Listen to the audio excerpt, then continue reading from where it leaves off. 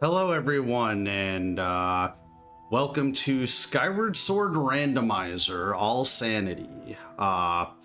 So excited to do this today. Today I will be joined on commentary by Pippi in a top hat. Hello, I am Pippi and I have a top hat. Yeah. So so this is going to be an All Sanity, which basically means that pretty much all settings in the randomizer are enabled, so items can be virtually anywhere, including in goddess chests, on scrapper checks, and a lot of places that you normally don't see in most other randomizer races. So I think this is going to be a really fun showcase. I'm excited to kind of get started. So, yeah. Pippi, if you have anything else I should say before... I mean, if anybody's not familiar with the randomizer, it shows you a lot more of the game, oddly, than kind of a vanilla speedrun does at this point, because we don't have to skip everything. And I think it's a real treat. So that's probably all I have to say. Yeah, okay. So, yeah. In that case, yeah, without further ado, we'll go ahead and get started. And so give a countdown.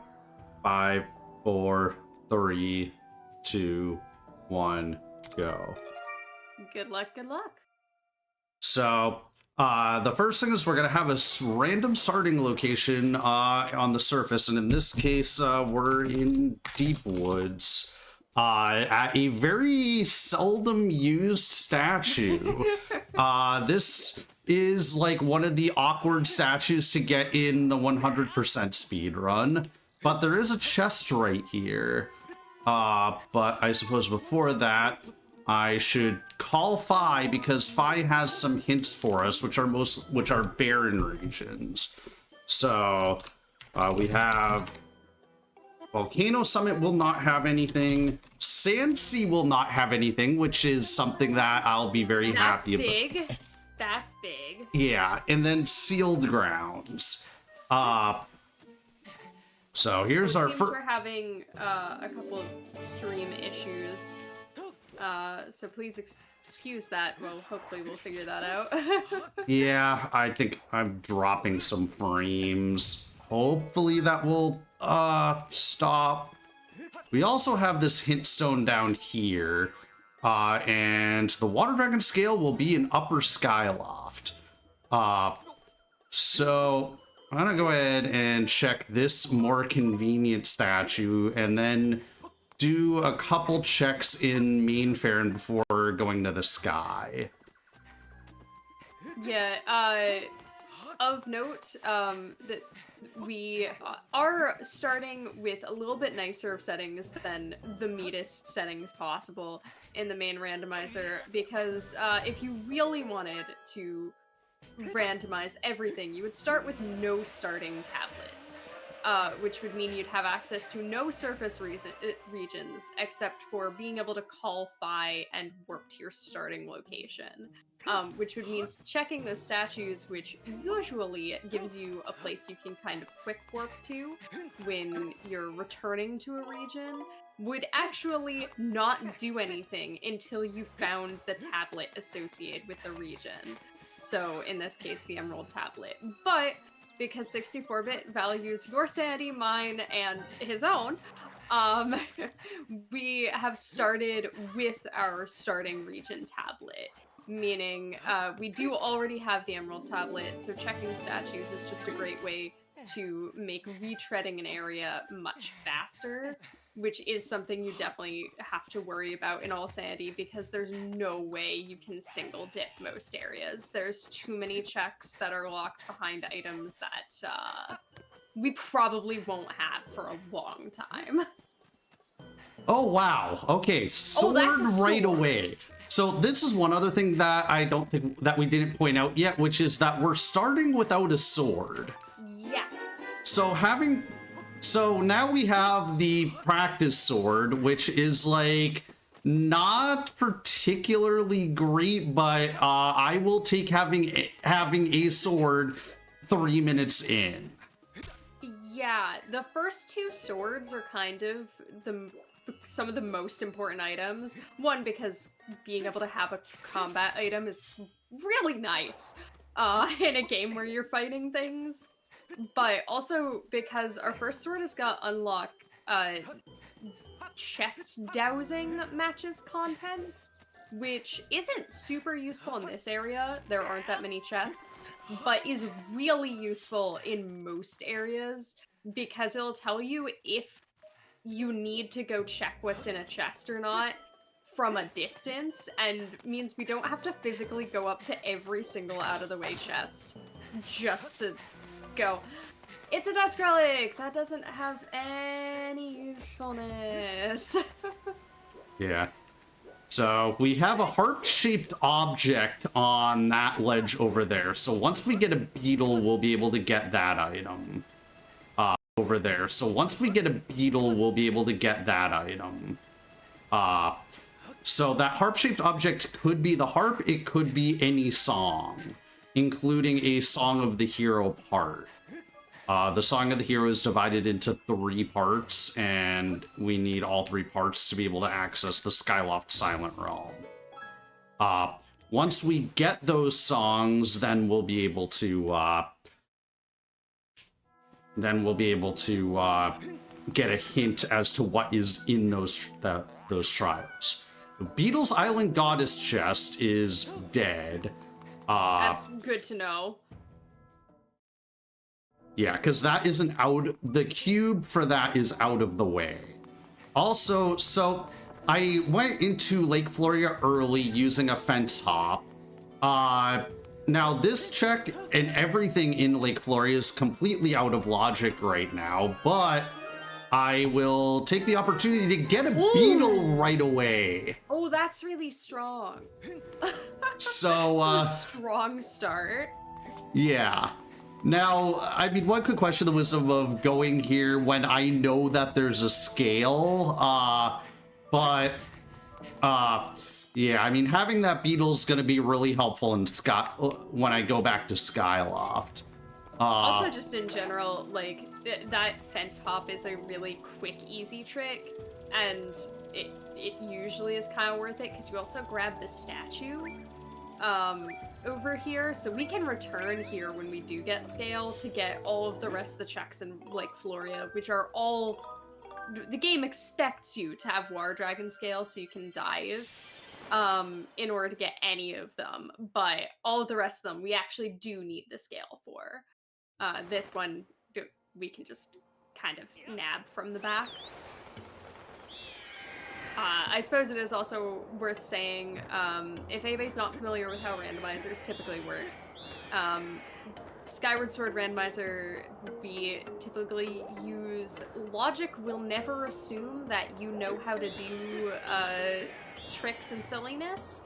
It'll always assume that, like, with just intended mechanics, you have to be able to complete the seed. So we can use that to kind of track where it should put items. However, we also have the option to go out of logic and do silly nonsense shenanigans, like hopping up on top of a fence, or doing back in time. Yeah. So also when you see me kind of like pause and like go into first person looking around, so that is the dowsing that Pippi was referring to. I'm basically scanning around where I know there happens to be chests, so I can see if those chests ping. You saw that, an example of that back in Lake Floria, where the one chest that I was able to access did in fact ping. And so I'm going around the sky, I'm grabbing some of these hint stones. Well, Alan's Crystals has Song of the Hero part. Wired Song of the Hero part. Possibly. How comfortable are you with doing the RBW? I can do it. Now, of course, I left Lumpy Pumpkin without talking to the one dude there, but I can always go back there. And I'll need to save in the sky anyways. Going back there a decent amount. Yeah, of note, we referred earlier to, we saw a harp-shaped object, which could be the actual harp, which is one of our required items to be able to complete the seed. For all sanity in general, we are required to have the True Master Sword, which means we need Practice Sword, Goddess Long Sword, Goddess White Sword, Master Sword, True Master Sword. So that's 6 swords, and we have 1. And we also need the harp and all 3 pieces of the Triforce. Anything else can be helpful, but isn't really required to get into the endgame, except for completing all of our required dungeons, which have various requirements, but the only thing that's actually hard required for every dungeon completion is going to be the boss key, because Skyward Sword Randomizer typically does not allow the couple of boss key skips that are technically possible. So we're going to be looking also for 6 boss keys, in addition to items that will help us navigate the world, access other checks, access our dungeon entrances, which do all lead to random dungeons. So, you know, there's a lot to do.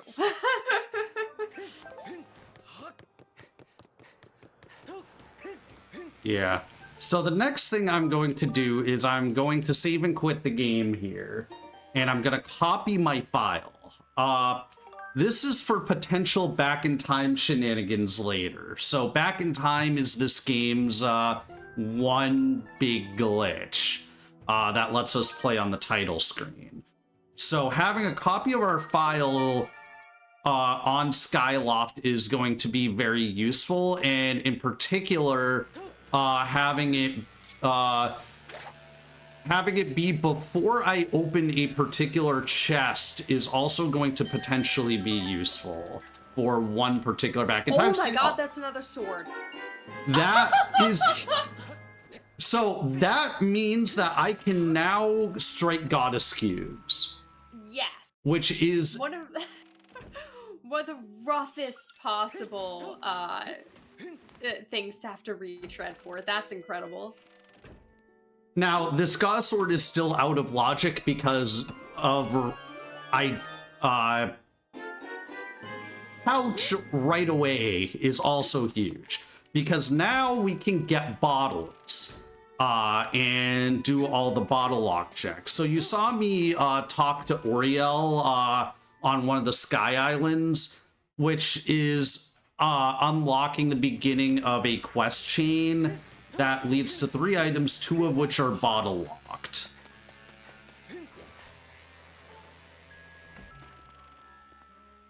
Yeah, goddess cubes is one of the sort of rarer settings in a context outside of all sanity, just because it asks you to check a bunch of goddess cubes by using the goddess sword, so it's already double sword locked, in every region pretty much, and then you don't get the check. Ooh, that's our H.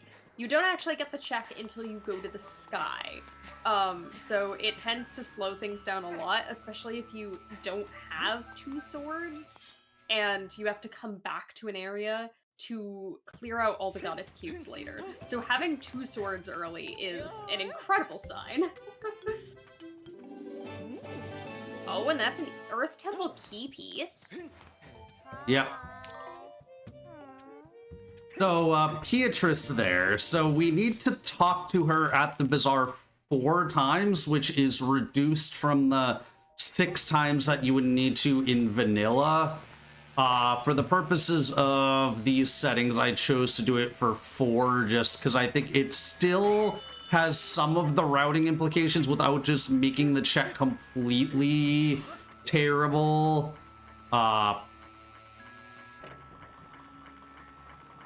So we're gonna go to Beetle because I got a 300 rupee and I have a projectile to ring the bell. And we'll see what Beetle has for sale in this seed. Okay, another Earth Temple key piece. What is this small key? Ancient Cistern.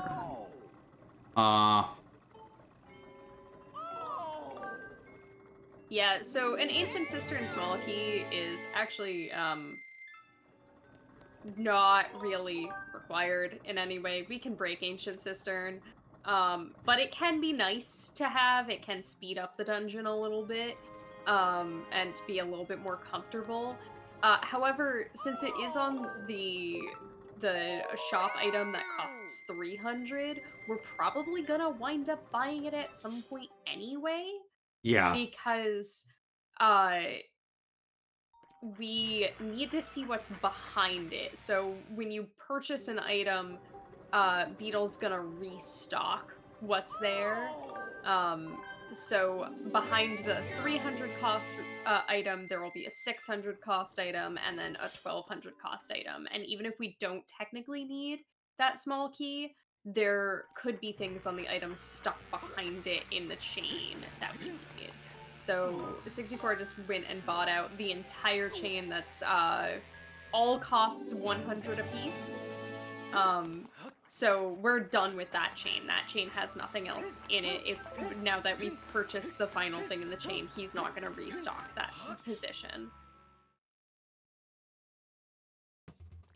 Yeah, so having done that, I'm gonna talk to Beatrice again. This is because I slept on Beetle's shop, because there is a bed there, for reasons, I guess. And so I can advance her quest further. Yeah, she specifically cares about how many times you sleep to morning. Which is, you do you, Beatrice.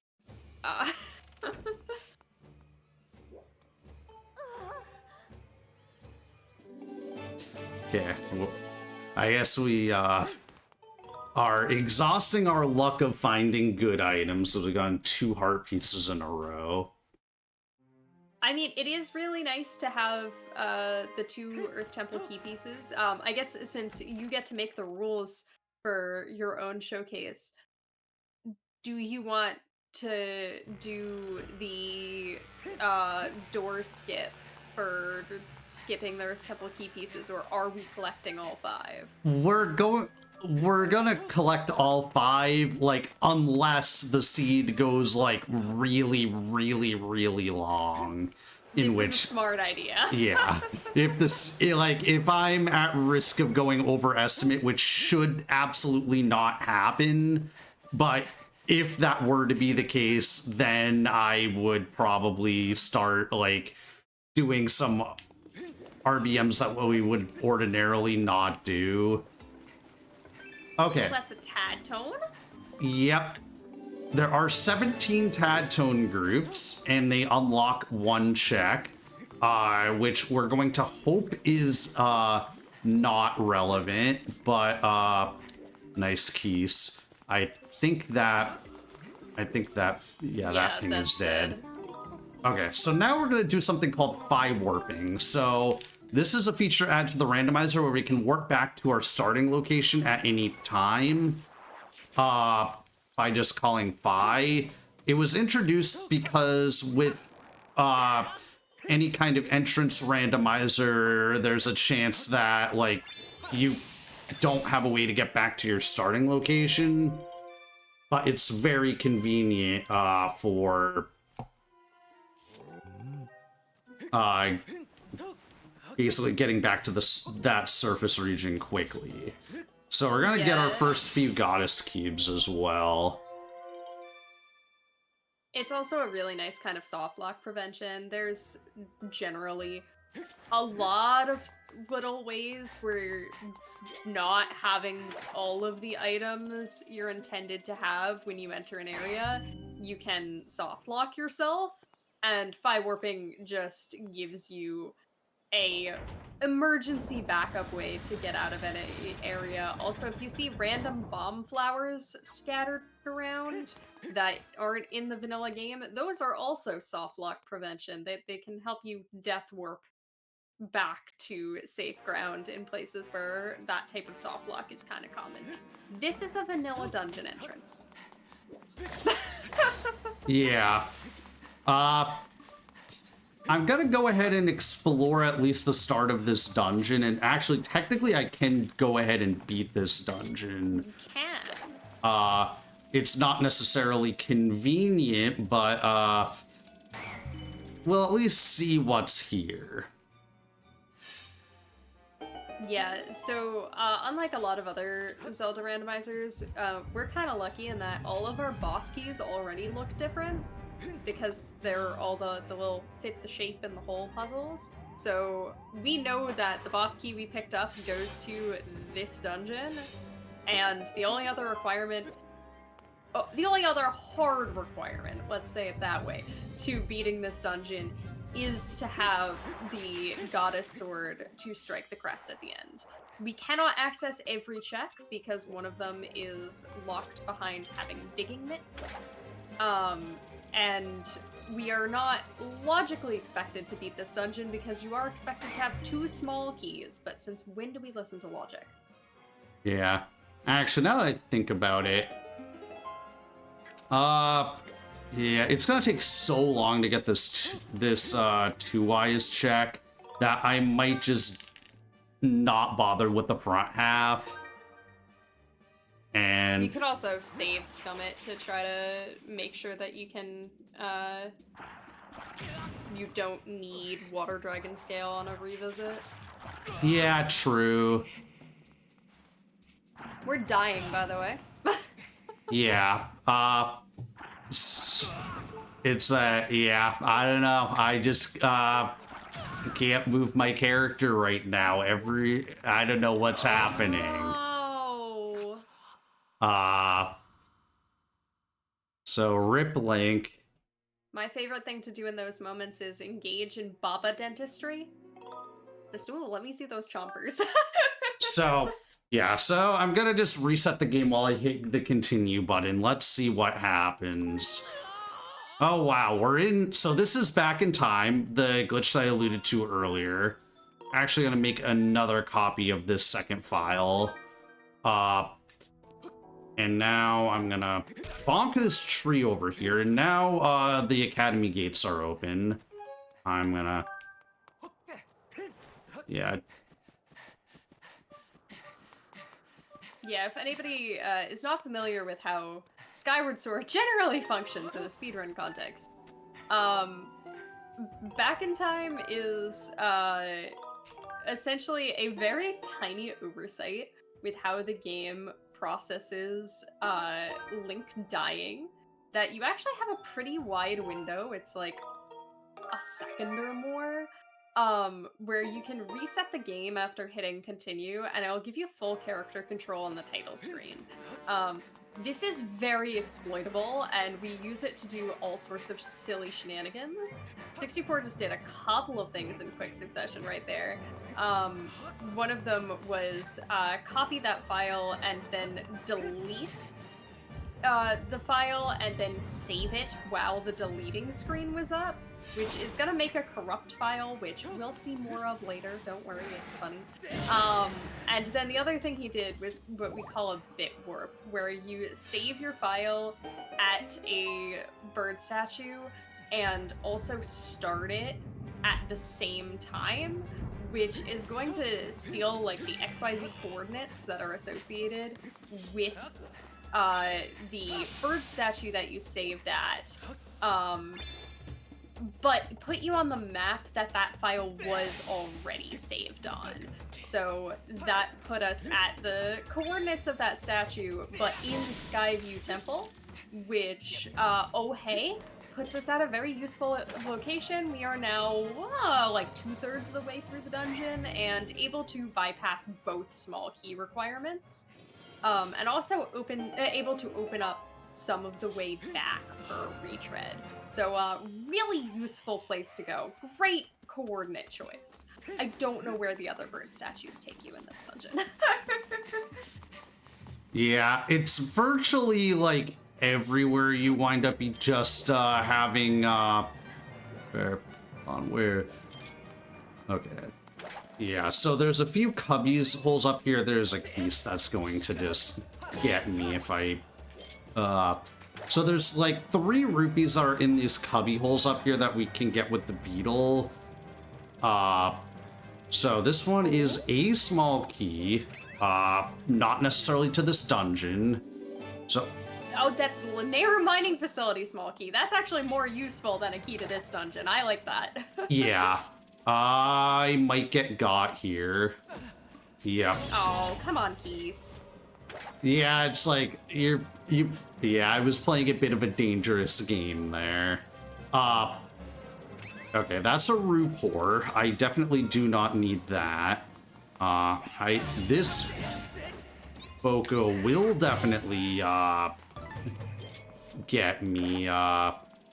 So here you can kind of sneak the beetle through this little crevice here.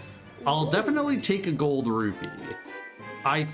So I think that's it for checks here. So because nothing else. You should still be able to do Stalfos, because since you don't have water, right, yeah. Yeah, thanks for that reminder. So I'm so used to this being in Skyview 2 state. Yeah. That because so when you get Water Dragon Scale in the Wii randomizer, it will put the dungeon to Skyview 2 state where the beetle chest is already spawned. Also, because of these settings, we start with the Hylian shield in our pouch, which is nice for making this fight fast.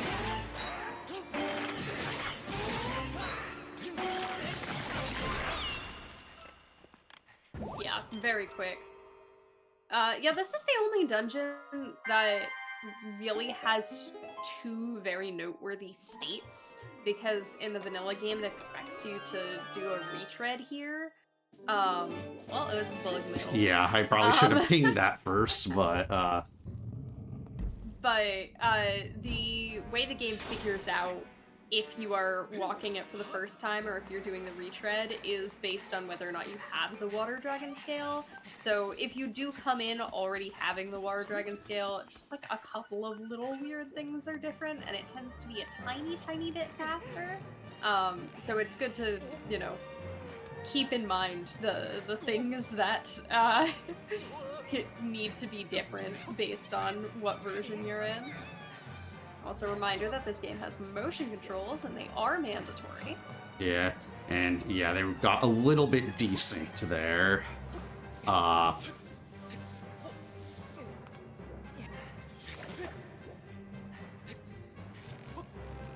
Okay, I don't quite like that swing, so I'll do a second swing.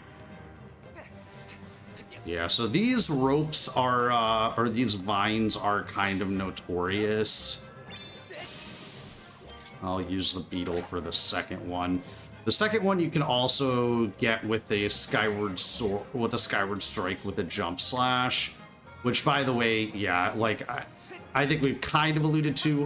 The goddess sword is what the level 2 sword is what unlocks the Skyward Strikes. So Yeah, it's a very useful projectile. okay, life The tree life fruit. tree fruit. So The life tree fruit is a fetch quest item, so that's not. Vines in this game are absurdly well coded. Just saying, they're awful. But that's a fetch quest item, so that's not gonna give us anything right now, but it does unlock another check if we turn it in. However, turning it in is locked behind having access to the Linnaeus room, so that might be a bit. yeah, and also logically requires claw shots, which we do not have yet. Shoutouts to another fun randomizer edition is random boss key puzzles. You are always trying to fit the same shape, but it starts you in a randomized position. So you actually do have to solve the puzzle, whereas in the vanilla game, you don't have to solve the puzzle. It's the same starting position every single time. You can just memorize the wrist movement. Yeah. By the way, we're fighting Yurahim. Yep. Fighting the first boss first in a randomizer. Oddly rare. Girahim 1 is also not usually the ideal choice for a first boss fight in a randomizer, because most of the bosses in this game, honestly, are either hit-based, or you can deal a pretty consistent amount of damage to them based on other factors that aren't just your sword. Girahim is always damage-based, so he will take a lot longer when you have the Goddess Sword than when you have, say, the True Master Sword, which kills him in 2 hits. Legit, you hit him once, end of phase 1, hit him like 2 more times and he's dead. So since we only have the Goddess Sword, we do have to do a bit of a song and dance, but he is not that much of a problem in general. Yeah. Also, the RNG I got there was terrible. Another ET key piece. Yeah, very out of logic though. This is true. But yeah, so I got so many darts in that fight, and darts are the one attack you don't ever want to see because it's slow. Like you can. Tim! Blessed Seed. That's Tim.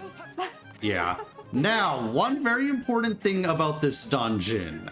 There is a goddess cube hidden behind there.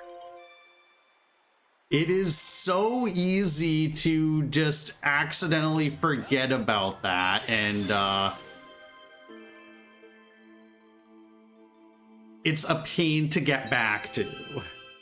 Shoutouts to the first co-op All Sanity race, where I went through and beat this boss first and forgot the Goddess Cube, and then my co-op partner went through and beat this boss and also forgot the Goddess Cube, and we just went, well, we're hoping it's dead!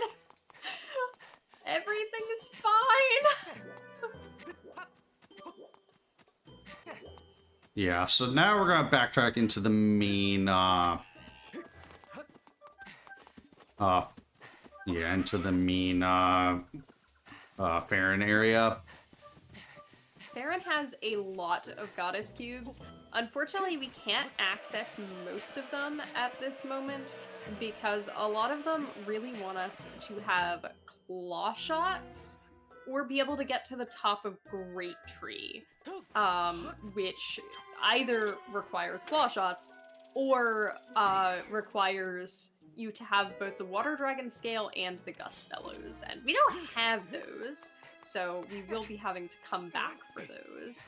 But there are a couple of beetle checks that we can do in the meantime.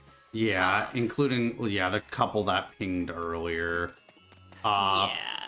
So I could go ahead and do Kikwis now as well, and I think kind of running low on checks that I can do, so there was this one check over here that I couldn't quite tell what it was from below, so we're gonna see what it is now.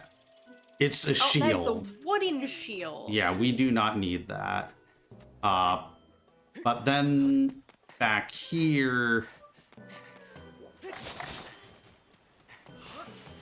was this harp-shaped object, and we can finally go back and actually get that and not bonk a fruit on that tree. So I'm standing over there so that that particular Octorok can't aggro onto me. Okay, that is a Song of the Hero part. Okay,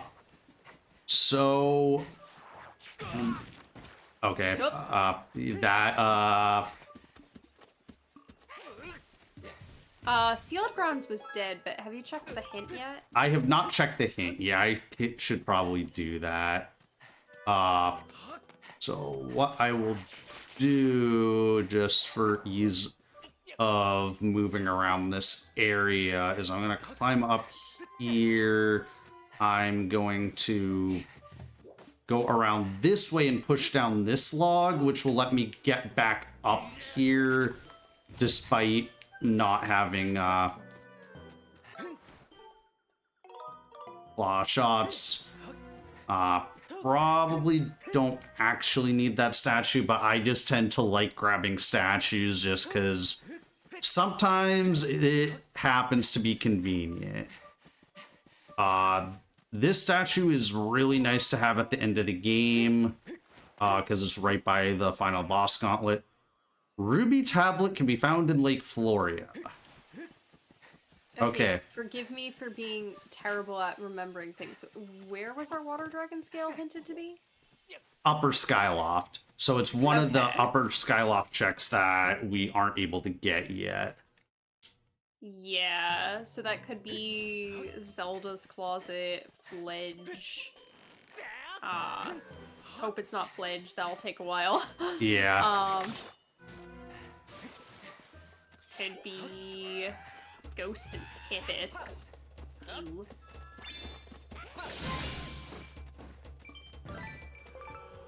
But let's see what our Kikwis have. If it is Zelda's Closet, there's always the option of early Zelda's Closet if you care for standing on tables.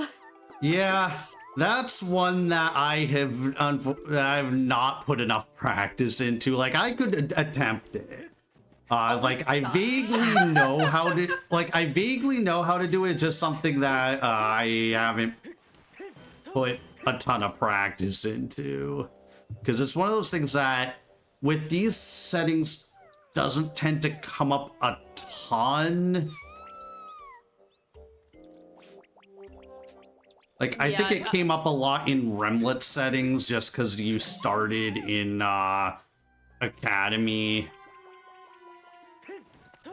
Yeah, so the trick that we're talking about is, if you... one of the checks is inside Zelda's Closet, which you don't have access to getting into Zelda's room because it's locked unless you have claw shots to sneak in through her chimney.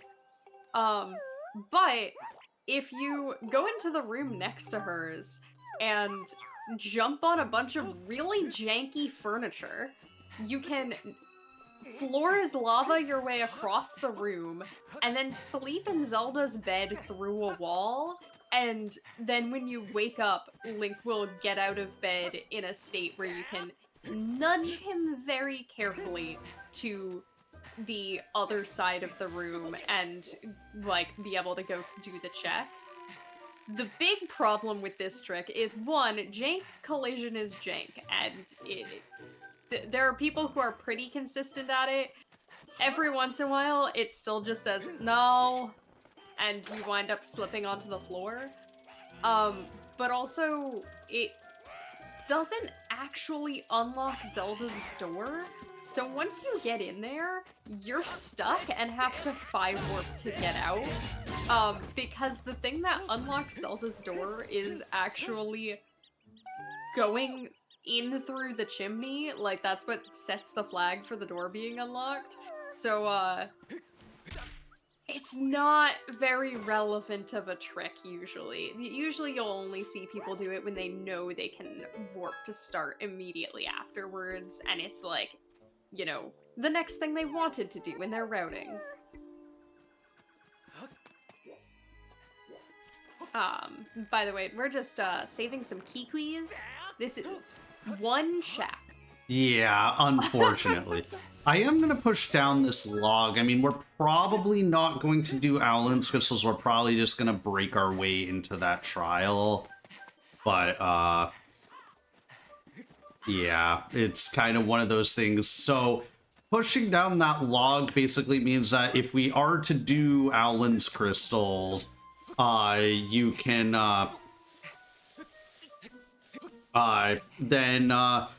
having that log push means that you can get back to that Kikwi area really easily, because otherwise the game decides that decides to put a rock in that crawl space, and we don't have bombs yet. So yeah, it just makes the check, or it makes it much more convenient to get back there. Yeah, one of the other things that we were referencing earlier is the fact that you can break into the trials. So if anybody remembers playing the game casually, and the stealth missions where you don't have any items and you're on a timer and there's dudes chasing you and everything, all of those are locked behind a song and having harp. Except for the Skyloft one, which is locked behind 3 song pieces and having harp, which is a bunch of requirements that we might not necessarily have. But what we can do is break into literally every trial without having the requirements using back in time. All of the methods of breaking into the trial are different from each other and have different like setups and requirements, and some of them are more convenient than others. But with all sanity settings, they are each a whole 11 checks. So it is often worth it to go out of your way to break into the trial, especially if you know that there's something relevant there. Since we did hit some goddess cubes earlier, get used to the idea of pinging the sky, because most of those goddess cubes activate a single chest apiece in the sky, and we can ping them from a distance. So we're going to be trying to decipher which chest we actually need. And the entire sky is one loading zone, so all of them will ping.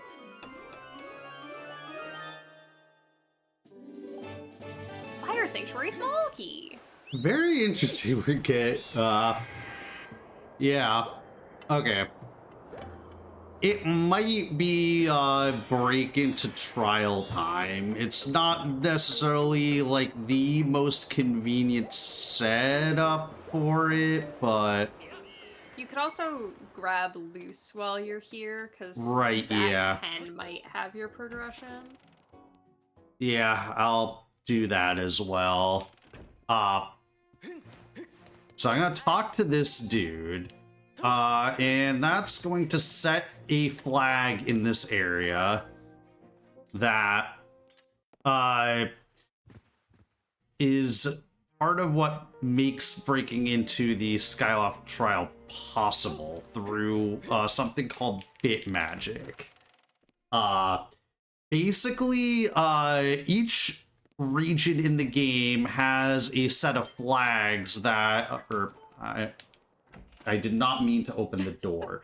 So I'm used to in the hundo setup here where you just like use the beetle because you have tough beetle in Hundo, and you just like, and flying the tough beetle takes like 3 seconds. And I'm like, wait, but I don't actually want to do that with the slow beetle. So Yeah. We come from absolute opposite backgrounds in terms of speedrunning this game. That my experience is mostly any percent, so when I play rando, I'm almost always forgetting that I have items that could make things faster. Um, so it's really interesting to see like people run from a hundo background where like, you know, there's a lot more focus on using items optimally.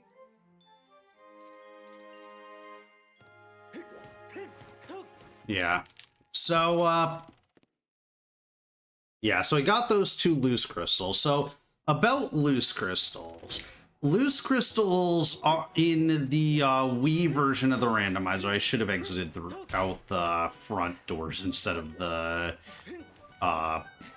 instead of the back doors.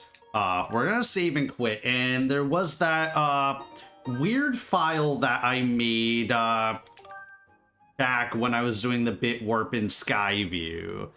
And we're going to see how useful that file is now. Because you notice it kind of is weird. It has 1 heart on it, but actually it has 0 hearts. So Link just immediately kicks the bucket as soon as we load it. Yeah, which gives us a very fast way to activate bit. So a corrupt file, because we deleted everything off of it mid saving, actually saves the values to every variable it can find to be 0, which includes Link's health. It includes a bunch of other random stuff, which is why if you look at the file, it says it was last played on January 1st of the year 2000, which wow, you got a really advanced copy. And it also does not have a respawn location for Link, so you can use it to die to enter back in time, but if you were to hit continue, it wouldn't know where to respawn Link after he dies, and it would give you a hilarious crash screen. So we're not gonna do that at the moment. What we're doing right now is, so we loaded into Back in Time and bonked a tree while looking at file 1, which, as 64 mentioned earlier, activates something called bit magic, because it feels like magic, where it loads in some of the information from file 1, and the important thing that loaded in was the fact that we have talked to the young customer inside the Lumpy Pumpkin, which, due to some memory location shenanigans, will make the gate to the trial spawn. However, it doesn't make it spawn immediately. We need to reload the map, and unfortunately, if we exit and re-enter the area, it's gonna crash. So the best way to reload the map is dying. So, have you ever considered hopping off a ledge repeatedly? Ooh, and loading in inventory flags. Yeah, which if we had bomb bag, that would be very useful right now. Also, this is like the one time where I'm like, if we actually used real hero mode flags, it would be very convenient. Oh, I'm a big fan of hero mode. It turns on double damage, and double damage, it both leads to some funny situations and also lets you enter bit faster. So we just hit start during a specific range. Oh god. Hopefully I don't soft lock. if you redo it from the Upper Academy statue, you'll spawn in a better spot. Okay, yeah, I guess that soft locked me. Okay. Normally, yeah, that is the worst trial for it to be. You should be able to just immediately re-enter bit, so you can just open up the corrupt file. Oh, right, yeah. That will be significantly faster than, Yeah, so the statue that we saved at on Skyloft determines where in the trial we're gonna spawn, and there are 4 possible trials that we could spawn into, and because the entrances have been randomized, we don't know which one we're gonna get, except now we know that's Lanayru. And the Bazaar statue, which is where we saved, works for 3 out of 4 of them. It works for Skyloft, where it spawns you right in front of the Bazaar statue, which is very convenient. It works for Eldon, where it spawns you in a really nice location. And it works for, did you bonk file 1 or file 3? I bonk file 3 so I can have the Academy gates. Oh, right, you do need to do that. Yeah. You're smart. I mean, I could have just done the void out. But yeah, so now I open file 3, I get the Academy gates, and then, yeah, Yeah. If we had gotten the Farron trial, it spawns you into a location that is janky, but works. But if you spawn into Lanayru, it spawns you out of bounds, which technically does work, if you get a really nice break slide and react immediately. Otherwise, it gets you stuck under the Lanayru mining facility, like what happened there, which, honestly, my worst nightmare, terrifying. But if we redo the trick from a different save statue, like the one in Upper Academy, it'll spawn us in somewhere different and will not put us underneath a giant piece of collision. yeah. Also, yeah, if I had, like, been paying more attention, I could have easily, like, could have brake slid and gotten that fine.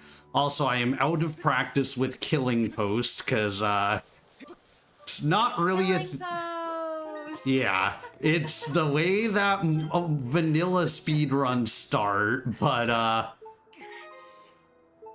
Yeah, this is the part of the showcase where we've been playing the game for like 30 seconds and oh no! Runner's so bad at the game! How could we die so early? yeah. The answer is with great effort.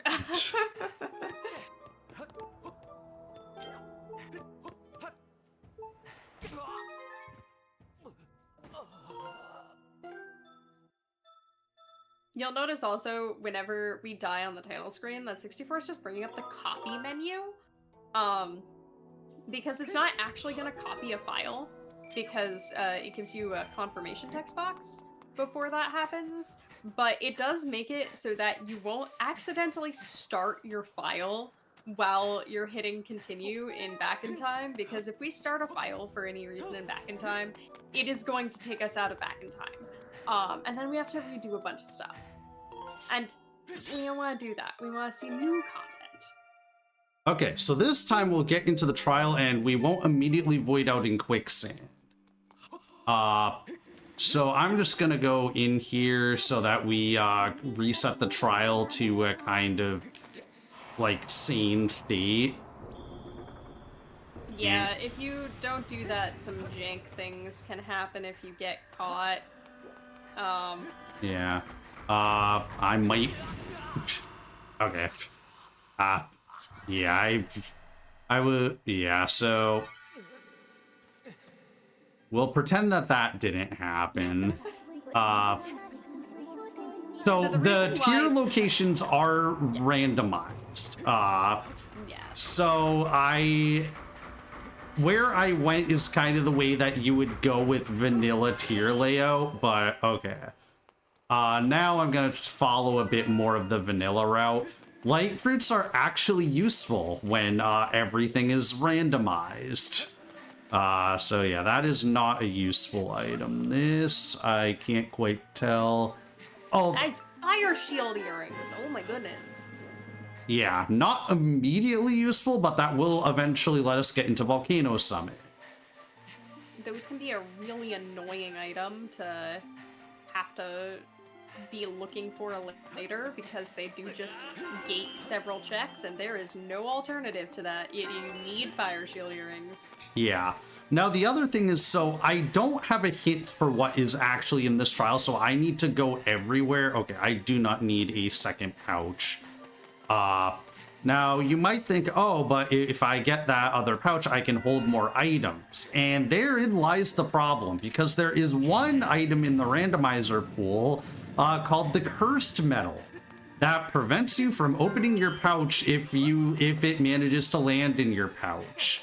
We do not want to pick up the Cursed Metal.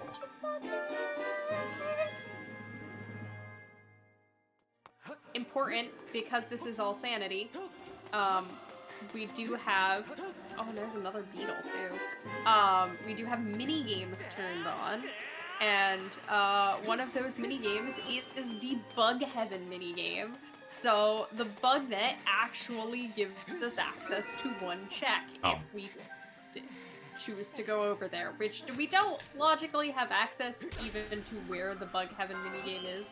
But this is Skyward Sword, and we can do a bunch of stuff out of logic, so if we really wanted to, we could go over there immediately. We could just jet Bug Heaven. We probably don't want to do that. Okay, I don't think there's anything up there. Yeah, you kind of have to check all these little places. Yeah, I see one that I missed. So I can get back there. It'll just be a little bit awkward. Yeah, so the reason there's 11 checks per trial is that one of those checks is the trial reward, which the one benefit to actually getting the songs instead of breaking into the trials is that we do have hints on the song. So if you pick up the song and look at the text it gives you when you pick it up, it'll tell you, depending on what your settings are, either some of the useful things that are in the trial, or if there aren't any useful things, or what the trial reward is, or how useful it might be. Oh, that's a Tringle. Yeah. That's important. So the Triforce is randomized, so all 3 parts.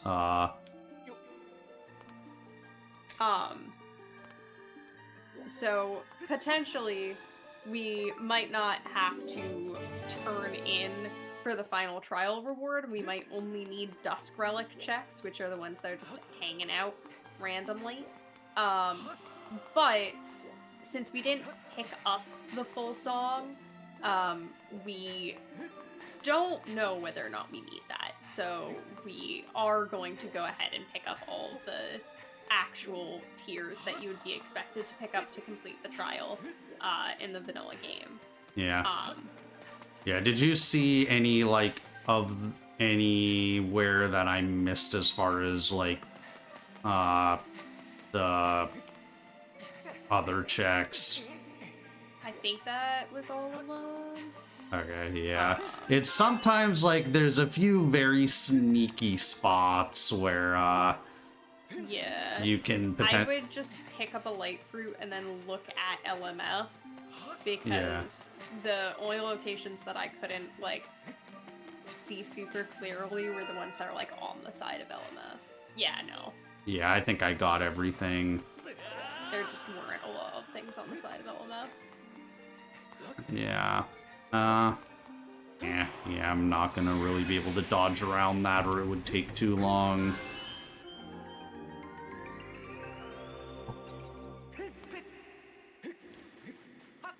So yeah, now we'll see if picking up all these tiers was actually worth anything.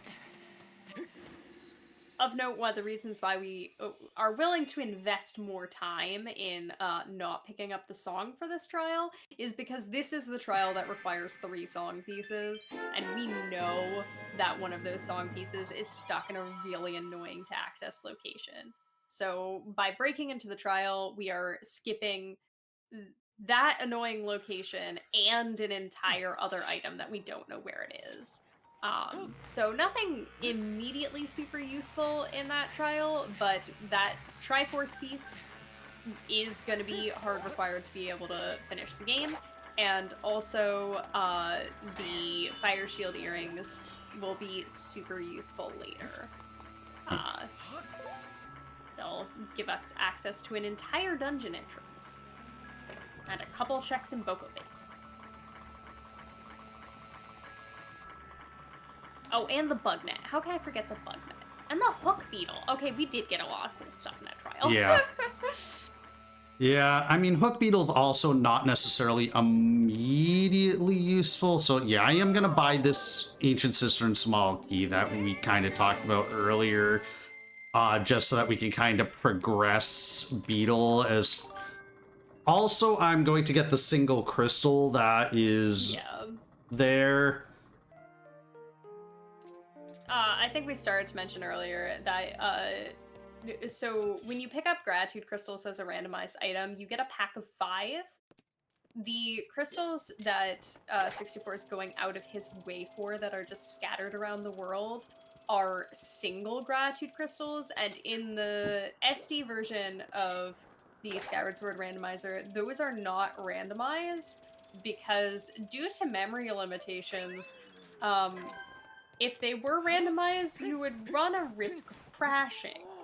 I don't know why I talked to Beetle. I don't have the thing yet. Did we start with the Beetle's insect thing?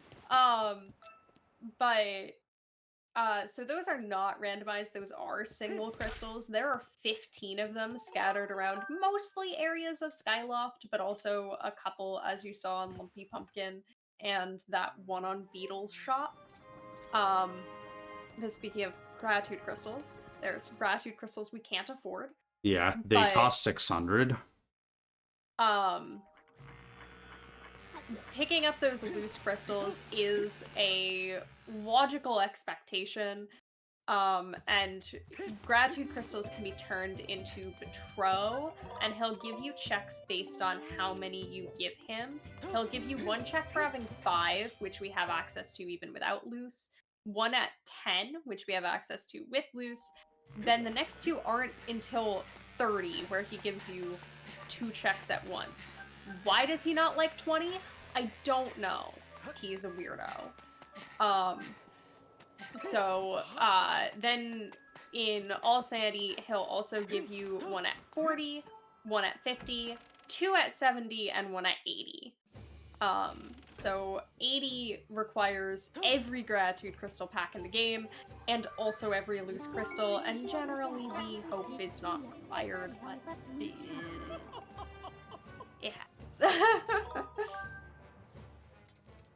So, I talked to Spirit there. That is unlocks a scrap request that we don't have access to yet, but if that item is required, then we would need to talk to him to start that gratitude crystal pack, the scrap request, so that we can pick up the crystal ball in Elden.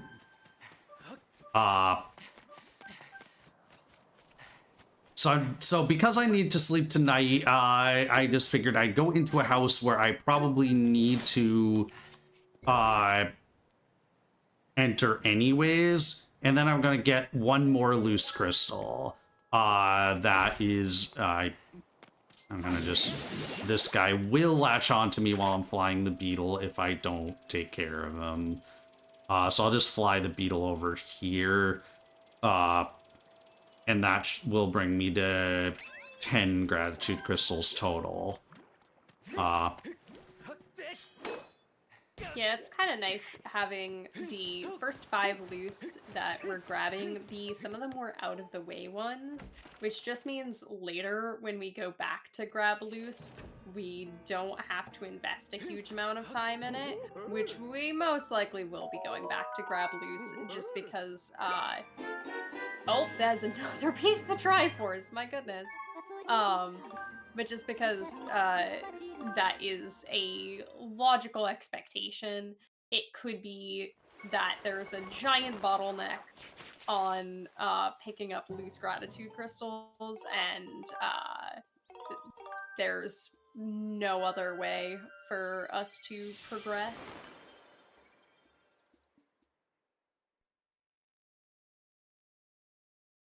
I Yeah. don't have a ton of logical. Yeah, so my Progression. tracker is showing me 2 logical checks, one of which is Beatrice.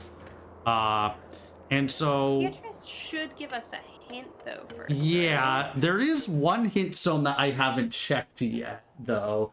So what I'm going to do is I'm going to go here. I'm going to talk to Beatrice again because this should be the darling text. Let's... Yeah. So...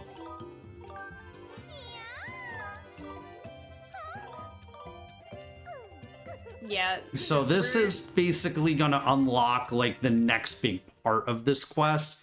And now I'm going to fly over... I probably should have exited the other way from the bazaar. We're going to go and fly to Bamboo Island because I haven't checked the hint stone there yet. Oh, true. Hopefully But we can also... It's not Beatrice is dead. Yes, but we can now unlock most of this quest here. Another thing I should mention is Loftwing speed. So, Loftwing speed is significantly sped up from the vanilla game. Okay. Okay, Water Dragon reward is dead. That means we do not have to ever pick up Tad Tones. That doesn't mean that the area for Tad Tones is dead. The checks that you pick up when you pick up the Tad Tones themselves in Floodfair Woods are still 17 valid checks, but turning all of them in is not a thing we need to do. Also, shoutouts to the new tech. Yeah. We love the new tech.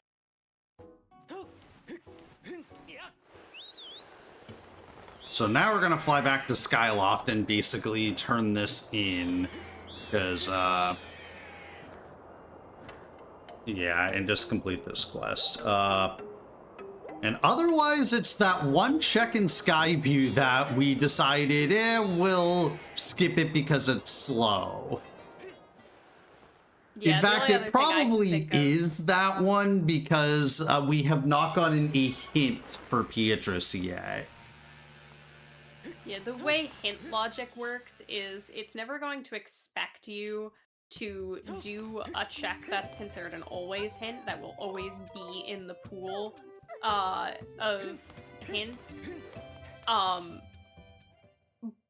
before getting the hint. So since Beatrice is always hinted, it will not bottleneck us by something being on Beatrice. However, this could be a later bottleneck that we're circumnavigating at the moment. We don't know. It could also just be nothing. So, Yeah, I mean, we're also, yeah, we also have a ton of things out of logic, so, yeah. whoops, I clicked the, there we go. So, but yeah, but we can 5-warp out of this check anyways, so since we're this close to finishing it, we might as well just finish it.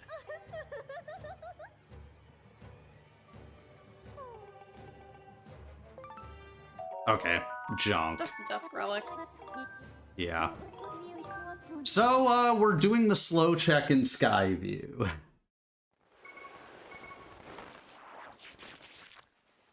Yeah, unfortunate. I do not trust, that rope swing. So I will do a second one. Yeah, It's like, the starting location could have been the statue over there, but it's the one that's kind of out of the way, but still pretty close to Skyview. Yeah, in terms of things we can do out of logic, we can break into the Farron trial, which is much faster than breaking into the Skyloft trial entrance. And we also can do early Thunderhead, and we can actually do both of those things with one bit interaction. We can do them at the same time.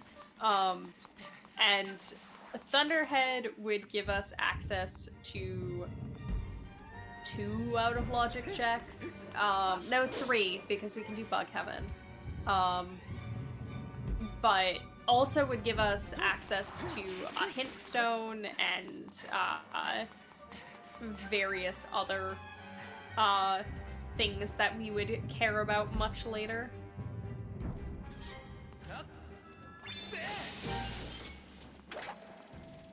But instead, because we don't have claw shots, we get to do part of this dungeon the intended way.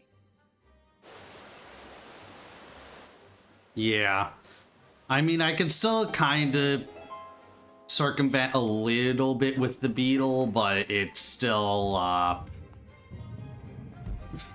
yeah, I'm also gonna, like, ordinarily I wouldn't bother killing this Boko, but because, I have to fly the beetle, is gonna interfere. What this also means is I'm gonna be locking myself out of the dig spot until I get Water Dragon scale. So we're gonna hope that the dig spot is also nothing. Yeah, that is one of the weird parts of this dungeon, is that one of these checks is hard locked behind having digging mitts.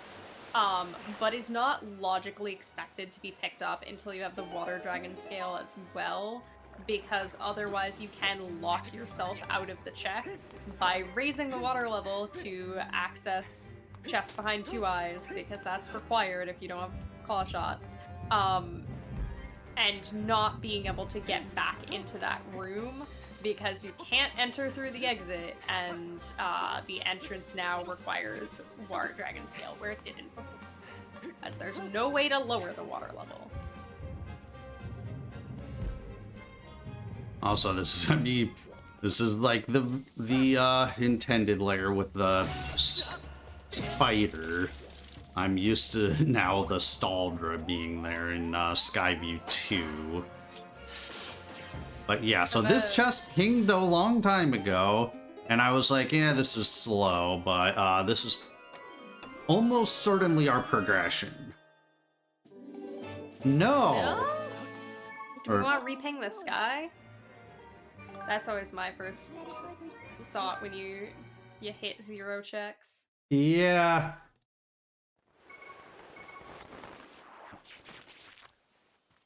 Trying to mental math through.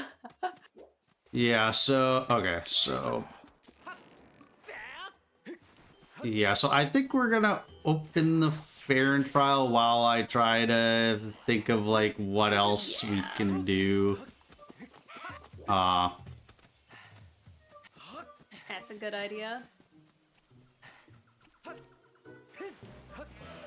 The Farron trial RVM is the fastest of the ways to break into the trials, so it's the one that you see the most often when people are doing rando seeds that have trial checks enabled.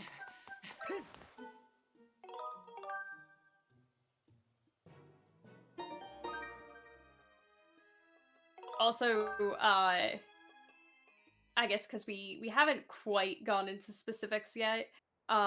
So earlier what we did was a bit warp and a reverse bit warp. So a bit warp is just setting your location to somewhere based on what you do in back in time. A reverse bit warp is starting your file right before Link would enter a loading zone in back in time, and will place you in the area you would have just entered. And now we're gonna do neither of those things. We're gonna do a reverse bit magic, which is taking a flag that we are setting on Skyloft and instead setting it on our file. And we do that by hitting start on our file and then making the change that we want on Skyloft. And instead of changing something back in time, it's going to make that change as well onto our actual file. So yeah, so that's so we're RBMing 2 flags at once, actually. So one of them is going to be the Farron trial, and the other one is early Thunderhead. So we're gonna also have access to the Thunderhead, which is also gonna have another hint stone, which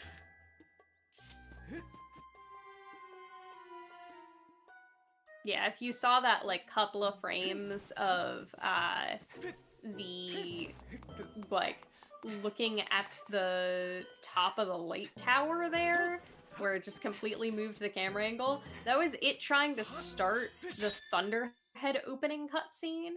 So, and it did that the second that we made any change while looking at file 1, because of what we had done in the actual, like, regular file. But the other thing that we were trying to place on our file is the flag for actually breaking those logs in front of the waterfall cave for the first time. So because it really wants to play the Thunderhead opening cutscene, we can get 2 for 1 in this specific instance, which is not something we can do very often, but it's very cool when it happens. And now we have the Skyloft trial. yeah, which, oh wow, I don't think I realized there was a location behind that bench. Oh, and there's another sneaky location here. Yeah. Like, yeah. Shoutouts to Your Average Link, who's the person who implemented randomized trial locations. Okay, here's a small key. Small key. That's the Sky Keep small key. That unlocks a very slow check that hopefully we will not have to do. Yeah.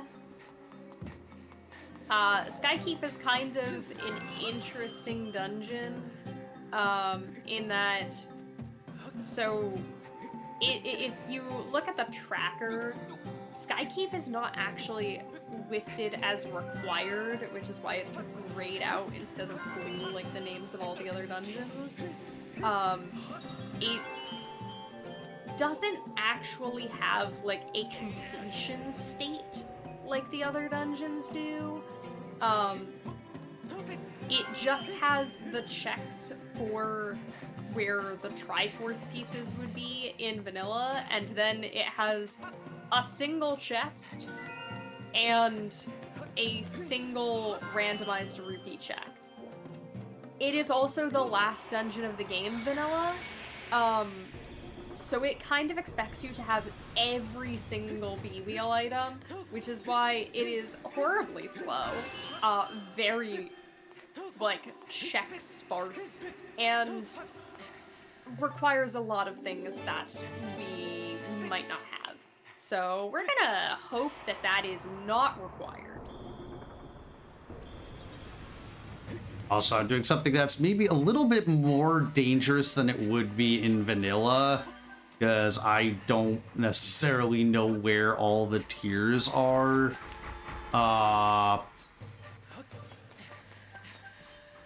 And there is no tier over here.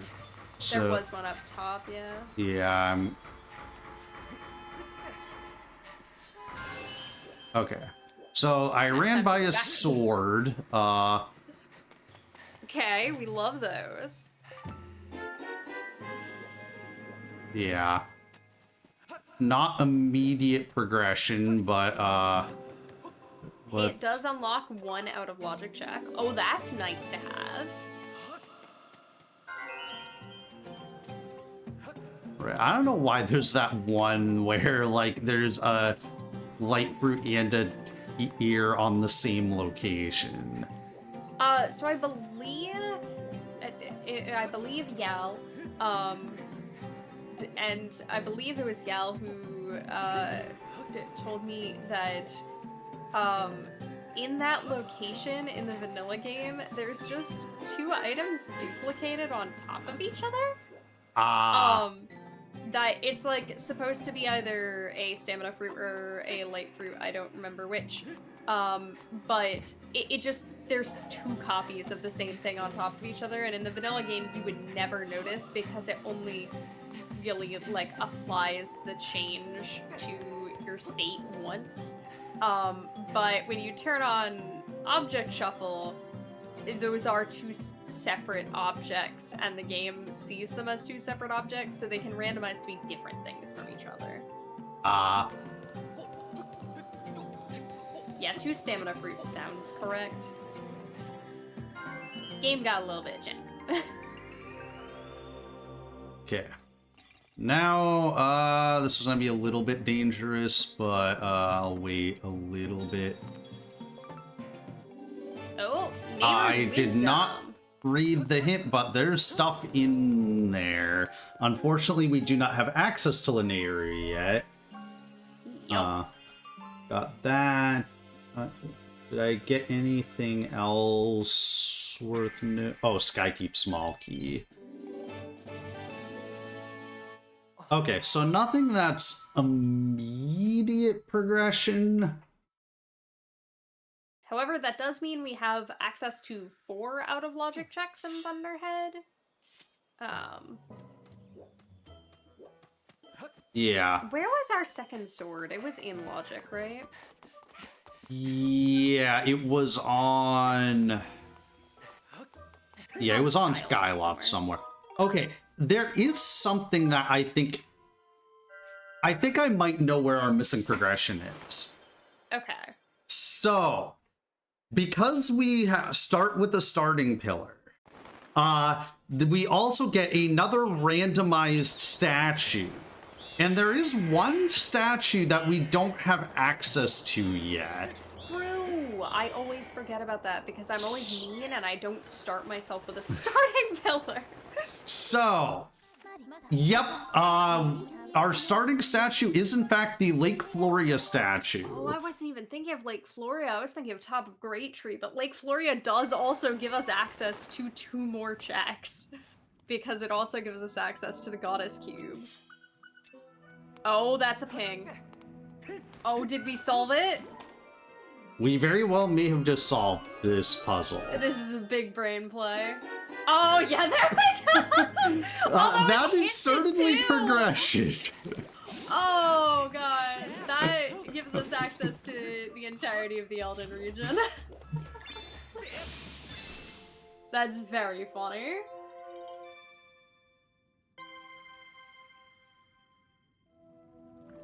Incredible. So yeah, I just... Oh, right. Yeah, I don't have scale. That was the Ruby tablet, and each of the tablets unlock one of our main surface regions, so that unlocks, what, like a quarter of the game or more right there? Yeah. So, now we're gonna get ourselves back into logic. Water Dragon Scale was hinted. So we knew it couldn't be Water Dragon Scale. It would have been great if it was. Oh, also, you did pick up a wallet in the trial as well. Right, yeah. That's the thing I was forgetting about. So, we still don't have enough to afford... Well, I guess technically we can afford the 50, but, like, if we get one more wallet, we can afford the, 600. Yeah. So we do have a setting in Randomizer called Fill Wallet Upgrades. So it did increase our wallet size by 200 rupees and also give us those 200 rupees. We're at 500 now, which unfortunately is not enough to afford much of anything. Oh, that's a bomb bag. Oh, how convenient. Look at you, bomb bag. Bomb bag is great in Elden. With so many bomb lock checks. But the next time we pick up a wallet, no matter what size of wallet or type of wallet upgrade we get, it will give us enough to afford some more checks. Oh, very nice. That trick sucks.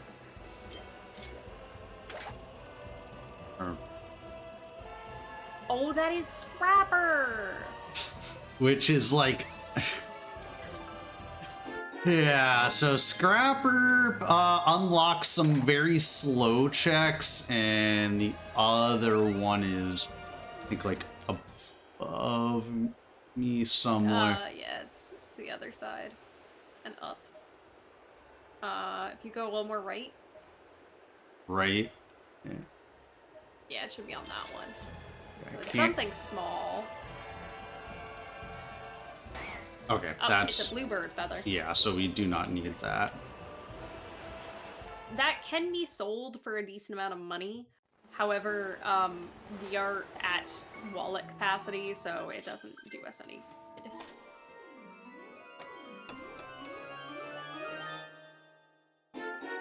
Oh, that is the Lanera Mining Facility boss key.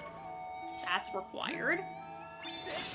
Yep. Now we have the Goddess Cube Oinamagma Turf.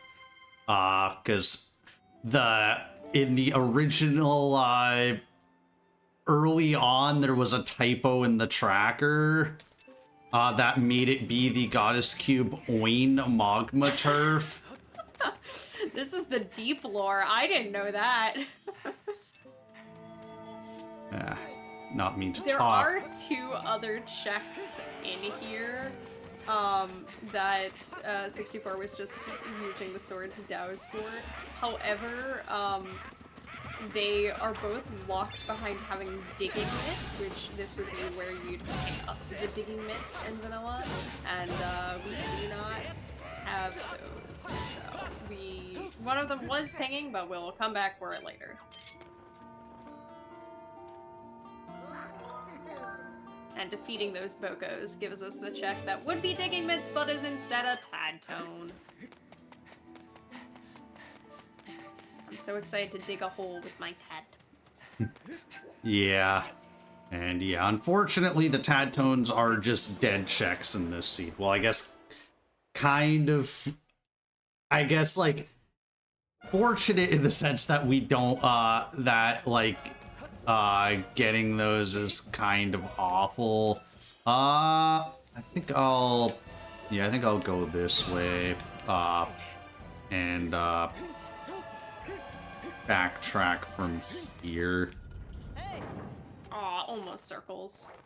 Yeah, circles is a little bit more jank in randomizer because we don't because we have an abbreviated cutscene. Yeah, if anybody doesn't know, circles is a purely visual bug where Link, for some reason, will never find the spot on the ground he is supposed to be at if you roll at a very specific angle going into that cutscene, and then in the entire cutscene and the background he's just running in circles. Which is very funny when the cutscene is sped up and he just does a really quick little It does not actually save or lose time. It is just silly. Okay, Chest and Shack is dead, and that would have been the hint to tell us we did not need to do key clues. The Chest and Shack, well, that's, I guess it's an always hint. That's why we got it, even though Sansi is barren.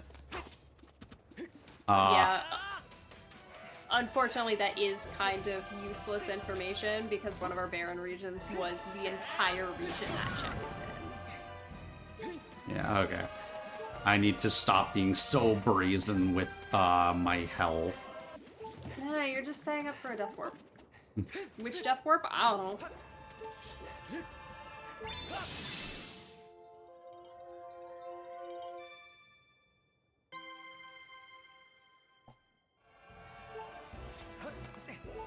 Here we can see how nice it is to be able to get our goddess cubes as we go, instead of having to come back and retread the entire area for them. Actually, no, I'm just gonna drop down here. Okay, nope, that is not needed. We did get a ping on the chest back here, so this is kind of behind where we initially spawned. So I'm gonna throw this here. I'm gonna just peek that. That's just a dusk relic. And then there's a check up on this ledge. Okay, Oh, bottle! And that is a gold rupee. That's good to keep in mind for later if we need money. But again, wallet capacity, oopie doopie. Yeah. Okay. Or no, I don't want to talk to you because you have an item. He gave you $5. And then okay, so there are checks here, but we can't get any of them without magma mitts.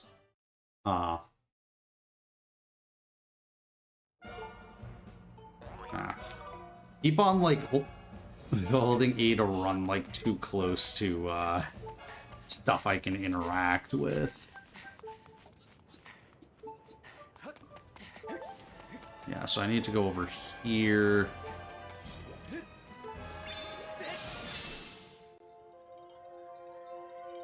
Yeah, unfortunately, a lot of the checks in the back of Eldon are locked behind having digging mitts. However, there still are, what, 2 more goddess cubes over there. Yeah. Well, 1, but another one that you could get out of logic if you had claw shots. And of note, there is also the Earth Temple dungeon entrance, which, while it might not lead to Earth Temple, we do have, I think, 4 out of 5 Earth Temple key pieces, which is a lot. So we probably will have access to that dungeon decently soon. We also do have access to Summit because we have Fire Shield earrings, and Summit is actually dead this seed, but it does have 2 hint stones in it, one of which is again locked behind claw shots. But once we get claw shots, it also will have access to another dungeon entrance. Okay, Bat 80 is dead. So there's a ping on Isle of Songs and no ping on that island. I don't know that I necessarily want to do the Bug Island minigame right now, because we're probably going to have to come back to Thunderhead anyways. Yeah, you can do the puzzle. Do we have randomized puzzles turned on? Yes. Yay! Okay.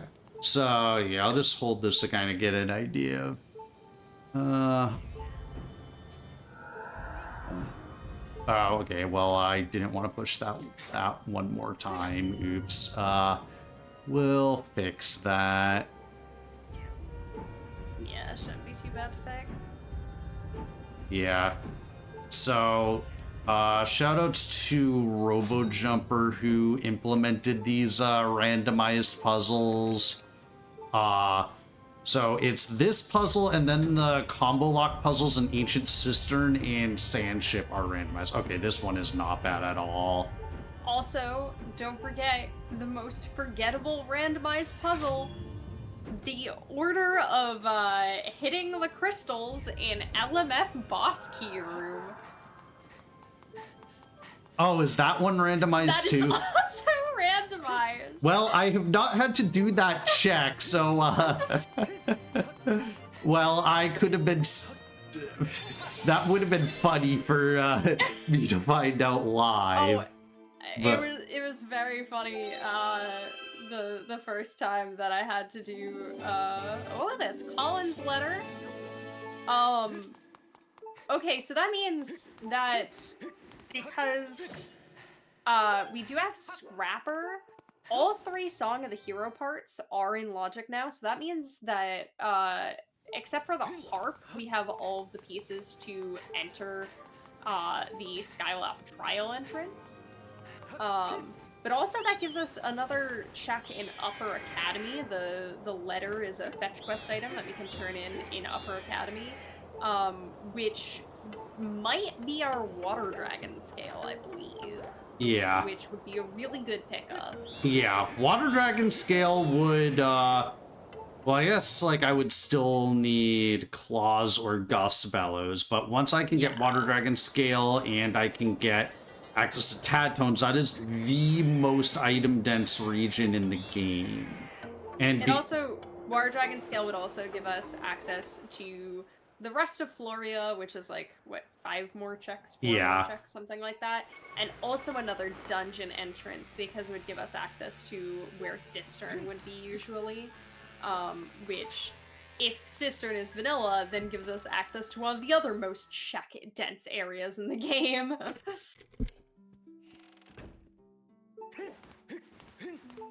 So we're gonna hope that it's Water Dragon scale.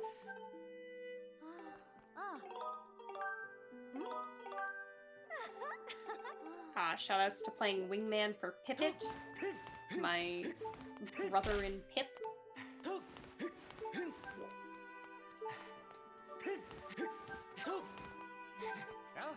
yeah.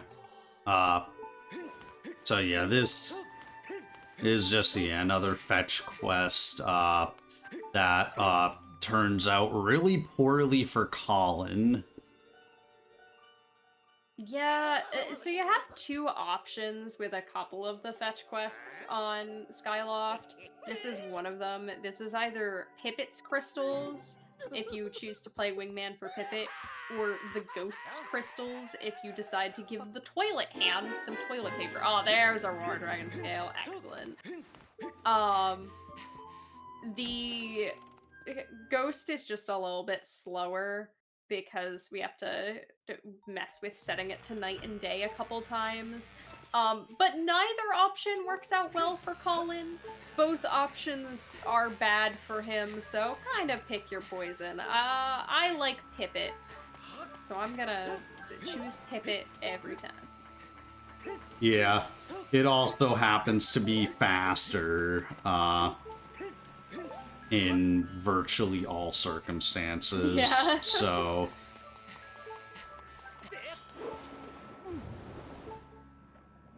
So this is one of our few pinging checks on Skyloft, is Chest in Shed.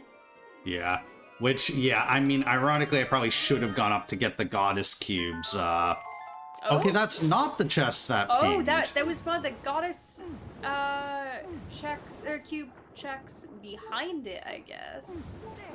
Which I didn't think I had unlocked any in... Wait. What check are you? Oh, it's that one. Oh, that's the Floria cube, isn't it? Yeah, okay, so yeah, I need claw shots for that. So yeah, I'm gonna... Cubes dumped themselves. Yeah, so I'm gonna head back to Farron now, and we're gonna, do the, like, Floria checks. It's gonna be a little awkward for routes, so I think we're gonna probably land in the main Lake Floria, do the rupee checks, and then go to the waterfall area so that we can end in the cistern entrance. Yeah. That's just... One of the very nice things about our lovely tracker, for Skyward Sword Randomizer is you can mark off what goddess cubes you've hit, and it will keep track of what checks you have available based on that. It'll, like, mark them off for you, because legit one of the most annoying things about having goddess cubes turned on is trying to remember what cube goes to what chest, because they are deterministic. Some of them have various other requirements, like that one, once you have claw shots, you are dead. That, we're gonna do that again without the failure. Those... They're frokes. Those frokes suck. They're awful, and they never go in the direction you think they're gonna go in. Yeah, but yeah, we can also kind of slide underneath the collision of this rock, which allows us to go through this area backwards. I think it was during the co-op Sanity that we found out that that is considered logical by the tracker and the randomizer logic to do that if your starting statue is later in Floria, is considered logical to go backwards. I'm just gonna what? That should, okay, I don't know how that froke. Okay, there we go. Now, okay, all of these checks were dead, and this froke is not cooperating. Need you to go in front of this boulder so that I can, because you can clip going backwards, not going forwards. Like, Nintendo did correctly check the collision Yes. going forwards. You can't cheese it going forwards, but you can cheese it going backwards. To answer the question in chat, all sanity is all typically defined as all checks are turned on. So anything that would add more checks is turned on.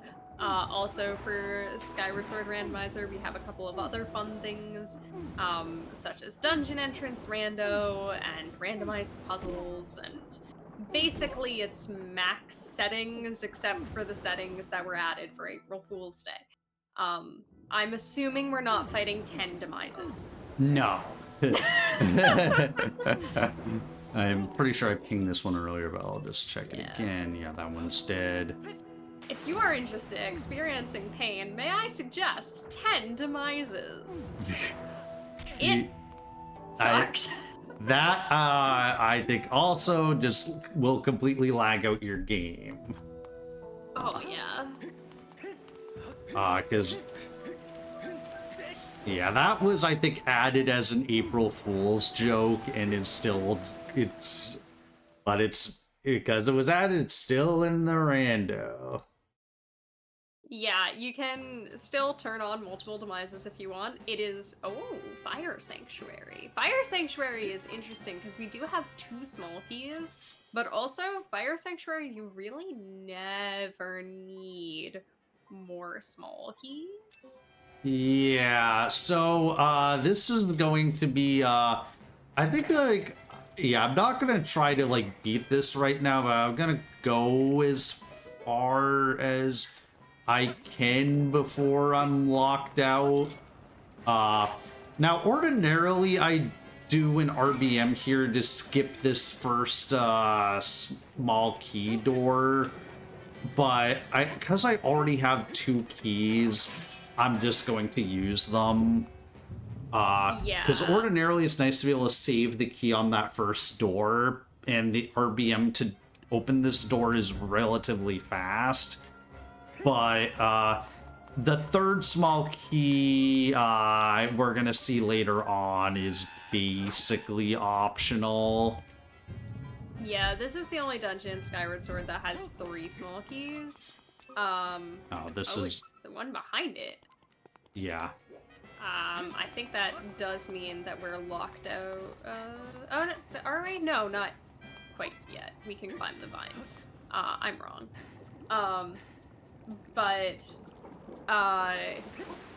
Yeah, there are 3 small keys in this dungeon. And the 3rd small key door is kind of just hanging out in a location that, with some very quick tricks, we can have access to both sides of, so we can kind of just ignore it for the most part.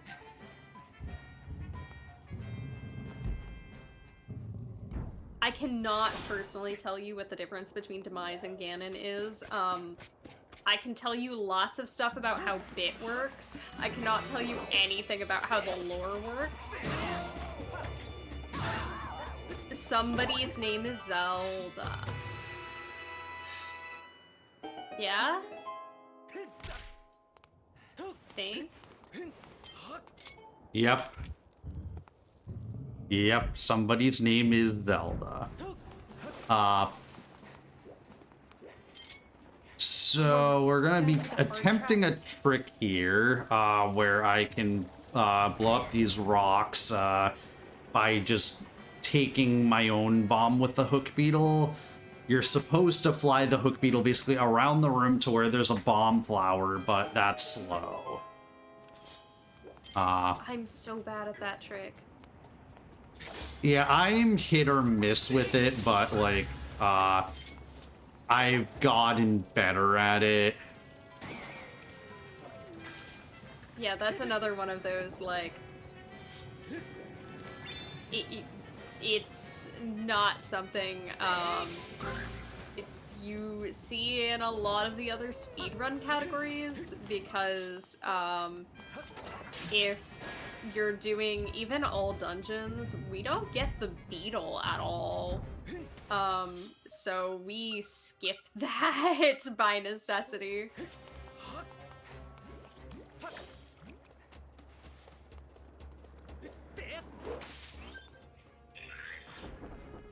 So we haven't done anything too jank in this dungeon yet. However, this is the most broken dungeon. So, there's almost always a bit of jank.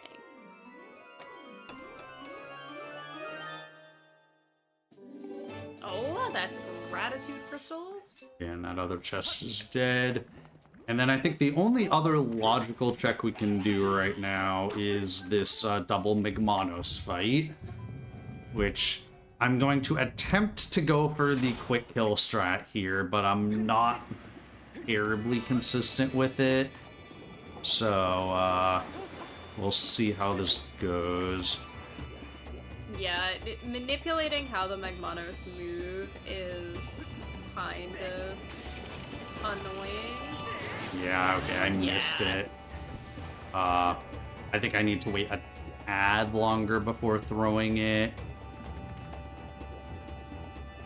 Sometimes they'll just line up super nicely and you can hit them both with Oops, one water pod.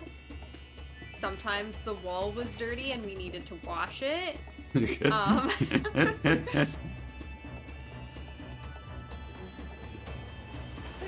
But it's not too slow to do it that way. Also, calling Phi and then saying, oops, never mind there, actually skips another camera pan cutscene. So that was fast.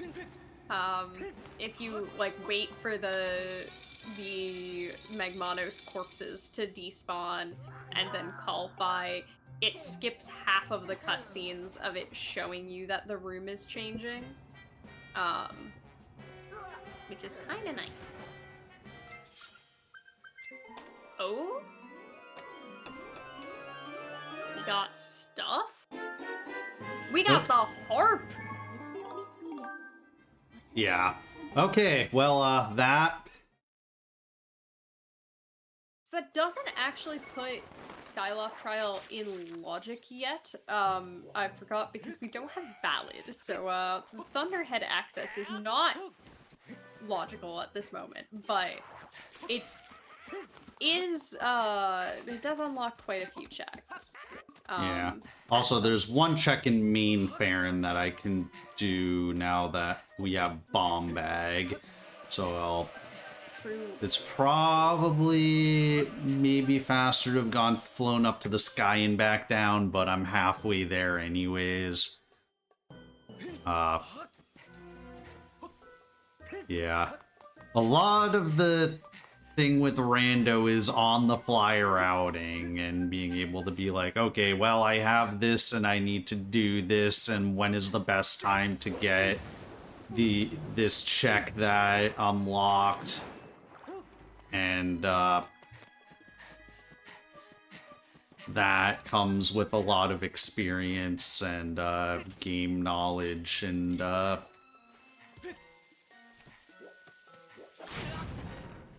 so that is Greg. Unfortunately, in Skyward Sword, we do actually have, I believe, 3 different Gregs. We do not have the single Greg. However, we do have a validation item. Our validation item is Tim, the Tumbleweed, which we already found. He is the most important item, and he is a single Tumbleweed. We also do have a bottle, which I don't believe is on the tracker, so that Right, opens up yeah. all other tracks. Oh yeah, I should have, okay, well, we'll make a stop on this island. Well, I need to do some pings anyways. So,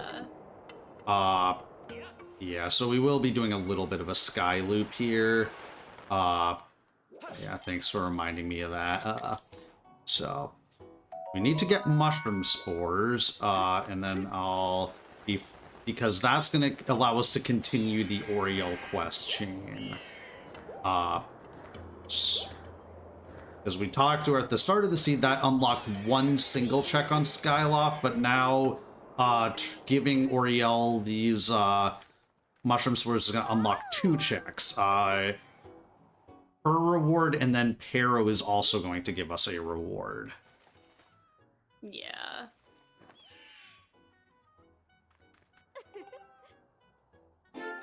Oh, and she had digging mitts. Thank you, Oriel. Yeah, so that means I probably actually want to just go right to Elden again, because that's where the digging mitts are going to be useful. Oh, we do have a ping. What island is that? That's the island next to Bamboo Island. Yeah. The island we don't have a good name for. The island to be named later. Well, yeah, I guess actually I tend to call it Watering Hole Island, because there's a big it's the water... Secret Passage Island. Yes. Probably remember what Secret Passage chest is. But there is another check on top. Yeah.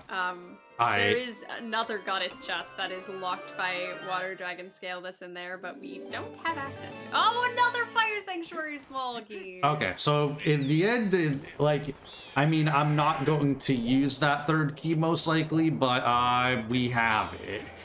So it didn't matter that I used the first 2. Yeah, just in case it's ever... The one thing it could be useful for is that you can go backwards through a key-locked door. And if you have all of the keys, you can do that, and it gives you slightly more routing options. It's very niche that it is actually helpful, so chances are we'll not wind up using that small key. But it's mitts time!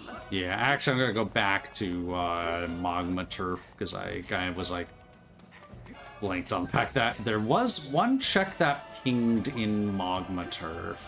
So we should probably see what that was before anything else. So I'm gonna enter with a front hop just because we don't need to do any of the other checks like that you have to skydive for. And yeah, let me just double check that that didn't ping. Technically, we could do Ina's, but that would require a bunch of stuff. That is part of the Lumpy Pumpkin quest line, which would require us take a bottle, go go pick up soup from Pum, bring it to the guy in the sparring hall, and then come back and talk to Pum and then talk to Kina. It's a whole song and dance that we haven't done yet, so we can worry about that later. Yeah. And also, I believe it is I don't know if it's an always hint or just a sometimes hint, but it is hintable, so we can hope that we'll pick up a hint for it. Yeah. Actually, I was gonna damage for Deathward, but it's probably not actually worth doing it. So... yeah, we'll just,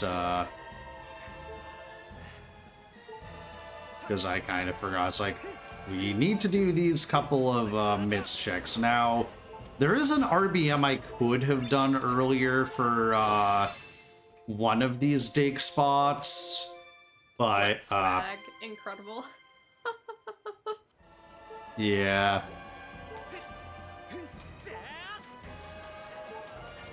Yeah, we're just gonna do some cute little routing that allows you to do everything that's on the sandy slope in one trip. So we don't have to go up and down the slope multiple times.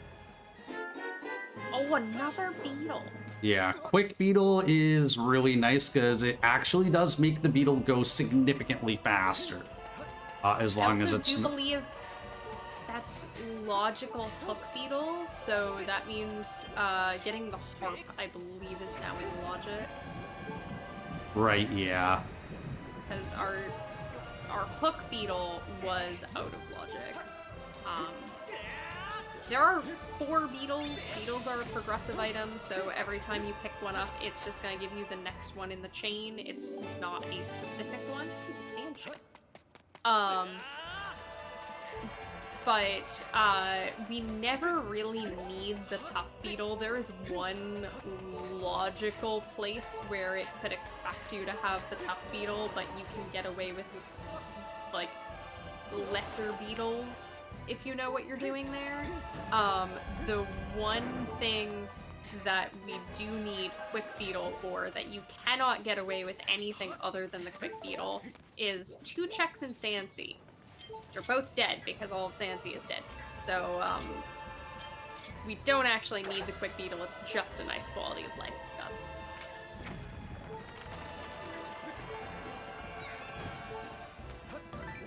This is not the intended way to climb Elden Volcano, but it is a much faster way. And it's also fun. So.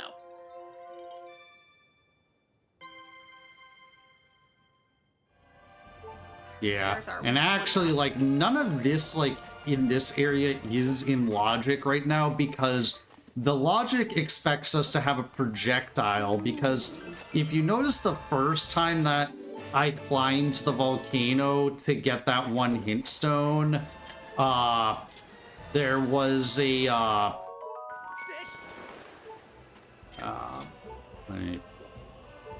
the camera's gonna be really weird. Yes. Thank you. An item in Bird's Nest is dead. I'm just gonna let this... hide from the bomb. Yeah. Yeah, that is true. But anyways, to finish what I was saying, like, there was a Bokoblin at the top. I kind of stutter sprinted in a weird pattern to basically get up, but logic doesn't expect you to do that. Logic expects you to shoot it with a projectile that I do not have yet. So yeah, either the bow or the slingshot. However, the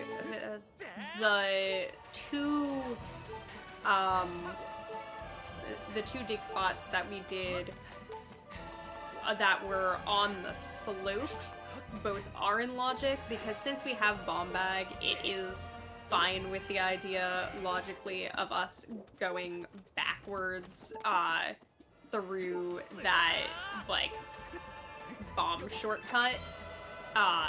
So we still did get logical hook beetle.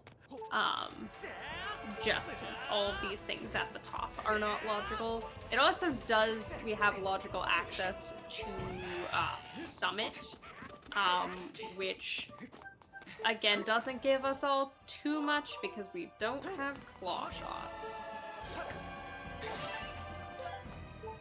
Shoutouts to one of the newest additions to the randomizer, plentiful ammo options. we love plentiful ammo. Yeah. Plentiful ammo is great. Yeah, so it means that that basically at any bird statue, there's a pot added that basically will refill every kind of ammo that for every weapon that you currently have. Okay, so now we're headed into Summit. Summit is dead, so we don't actually need the cubes or anything. But Oh, right, I forgot. My goddess cube. Yeah, I forgot cubes also are barren. But there are We're just going to hints. get my favorite goddess cube. Yeah, unfortunately, there is a hint in that room that was off to the left that we don't have access to, but we do have access to this next hint because it's not behind the claw shot check, it's in front of it.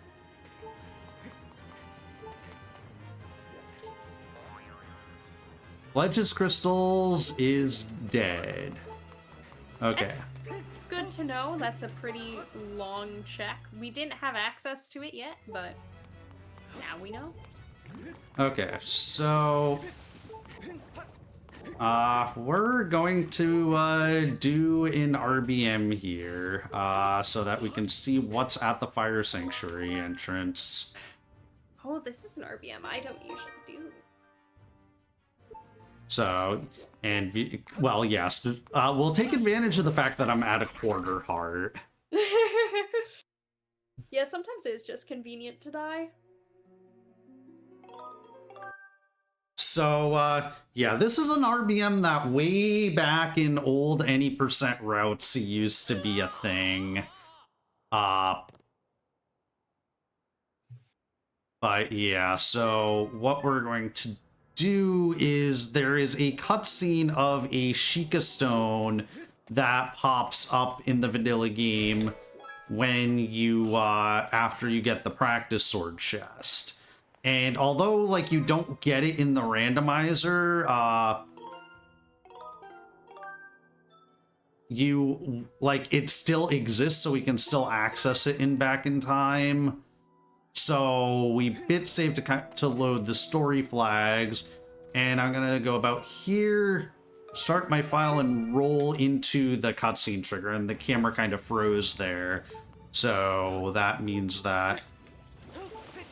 And then I don't think I entered this area yet.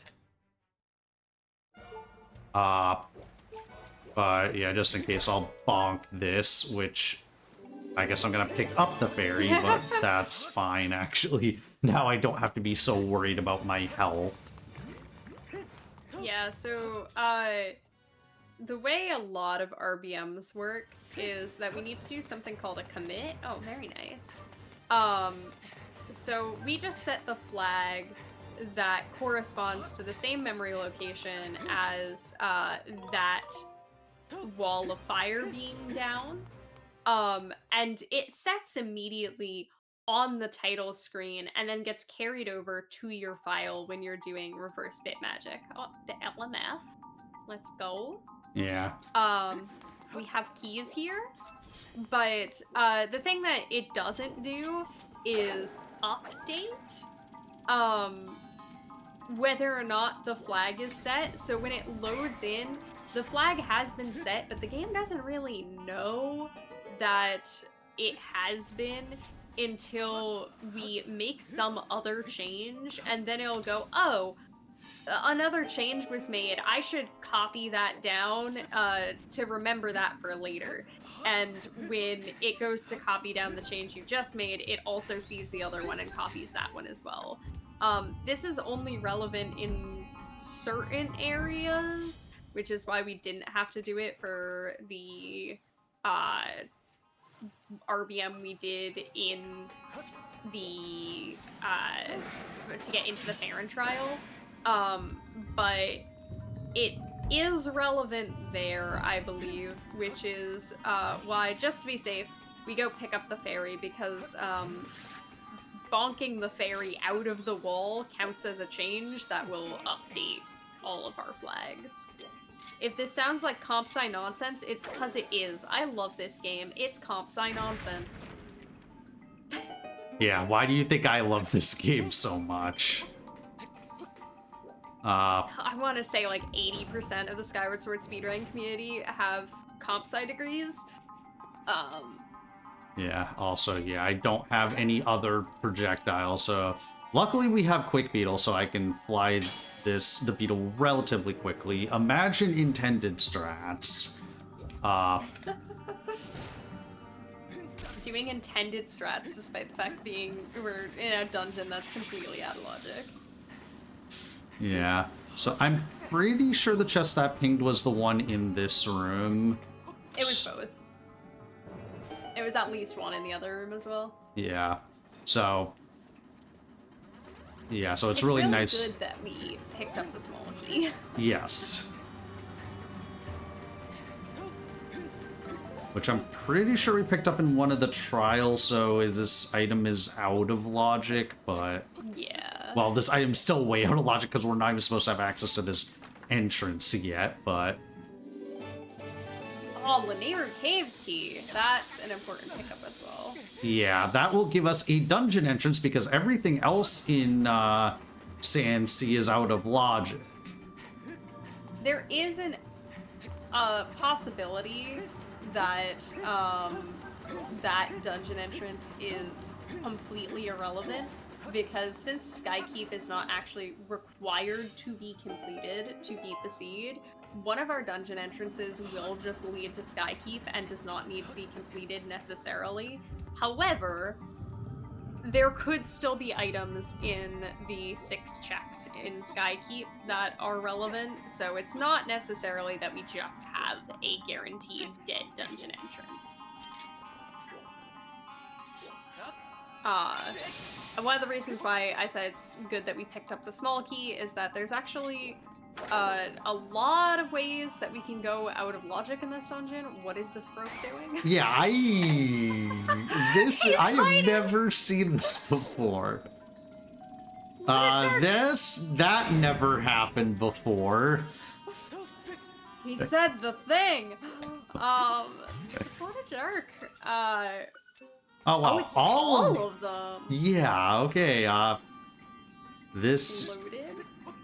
But these 2 checks that are in this room, we actually could have gotten backwards even if we didn't have the small key. The one that was in the previous room, we cannot get without the small key, so it was a good thing that we had that. There's a lot of silly things that you can do in LMF. We affectionately refer to it as being stupid in LMF. Yeah, mostly because a lot of the other things in LMF that you can do out of logic with bit are extremely slow. So there are some very silly ones.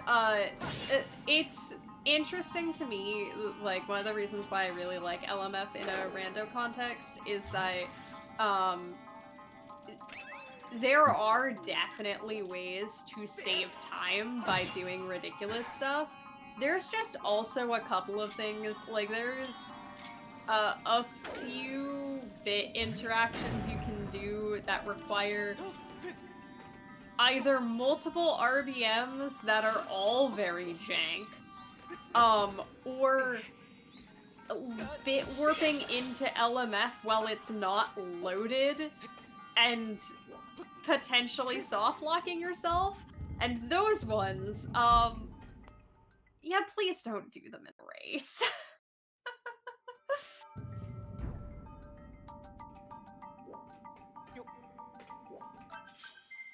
wow, we got a lot of pings. Yeah. Everything is just... I mean, unfortunately, they're bait pings, or in this case. Okay, so that is... Oh. I can't tell if the boss key chest. We don't want the boss key chest to ping. Yeah, it's very, very slow. Okay. It looks like it is not ping.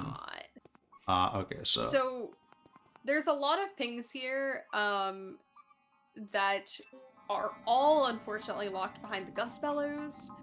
We can technically finish the dungeon without the Gust Bellows, but it requires having the Amber Tablet in order to do the RBMs required. So while Yeah. it's possible, it's not possible right now.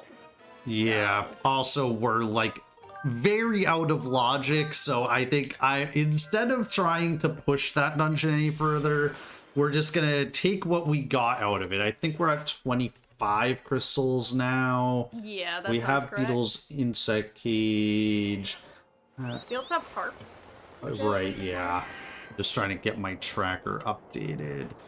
Okay, I so think we also have a 4th ETP piece. right, yeah, we do. Yeah. Sometimes keeping your tracker fully up to date is a Oh, I'm the worst about challenge. Let's see. Okay, no other sky checks are pinging. Well, So- the harp doesn't give us logical access to any of the trials at the moment because the one song we have that's completed is reliant on us having the Ember Tablet, which we don't have. It does give us access to Colin's letter, the item from Colin to check. Yeah, because we Thanks, did Harp. the Collins letter turn in, but we didn't do the check where you obtain the letter, which is also in the academy. Also, since we have Beetle's Insect Cage, that is also a fetch quest turn-in item. You can turn it into Beetle at night, and he'll give you an item. But it also gives you a discount the next time you buy anything in his shop. So it allows you to possibly get some of the higher cost rupee items in the shop out of logic.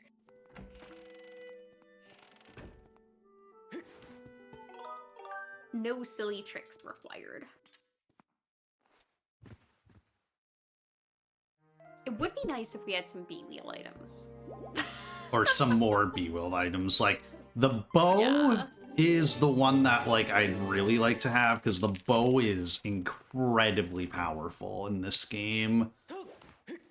Yeah, normally in Skyward Sword, you don't get the bow until really, really late, which I think is a little bit unique for a Zelda game. But we, because it's so late in the game, we do so much damage with the bow. It can one-shot pretty much any smaller enemy in the game. And on specifically the Ancient Cistern boss, it just kind of wrecks it. So it's a really nice thing to have, and it also just speeds up a lot of things that are reliant on combat or projectiles.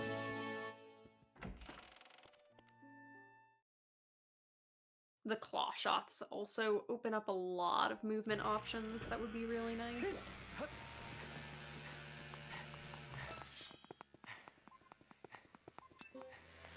Yeah, we're still getting that one ping of the goddess chest that I'm not sure why it's pinging, but it's, yeah, because there's now the shed goddess chest, which, yeah,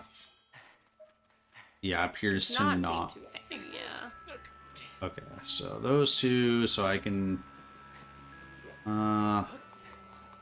okay, I guess what I'll do is I'll, Can turn in Paro too. yeah, that's what I'm gonna do. Okay, well, thank you, I know sir. exactly where I'm going. Maybe I should turn in... I'm gonna just, like, reset the position of Beetle's shop and then, quickly check just... Because I should buy the 50 item so I can see what the 1,000 item is. And then... probably, unfortunately, use the discount on the 600 just so I can see what the 1,000 is, or what the 1,200 is. You could obtain the discount and then check what the 1,000 is and decide whether or not you want to try to buy it. Yeah.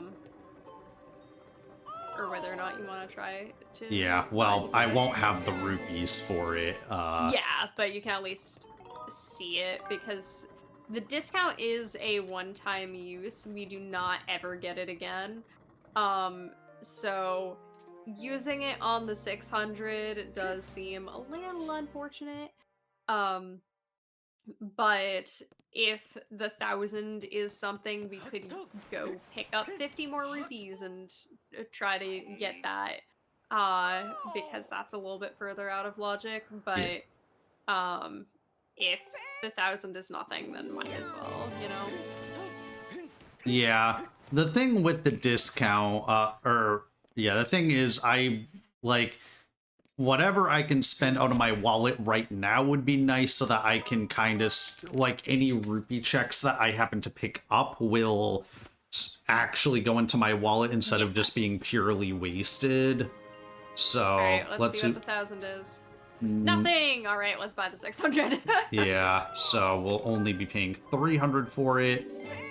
And that also does give us access to bat 30 before we leave, which is really nice. Right, yeah.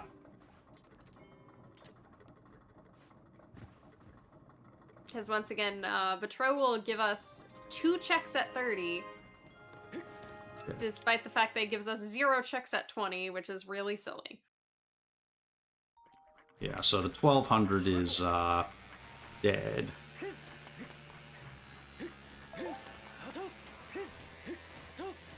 But yeah, now that we have scale, we can kind of cross the river really quickly like that.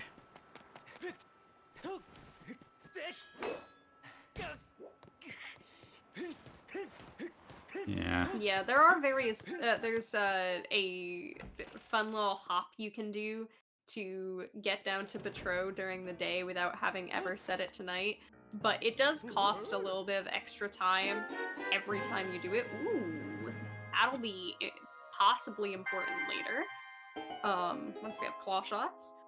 But, luckily, since we already came here at night, it's just going to be open, and we don't have to worry about doing a fancy little hop every time, which does involve a void out, so it's kind of slow. Even though, honestly, it's a really cute and easy to learn beginner trick. Yeah. I'm a big fan.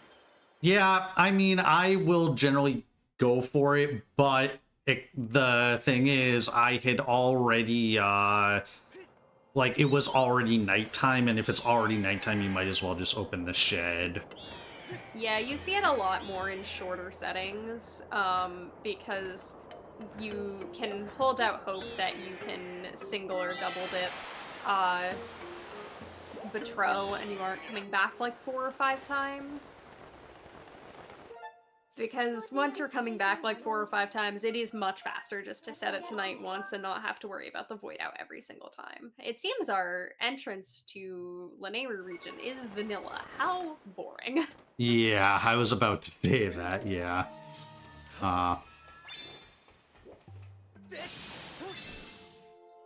So, get the goddess cube here.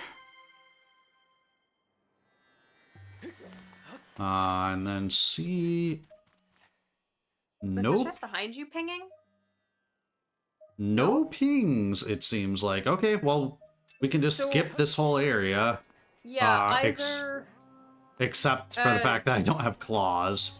You could do the bit warp, yeah. It's probably worth it at this point. Yeah, I don't know. I think it is technically faster to still just go through this area without, so it just, I don't have to pick up any of the checks, which will make it, yeah. The bit warp is kind of slow because it puts you really far out of bounds. The reason it's faster in the vanilla game is kind of twofold. One, there's a lot. You need an ancient flower. Yeah. One of which is that the cutscenes are a lot slower in the vanilla game. And,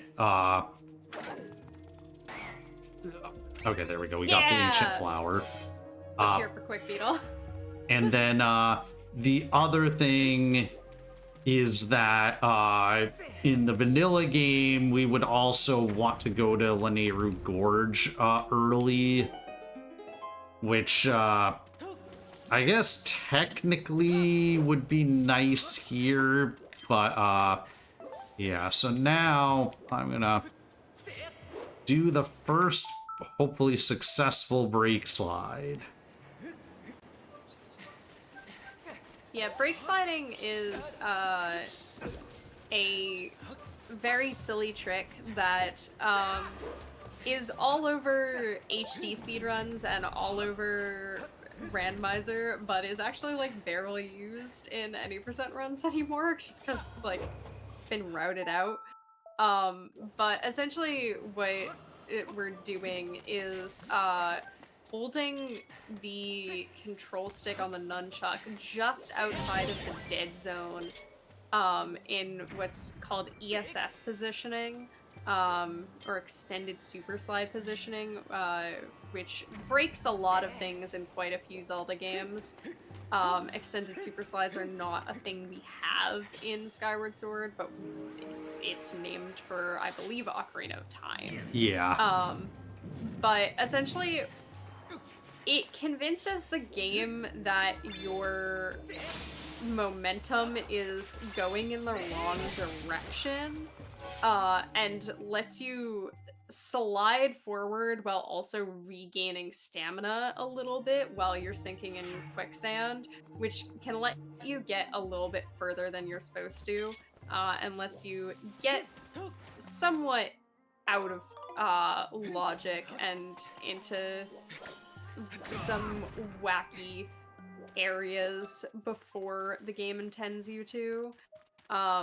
Since we're starting with LMF lowered, the game kind of expects us to not go anywhere unless we have claw shots, but you can just kind of brake slide around the stuff that's in your way and go, nah, I decided to be over here anyway. Yeah. Yeah. Also, I forgot to talk to Dodo before heading down here, so we'll have to return here to get the party wheel. Yeah, so this chest is pinging. The chest near the party wheel did not ping. Okay, we got another bottle, which I guess isn't really relevant anymore. Gonna just ping some of the other stuff. It looks like Secret Passage is the only other chest that's pinging.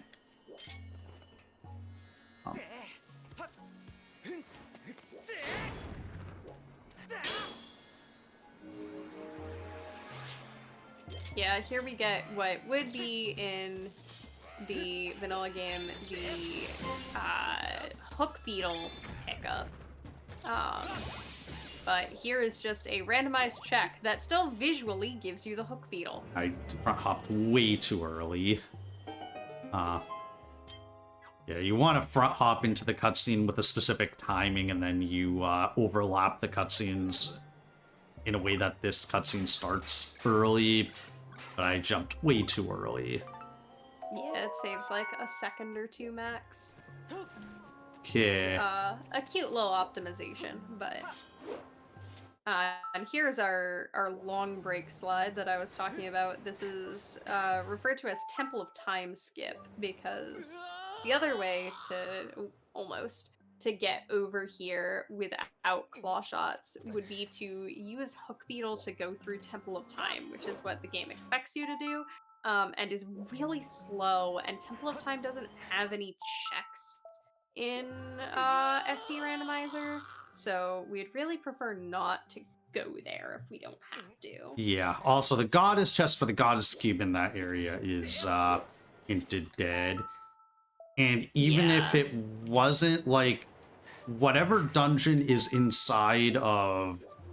that was a fail break slide. Whatever dungeon is inside LMF, when you complete it, it will spit you back out in the Temple of Time area, because in the vanilla game... okay, this is not gonna work.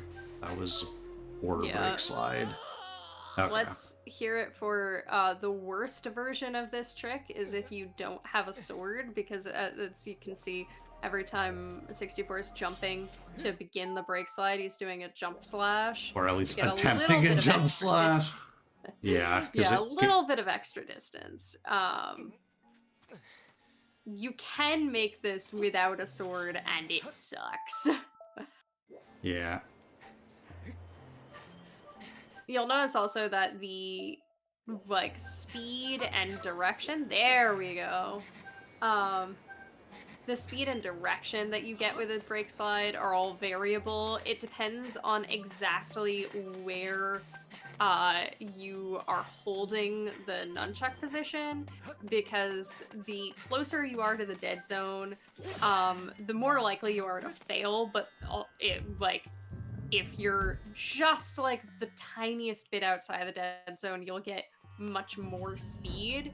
And Link will also get shot off in the exact opposite direction of whatever direction you're holding on the nunchuck. So if he goes a little bit to the left or right, that means that like the positioning was a little bit to the left or right in the opposite direction. Wait, I actually think that nothing is pinging here, which I probably should have checked before I went here. Yeah. Okay, well, that's a really fast fire node. Yeah, there's 5 checks in here, and 3 of them are very slow.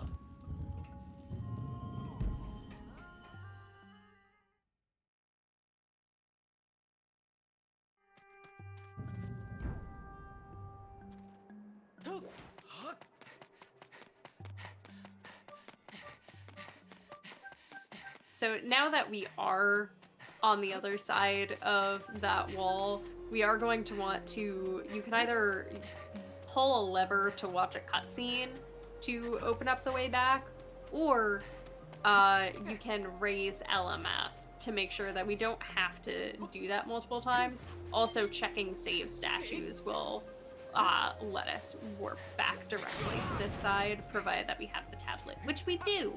It's so fun when you don't have the tablet and you go, oh, wait, I forgot to pull levers. Oh no, I have to do Temple of Time skip again. Yeah, this was the one that was pinging. Unfortunately, there is a goddess cube over here. Oh, bellows. Okay, well now we can be LMF. There is a goddess cube over here, but we don't actually have access to it because it is hard locked behind claw shots. Yeah. So.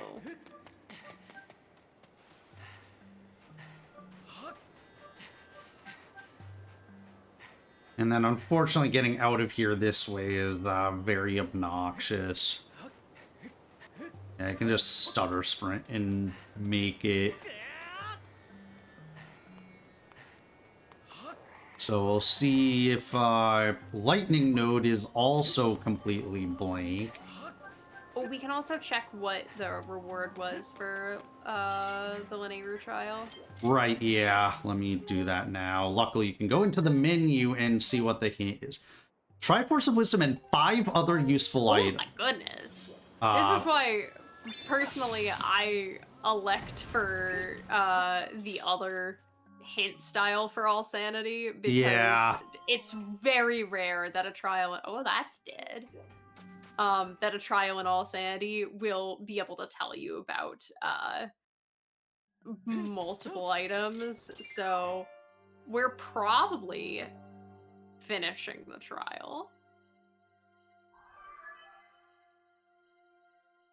Okay, so this is the first time that we're opening a trial like normally. Yeah, reminder, you can play the harp. So I'm gonna be going for a trick called Harp Cancel. Where on the last drum I'm gonna cancel the harp, which should skip the cutscene of Fi singing. And yeah, we got it. So now we can stab the invisible trial gate. And this is Farron trial, which is the fastest trial by far. So, yeah, this is one of the other reasons that in a lot of settings, you we'll often see people do the Farron trial RBM and not the other ones outside of An All Sanity. It's because the Farron trial is very, very quick. And that is the full Triforce. We have all 3 pieces of the Triforce. And that is the D key. Yeah, that's the Earth Temple boss key. Is that a sword?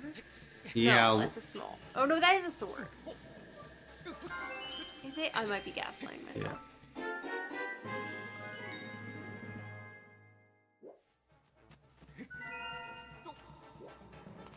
Oh, oops. Well, I can... There's a tier right there. This is fine. Just wastes a little bit of time. So yeah, I'm basically, again, gonna be collecting all the tiers until I know I don't need to anymore. So we found 3 useful items thus far. Or, no, we found 2 plus the one that was hinted. Yeah. So that's 3 out of 6. yeah. Yeah, behind that tree, there is another spot that could have a tier or a randomized item, and is the worst one to forget about because it winds up just completely blocked by the tree most of the time, and you're like, well, where did I miss something? Wait. Okay.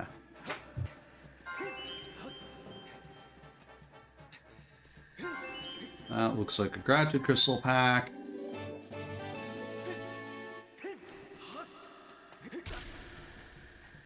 That's our sea chart.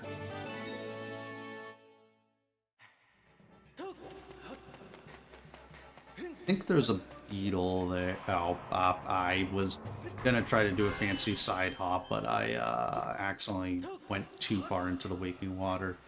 So that's our last beetle. I think that's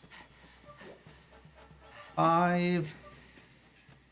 The beetle might not be counted. Right, yeah. Because I don't think it logically opens up any checks. Right, yeah. So, okay, so there is one more. I don't know if the beetle is counted, because technically it does open up 2 checks that are in a barren region, and I'm not quite sure how those things Yeah, we'll interact. get I'm the so sorry last if you can couple. hear my dog in the room. Oh, wow, I don't think I've heard... Wait. Oh, that... Oh, it's this location. Okay, let me get out of aggro range there. I think that... Yeah, I guess we'll find out if the beetle is counted. Because this is also the first trial that we have done in logic. Yeah. So logically that would be quick beetle and not tough beetle.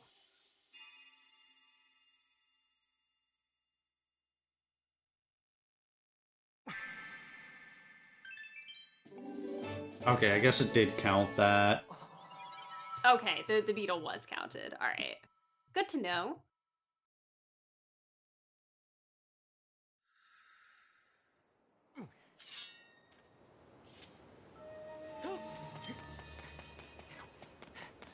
You can see me just like, every time I'm like, I want to go to claw shots that aren't there.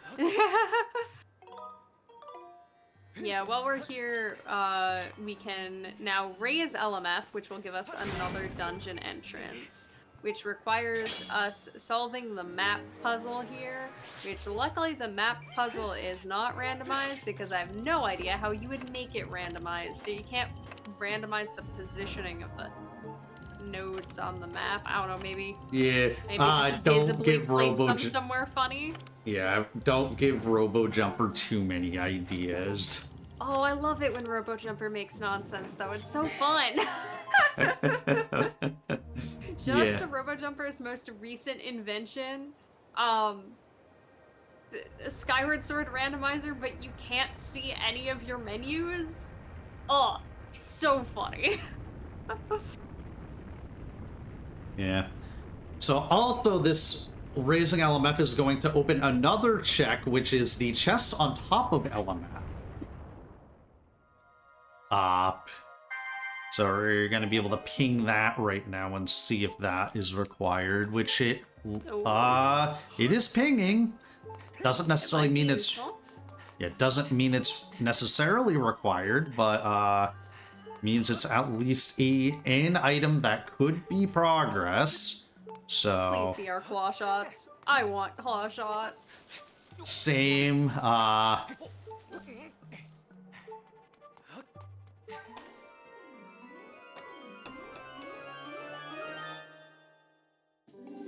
Nope, gratitude crystals. Well, Patro does give a check for 40. Yeah. Ideally, I don't want to like keep going back there for 40 and then 50 and then 70. But game might not give us that choice. Okay, so this is Sandship. We have one small key here, but we don't have a bow, which means that we're very limited on checks we can do in this dungeon. Yeah, since we do have one small key and each small key only locks one check, we can save scum it and do both of the small key locked areas potentially. This is by far the longer of the two small key locked areas. But it's also the only one that I have access to at all, because the other one requires having the bow to hit the time shift stone so that I can climb up to the door. It is also good that we have bellows, because without bellows, there is one other check that you can get in here without having access to shooting the time shift stone with the bow. But because of randomized puzzles, we do actually need bellows to check the puzzle solution. But this is Skirbo, the Scurvy Servo. Skyward Sword pun names are on point, and no one can convince me otherwise.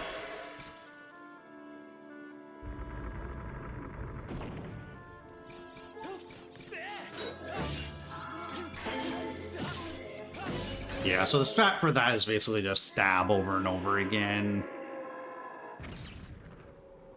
So yeah, if this chest is something useful, we'll get it, keep it. Otherwise, I'm gonna reset back to the save that I made before fighting Scarvo.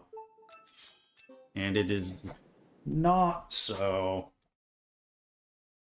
we're resetting that so that I get my small key back. And then later when I have bow, I can use the key on the other door. Yeah, because of how jankily Sandship is set up, both of the small key locked checks are logically locked behind having both small keys, so that you can't lock yourself out of progression. So both of them are considered out of logic, even though we can do that one. And would not be considered in logic until we had access to the other one as well.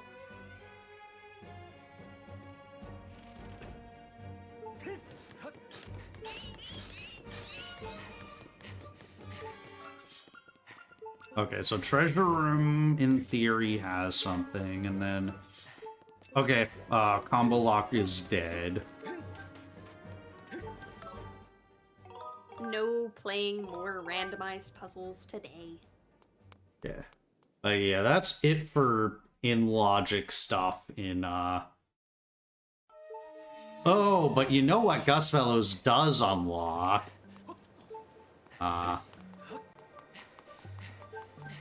Which is actually in logic.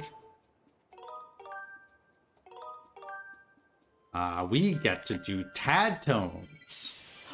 That's true. True. Because I clicked back on my map tracker and I see 22 checks in there, and I'm like, I'm like, how Tad Toads? Because Tad Toads is the single most item dense region by far in the randomizer. Unfortunately, we have the slowest way to get up there, but because so basically we have to climb the entire Great Tree with Gust Bellows, but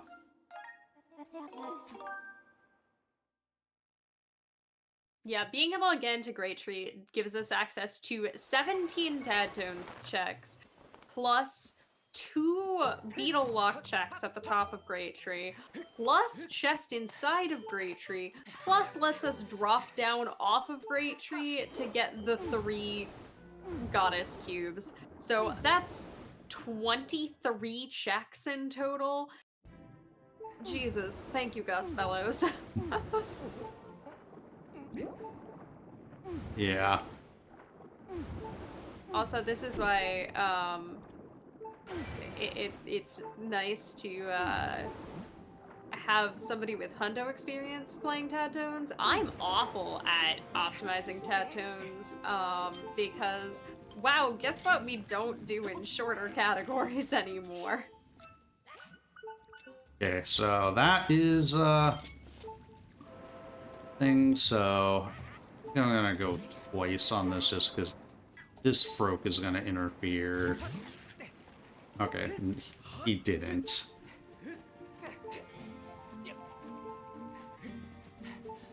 Yeah, so there are 2 ways to get to the chest inside of Great Tree. One of them is dropping from above, and the other one is the intended method from below, which you don't often get to see in randomizers because often we're coming in from above.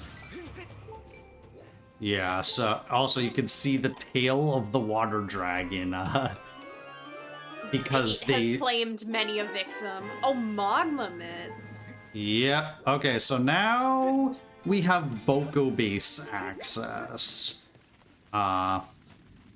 So yeah, and then I can drop down here. It's been a while since I've done it this way. And we can start to get some goddess cubes. So what I'm gonna do is I'm gonna jump down and get that one. Yeah, it's kind of nice to be at low health here, because oh no, now we've dropped down and we'd have to re-enter the Great Tree in order to... This Boko is fired. He took too long. Man, that's a harsh punishment. But yeah, we can just death warp and it'll take us back to the last entrance we came in, which in this case is exiting the Great Tree from halfway up. So we get the Goddess Cube and then go about our merry way. It's been so long since I've had to, like, climb these vines the intended. Oh, I guess I wasn't over quite far enough. Wait for my stamina to refill. You can tell it's been a while since I've climbed these the intended way. Okay. Yeah, I should have... You can hear Yerbil up at the top. We do not need to interact with Yerbil.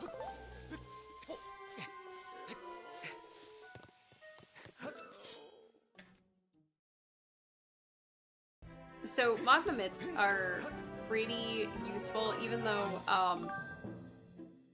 in Fire Sanctuary is so broken as a dungeon that even though magma mitts are the dungeon item for Fire Sanctuary, you can get every check except for one without having magma mitts, so they're often not required for Fire Sanctuary.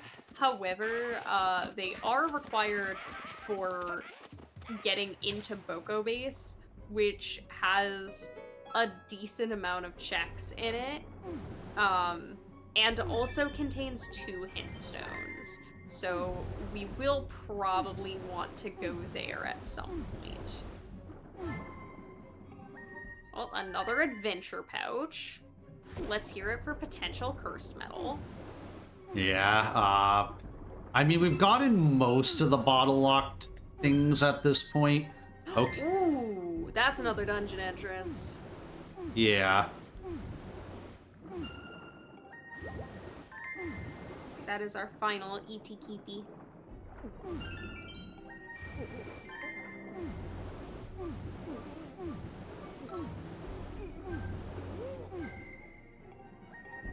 You finally have a projectile, and it's the slingshot. Yeah. Eh. More gratitude crystals. Alright. Some of these Tadtones are moving on a cycle. So there is like an optimal Tadtones route to be at the correct point to grab all of them on the optimal cycles. Yeah, which this is not the optimal part of the cycle for the reds, but we'll ignore that. Nice. And then this is also not the optimal cycle for the Froak. This is the worst Froak in the game, and no one can convince me otherwise. Yeah. Okay. Let's stop blatantly missing. Froak. My dude. Yeah. At least I'm not, like, on the timer of the air potion like you would be in a vanilla speedrun. Because in the vanilla speedrun on hero mode, your air meter drains twice as fast for some reason. Oh my... This Froak is awful. What is he doing? Yeah. There we go. There we go. Unfortunately, even though you can see a little bit behind that rock behind the Froak without blowing it up, it will always just look like the Tadtone and not the check because it is a Tadtone. So you don't even get to peek it.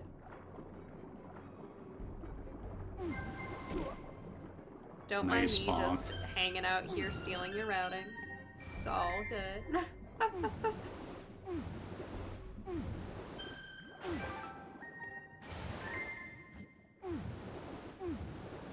Yeah, I mean, this is basically the standard Tadtones route from the speedrun that's, I think, been the case since, like, 2011. I don't know that there's really been many changes. It's just people kind of worked out that this was the optimal way to do it, and, yeah. Yeah, oh, almost grabbed the pinks. Very nice. It's not done in a lot of the shorter speedrun categories anymore.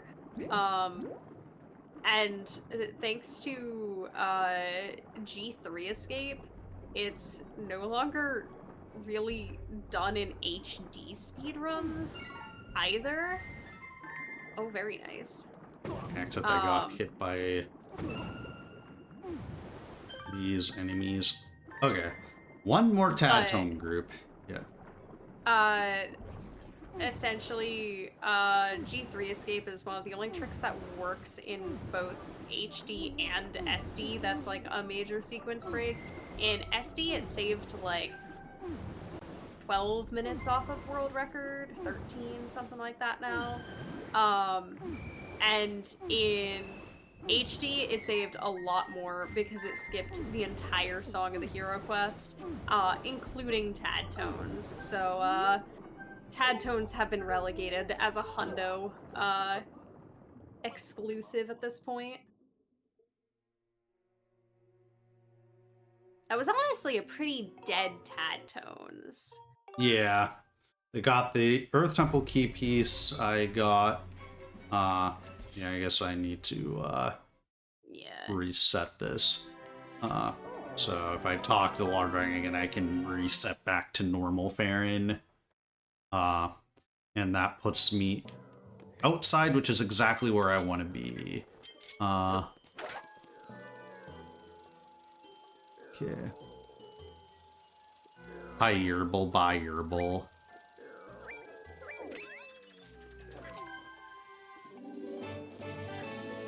Alright, very nice. Oh, yeah. What is it? I think it's here. No, it's... Yeah, there's like a movement trick to kind of tell where this is, and I didn't do it. Okay, I jump nice slash. recovery. I do not know how to do it that way. I am the janky slow at that one. Okay. And then this other one that's normally claw shot locked I can get is... I think there's a Deku Baba here. There's also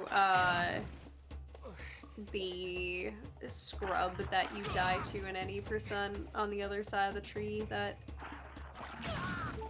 Right, yeah. Yeah, it's just gonna be faster at this point to... So, I forget exactly where to jump down for the other cube, because normally with claw shots, it's pretty easy. I think you might be able to do it from... No, it's not from here. Yeah, no, it's a little bit over, I believe. Somewhere over here. Yeah. We're getting there.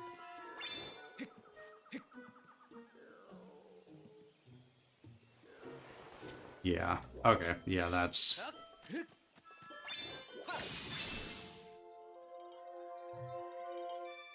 I also forgot, you have white sword, don't you? Yeah.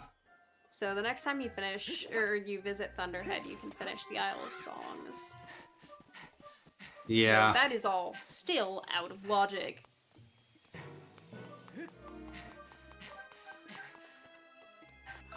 Oh, oops. Did not manage my stamina correctly. It probably would have been faster to, Oh yeah, technically the Skyview dig spot is open now, but I think there's a lot, Yeah. a lot better checks for me to be doing. I think I can head, I think Eldon is where I want to go, because I can see what that dungeon entrance is. Yeah, you can also finish out LMF now, which had a lot of pings in it. It's all still out of logic, but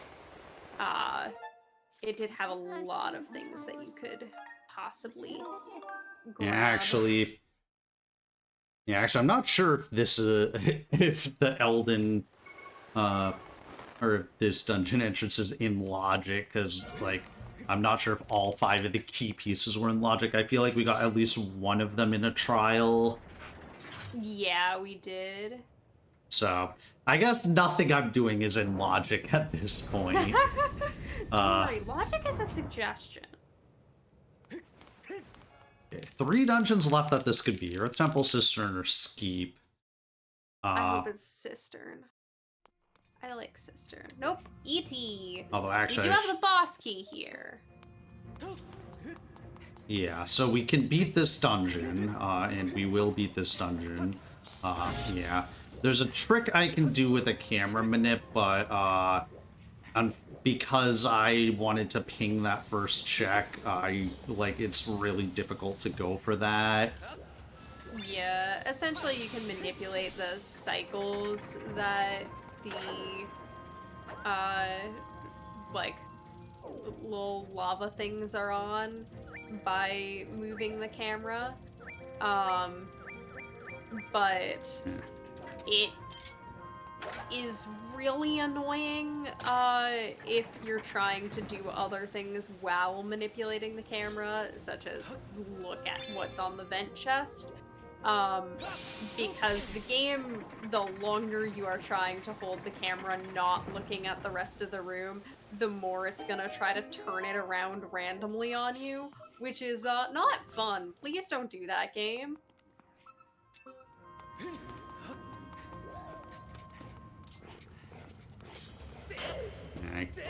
screwed this up a little bit, but nice skyward stab. Hey, did you know that you get a skyward stab in this game? It's literally never relevant in a casual context.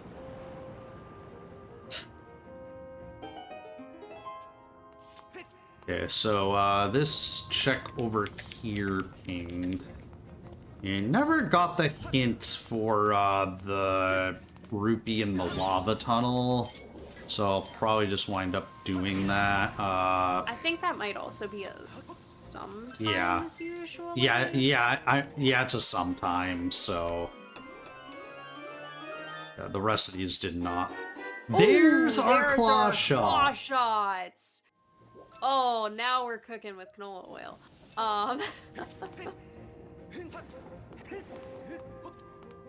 Okay. Yeah, that's a strong pickup. Yeah, so there's two checks over here that do not ping, because, yeah, one of them is a chest that spawns after a mini-boss fight, and then the other is Lead talks to you after you beat the mini-boss.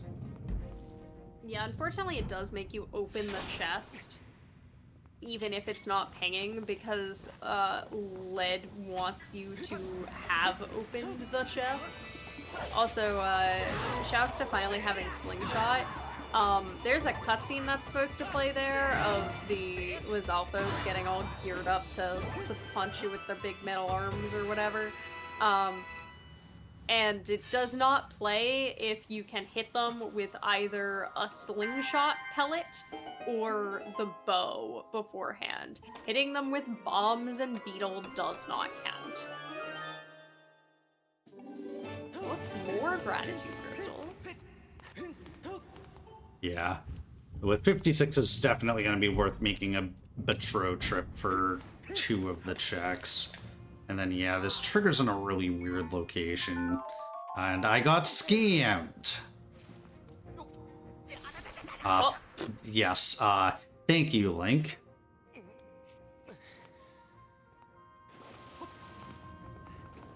So there is one more check in here, the one we were talking about that's sometimes hinted, that is in a really bad location. You might be able to White Sword douse it, which is after you have the Goddess White Sword. Right, yeah. You can douse for rupees or small items. But if it doesn't ping for either of those, yeah, we do have to go get it. It's a crystal it's pack. gratitude crystals. So yeah, I definitely will be picking that up. Yeah, we might need that. Oh, I'm gonna need to refill my bombs too. Actually, I'll use the plentiful ammo and get the refill there, because that'll refill me to full instantly.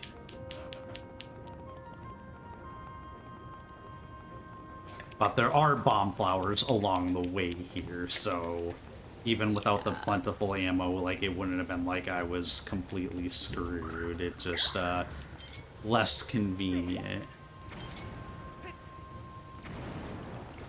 Okay. Now, ordinarily you can just like kind of roll past these keys, but because I'm gonna be flying the beetle, I would like to not be interrupted. And also, like, yeah. The other dangerous part of White Sword dowsing is you do have to make sure that you set your dowsing option back to chests. Yeah, when you're done, because it is a terrible moment when you realize that nothing's been pinging for the past 30 minutes. And you've just been checking to see if every chest is a rupee item. Yeah. Yeah, that's like a painful thing that I think everybody does once. Yeah. And then, yeah. Hopefully never again. You gotta learn by making the mistake at least one time. Yeah. Okay, unfortunately we're getting a bad cycle here with the lava spout. It wound up not being that terrible, but I did have to wait for a little bit. Yeah, if you're on the edge here, I didn't quite get it, but you can get like a small little speed up. See, I never go this way because I always route in doing the RBM. There's an RBM to skip this section, but Yeah. if you didn't get a hint for the Rupine lava tunnel check that we pinged and got the gratitude crystals from, it's debatable whether it's ever worth it. I argue that it's worth it for me specifically because I'm bad at rolling the ball, and I'm scared of if you fall in the lava, you get safe ground warped, so you get warped back to the last time you were touching safe ground, which if you haven't touched safe ground since the beginning, you get to do all of that over again. Yeah, it's very unfortunate. Speaking of very unfortunate, I was going for a trick there that I called peg skip, and I wound up missing it because a key stole my target. Yeah, if you jump at a very specific time while pushing in that first peg, you can jump onto the platform as it's rising, and you don't have to push in the second peg. This is only something you really want to do if you know you're single dipping the rest of the dungeon, because if you come back, you're going to have to push that back. But since we do have the boss key, there's no reason for us to have to come back here. This is a one and done trip. So peg skip would have been the optimal way to do it.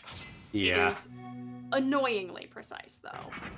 Yeah, and it requires a somewhat precise angle, which is why I like lined it up in first person, and then it just unfortunately that Keese decided it wanted to fly into range, and then Link's like, "Oh, there's a Keese. Clearly, I wanted to target the Keese."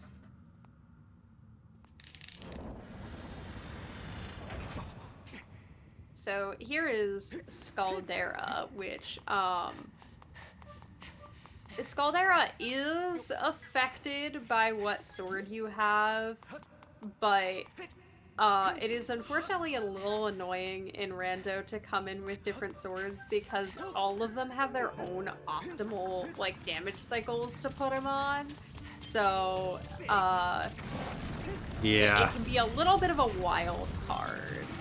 Yeah, and I'm not, like, the white sword one, I'm, like, I always just kind of wing it. Yeah. The one nice thing is, so Scaldera logically requires you to have bombs. And can be done without bombs, but it is much slower. It also comes with a risk of soft locking, but it's not actually contributing to the soft lock. Okay. I don't know how that Skyward Strike missed, but it's like I did a setup there to try to get it to always land, but it still missed. So I was hoping to avoid the cycle where Scaldera goes and climbs the arena, which he just did. Also, it's happy 3 hours. Happy 3 hours, everyone. How's it going? I hope y'all are vibing, enjoying the comfy cozy. Have a beverage. Take care of yourself. Yeah. Yeah, this is the most out of the way of the heart containers, because you kind of have to move backwards. But, yeah, it can be anything. And it still only shows up as a heart container model, so actually I don't really need to be picking up bomb flowers here, because I can always just take advantage of plentiful ammo. Yeah, if you can't tell, plentiful ammo is one of the newest features of the randomizer, so people are still kind of getting used to and figuring out where the optimal parts are to make use of plentiful ammo and trying to forget the muscle memory that says, no, I need to slowly pick up bombs here. And then get robbed.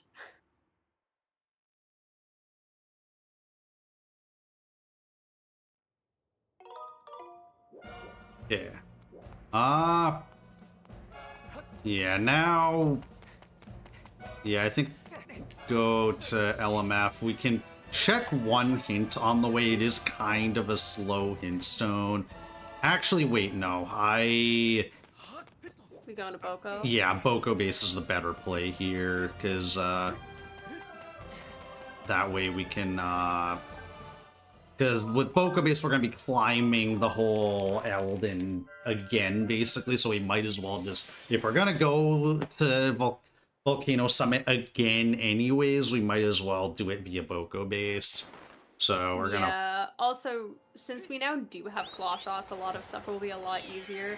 Previously, while we could get into Boko base, we could not get to top of Boko base without claw shots or doing a very silly, annoying trick called whip skip, which, I don't know how you feel about whip skip. I mean, I am fairly consistent at it. So, yeah, I will be going for it, assuming that the whip chest pings as anything. But we will see. If none of the chests in the lower part ping, then I probably will just be claw-shotting over. But yeah, so now we get to use the Magma Mitts for the first time. Welcome to Burrow. It's a very silly ability. Yeah. Especially considering, so Boko Base in the vanilla game is kind of a stealth mission. They take away all of your items because they've all been stolen by Bokos, and try to force you, well, it seems it's only an upper. They try to force you to navigate the whole area without getting caught by the Bokos, and you pick up your items again one at a time. However, this is rando. So we don't need to worry about that. But a lot of how you pick up your items again in the vanilla game is reliant on you using the magma mitts to burrow under a bunch of the hazards and then picking up items that can get rid of the hazards on the way back. Yeah, we don't do any of those. They're pretty much never faster. Yeah, so there was at least one chest that pinged, and I think it pinged up here. Oh, darn it, the lower Boko hint. Right, yeah, I don't know, these hint stones up here are ones that I, like, and have a tendency to skip because they're very slow to get, but yeah, I should probably get them. Okay, there's a platform right here, so I can check this upper one. And once I complete Boko Base, then these platforms will be moving in regular Elden too, and we can get them in regular Elden. Okay, so 72nd reward is dead, but that doesn't tell us very much because the 71st reward is still potentially alive. Yeah. Okay, now we need to wait for another platform. Yeah, unfortunately the platforms are a little bit slow.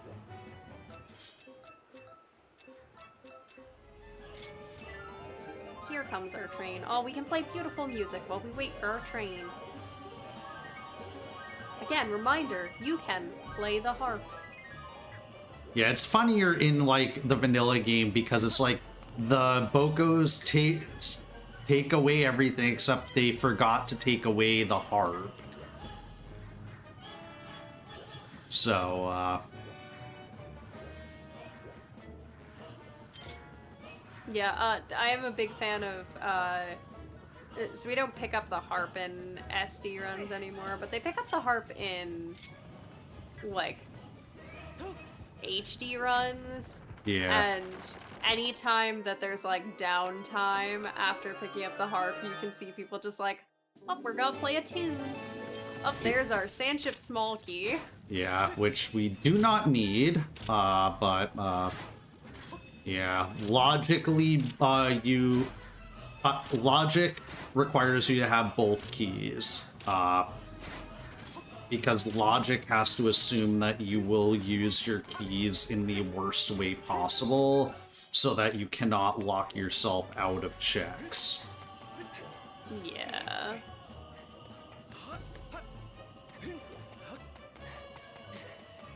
Logic doesn't consider the fact that you can save scum, because what if you don't? Yeah. Now it's time for the item check that I always forget exists. Do you have bombs? Yes.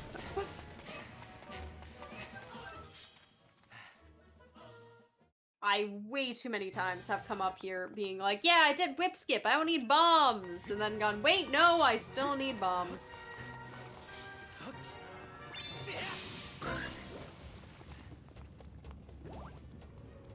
Probably should have gotten a bomb refill from the statue, but, we'll be back there in a second anyways.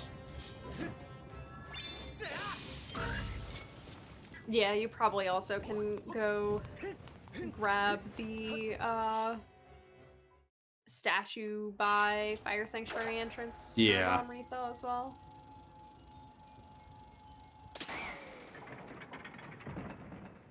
So if you saw earlier in Earth Temple when we were doing these rope cutting puzzles, 64 was hitting the ropes with a Skyward Strike and then hopping across a patch of lava.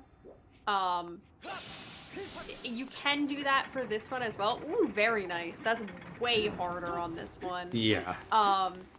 Essentially, you're tricking the game into thinking that Link is gonna die because he's directly over lava. Ooh. Whip. But he's directly over lava when the cutscenes tries to start playing, so it skips the cutscene. It does not work if you are just in the air. You have to be over the lava, and the little patch of lava there is so small that it makes it way harder to get it on that door than it is the doors in Earth Temple. So GG's, very nice. Yeah. I was gonna say something else related to that. Oh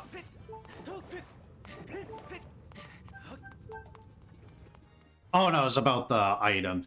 Yeah, so bow is gonna be the last V-Wheel item we get, which is a little bit surprising because there are 3 progressive bows in the pool. That is true. I didn't think of that. Because normally, like, you tend to get bow, like, really quickly because you have 3 opportunities to get it. And the other 2 are largely superfluous as far as, like, actual utility in the rando is concerned. Because I think they do increase the damage, but when the damage is already, like, okay, Kina's Crystal, so we do not need to do that check. We probably need to start doing some of the other Scrapper quests, though. Because they are... We've had Scrapper for a while. We haven't started running out of checks yet, though, so that's good. Yeah, because at this point, we have a lot of dungeon checks. We can get the Skykeep entrance. Okay. Here we go.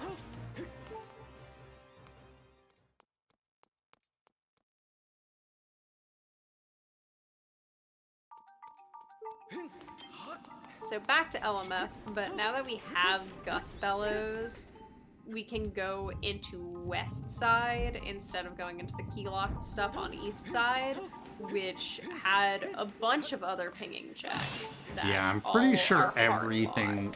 Yeah, I'm pretty sure everything there, maybe except for Map Chest, was pinging. Is Map Chest single Armos? Yeah. Yeah. That one can be really hard to ping because we kind of say in SSR that pings can get eaten by each other. So, like, if two chests are loaded at the same time and are kind of lined up, it can one be really hard to tell which one is pinging and which one isn't. But it can also kind of like they can cover each other up a little bit.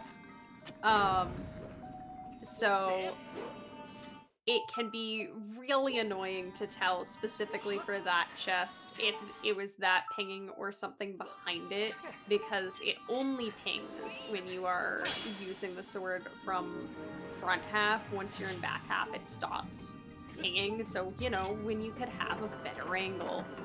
But with the routing of having to go through this room anyway, we're gonna run right by it, so we'll be sure to check it out while we're there.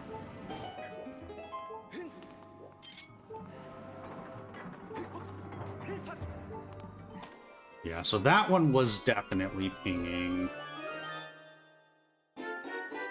Okay, we only need one more sword. Okay, I don't think that map chest is pinging. But since we're already in this room, we'll probably just clear the next room. Yeah. And then just not get the chest. I'll probably just...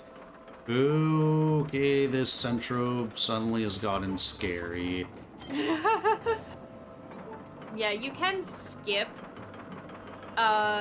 this room and the next room by doing a bit warp, but entering bit is not the fastest thing. It's powerful, but it can be kind of slow, so it's often best to not do it unnecessarily. Also, hey, look at those BMOs. What an idiot. He's like, oh, I guess they're gone. But so since we already are doing half of West Side anyway, it's probably just faster to finish West Side the intended way, even if we don't need the other chest. So that we don't have to go save and then die and then enter bit and then do bit and then get where we need to go. Yeah, because bit takes like minimum like 40 seconds for like the fastest back in time sequence. And that doesn't count like saving your file and dying and all that, so it's fairly slow. Like, yeah, a lot of learning to route with back in time and learning to kind of play with back in time is learning when not to use back in time, because it is actually very slow. yeah, okay. Yeah, That is not the map chest. It's... If you ping it from up top, it can sometimes mislead you, like you were talking about. I am picking up these hearts, because, smart. yeah, this dungeon has some ways to accidentally take a bunch of damage quickly. And I will also, just in case, open that. Should not be actually necessary, but, and I'm pretty sure this is the chest that was actually pinging. Was it not both of them? It might be both of them. Yeah, well, I have to go to the other area anyway, so I'll just double check the ping when I'm in that room. Yeah, the chest dowsing matches contents is actually a really interesting setting that I really like. It was kind of come up with as a replacement for chest type matches contents, which is what like Wind Waker and a lot of other randomizers use, where the chest itself looks different, so you can peek it if you can visually see the chest. We had trouble with implementation on that, so dowsing was the solution, and I think it's really, like, it wound up being a really interesting feature that makes Skyward Sword Randomizer really unique, because you get some amount of, like, skill check benefit for knowing what pings can be triggered from what room, which can help you make more informed routing decisions and can kind of help your gameplay a lot and prevent you from doing a lot of unnecessary stuff. I'm gonna get that broke out of the way. That all the way, so you can backflip over those spikes, which makes getting to this chest much better. Din's power, no useful items. No useful items. Oh my goodness. So that is very good to know. It's hilariously unlikely considering how many checks it is too. Yeah, that means that 11 checks are dead. Yeah. Yeah. So, shortcut chest also pinged, but we have a way to get there fairly quickly. Yeah, I have full bombs. Yeah, the way that Vanilla wants you to do this dungeon is to escort that minecart that we just started all the way back to the beginning of the dungeon, to activate one of those pinwheels, to open up a door, to then be able to backtrack the dungeon, and also be able to go enter the boss key room and do a whole puzzle in order to exit on the other side of the boss key room, and then go open up shortcut chest. Yeah, that's all slow, and it is faster to go for a free minecart ride. So we're gonna go for a free minecart ride. Yeah, so I put down my controller. Yeah, we're just like gonna ride along here. This is very janky. It's really smart to put down your controller, because if you accidentally nudge the control stick, Link goes, "Oh, the void! Yay!" and then jumps.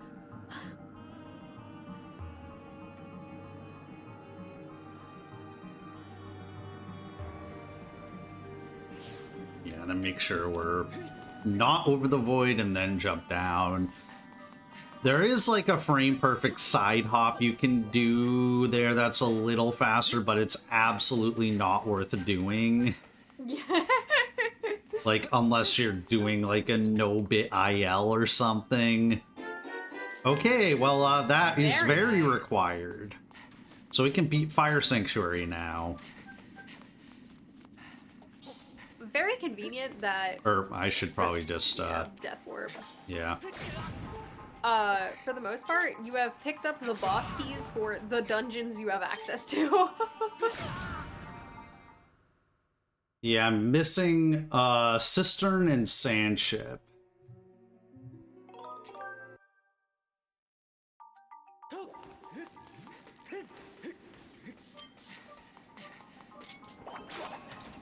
Yeah, so what our remaining entrances are Sandship and Skykeep entrances, and one of those is gonna be Ancient Cistern, and the other one is gonna be Skykeep. And I'm hoping that the Skykeep entrance leads to Ancient Cistern so that we don't have to go to Sandsea at all. But we do have access now to Sandsea, so we do have access to the Sandship entrance. And Sandsea being dead does not mean that the entrance or whatever it leads to are dead. So that could still be useful items in there. Yeah. But that does mean we are 3 items from go. Yep. So we are gonna need the bow. Yeah.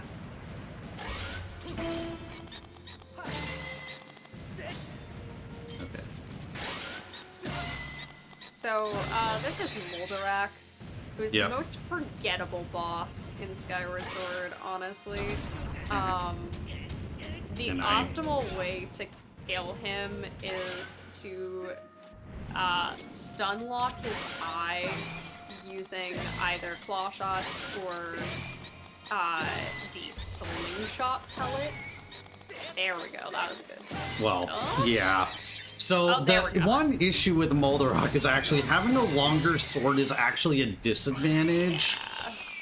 Because well, the way his eye hitbox is, like the Master Sword can just kind of go past it and hit nothing. Yeah, it kind of tinks off of his claw, even though visually it absolutely should hit. But there's also a second phase to Moldarak where he burrows under the sand, and you're supposed to use the Gust Fellows to get him out and do a whole yeah, you'll notice that we didn't do that. You can just kind of skip it by backing him up against the wall and then repeatedly stabbing his eye, and he never gets the chance to burrow because he keeps getting knocked into the wall. He can't get away from you enough to actually do his burrow animation. This is the only dungeon that you can complete without having the Skyward Strike. This is irrelevant information at the moment. Yeah. But, yeah, it is, yeah, for... If we hadn't gotten our sword so quickly,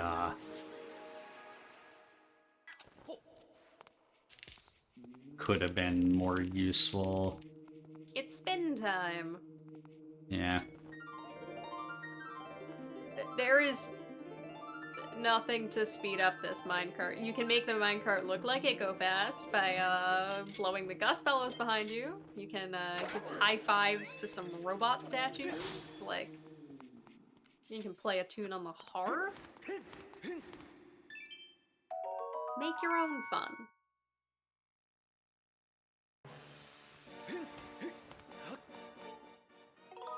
It's also relatively nice from a routing perspective that every dungeon that we've entered, except for Skyview, every dungeon we've entered and completed has been able to be full cleared in a single dip, which is very nice to not have to retread dungeons significantly. Yeah. I guess Fire Sanctuary, we're double dipping, but this will be our last trip there. Now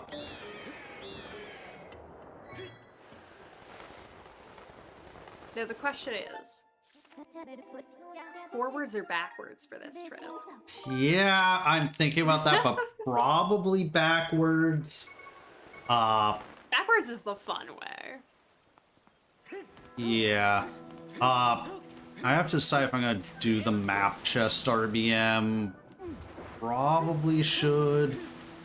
Although, yeah, I guess I never really got a sense of whether third small key chest was pinging, or I get the chest behind bombable wall. Actually, I have a lot of health. Actually, I don't have that much. This is fine. Yeah, one of the nice things about lava is that in addition to dealing you essentially 2 hearts of damage at once to damage yourself into the lava, Link also will have a faster death animation depending on where he dies. The lava death animation is, I believe, the fastest option. But also you have a faster death animation if you hop into a void, and a slightly slower but still faster than normal death animation if you drown instead of just dying, because Link has this whole dramatic falling to his knees.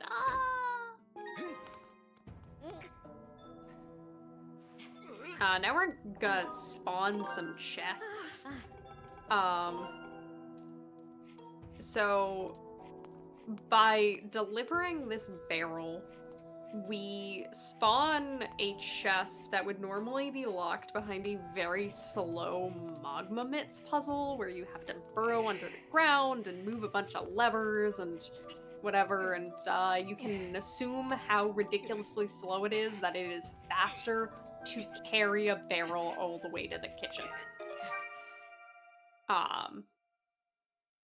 But there's also, are you gonna do Platts RBM or? Platts is dead. There was a hint. Platts is dead. Yeah. Neat. I missed that. That's one of the hints I did write down.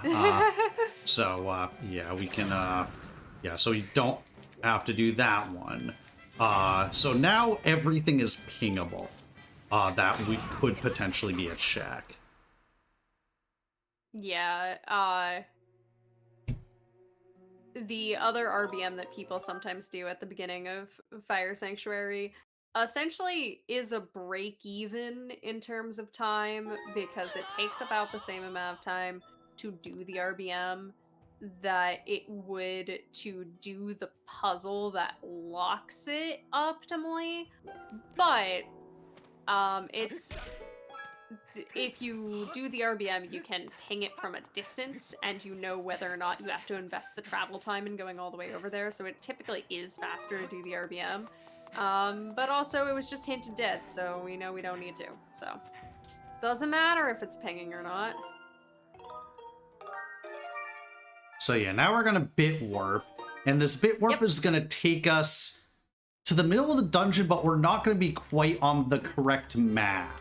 Because this dungeon's divided into two maps, and this is what we call the inner map. So we kind of have to do some platforming there because the, I'm gonna... Okay, that chest is live. Yeah, and Live like... on Twitch.television. Yeah, so, this area looks very strange. It is unloaded. Finally! Okay. That's our first bow. I'm gonna reload just because it makes it easier to set this next part up. Although I'm... Yeah, well, it'll just be easier just to do this. I forget if the check pinged.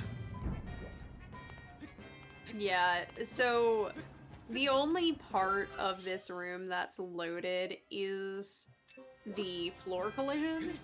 So, that means walls aren't loaded, and thus we can do that jank little side hop to get down to this other door.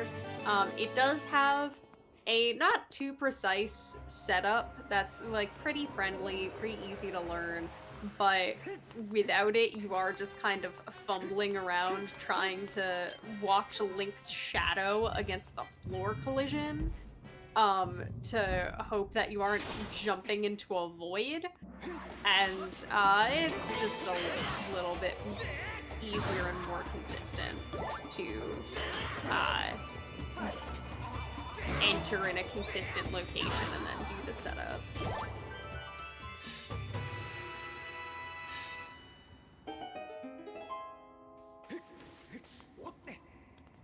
We are very much getting there on item progression finally. Yeah. Took us a while. Yeah. I mean, we got bottlenecked early on because I forgot about the whole fact that we had access to another statue in Farron. But apart from that, like, yeah, we just need a sword and 2 boss keys. Actually, I need to... Okay, that chest is not pinging.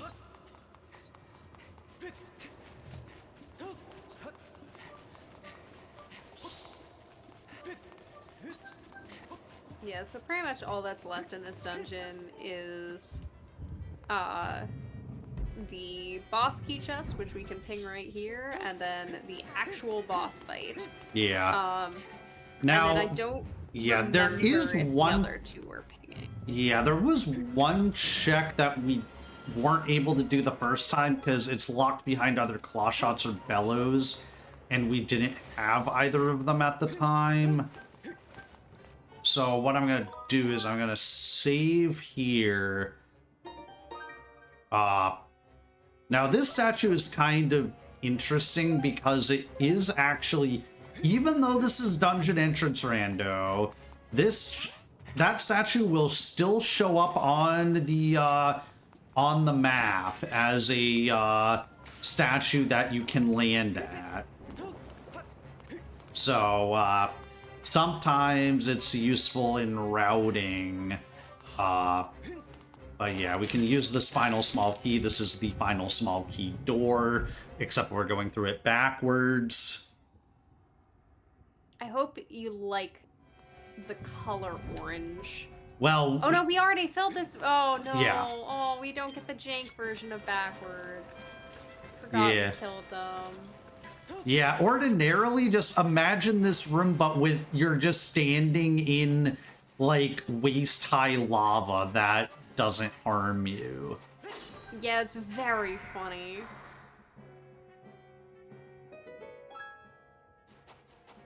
But yeah, that is the only save statue in the game that's kind of janky like that. That it appears on the map as a place you can land. Seems... Oh, something's pinging. Is that just behind bombable? Yeah, I think that's the small key chest, or the other one. Like this. Yeah, no, the chest behind bombable is dead. Yeah, so. Oh, it's one of the few times in Rando that you take this route back. But yeah, because that chest is kind of jank, or that sorry, that statue is kind of jank, and we can use it for some nonsense with the map. You can actually do an RBM to just spawn in that statue. If like you know you don't need anything in Fire Sanctuary, and you already have the boss key, you can just skip all of Fire Sanctuary and just go right to the boss door. It's pretty neat.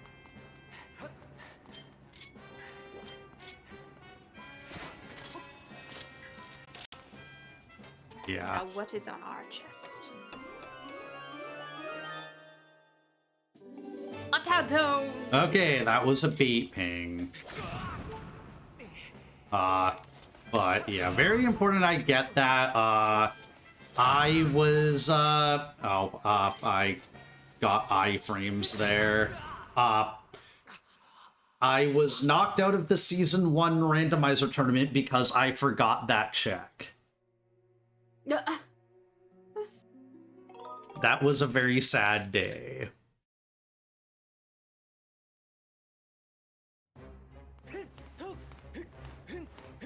But yeah, in this case, it turned out to be a dead Tadtone because we already know that the Water Dragon check is not required. Yeah, Actually, always good to check your pings.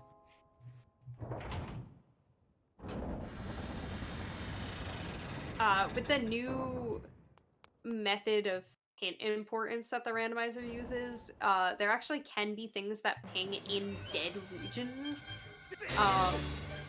Now, because, like, if there are Tadtones that are not required, the region can still be declared dead, even though there are checks in it that we would ping. So it can be sometimes kind of funny if it's like right there. You can go pick up checks that you know are dead if they're pinging to see what it tells you is dead. Sometimes you learn that you don't have to do the entirety of Bug Heaven minigame that way. Also, by the way, this was Girahim too. Yeah, got obliterated because we had Master Sword, and I got very good RNG. I got a, probably the best possible attack in phase 1 at the start of phase 2, which is like no attack. Because then there are certain attacks where Girahim will be stunned if you counterattack, and certain attacks where he will not. And I got one of the ones where he was stunned, and that allowed me to get like 2 spins and like 3 slashes of damage in right away.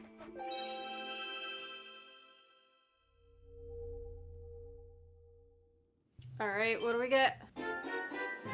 Money!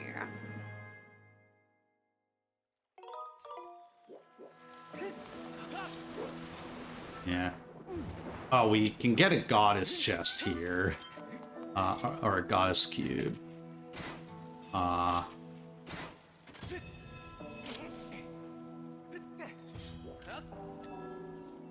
nice. And yeah, I can backflip during the cutscene. I did not know that. I'm stealing that. Yeah, it's That's why I love doing coughs. Yeah, the camera's a little weird after the fact, but yeah, it is a thing that you can do.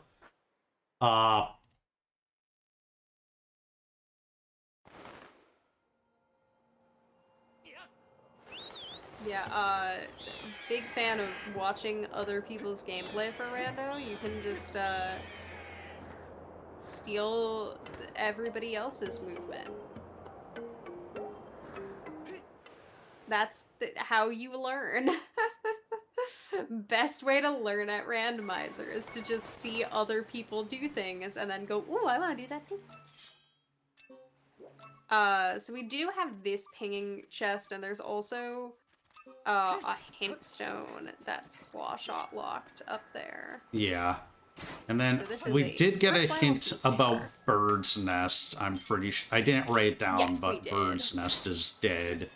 So I don't have to do that, but I will... Yeah, actually, I should first of all get this chest that has been pinging this entire time and confusing me. What we got? More tattoos! Yay! More bait pings.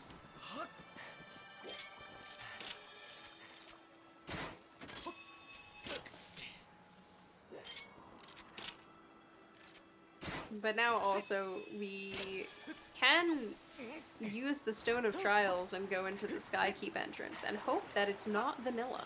Yeah. Nice. I already knew that check was dead, but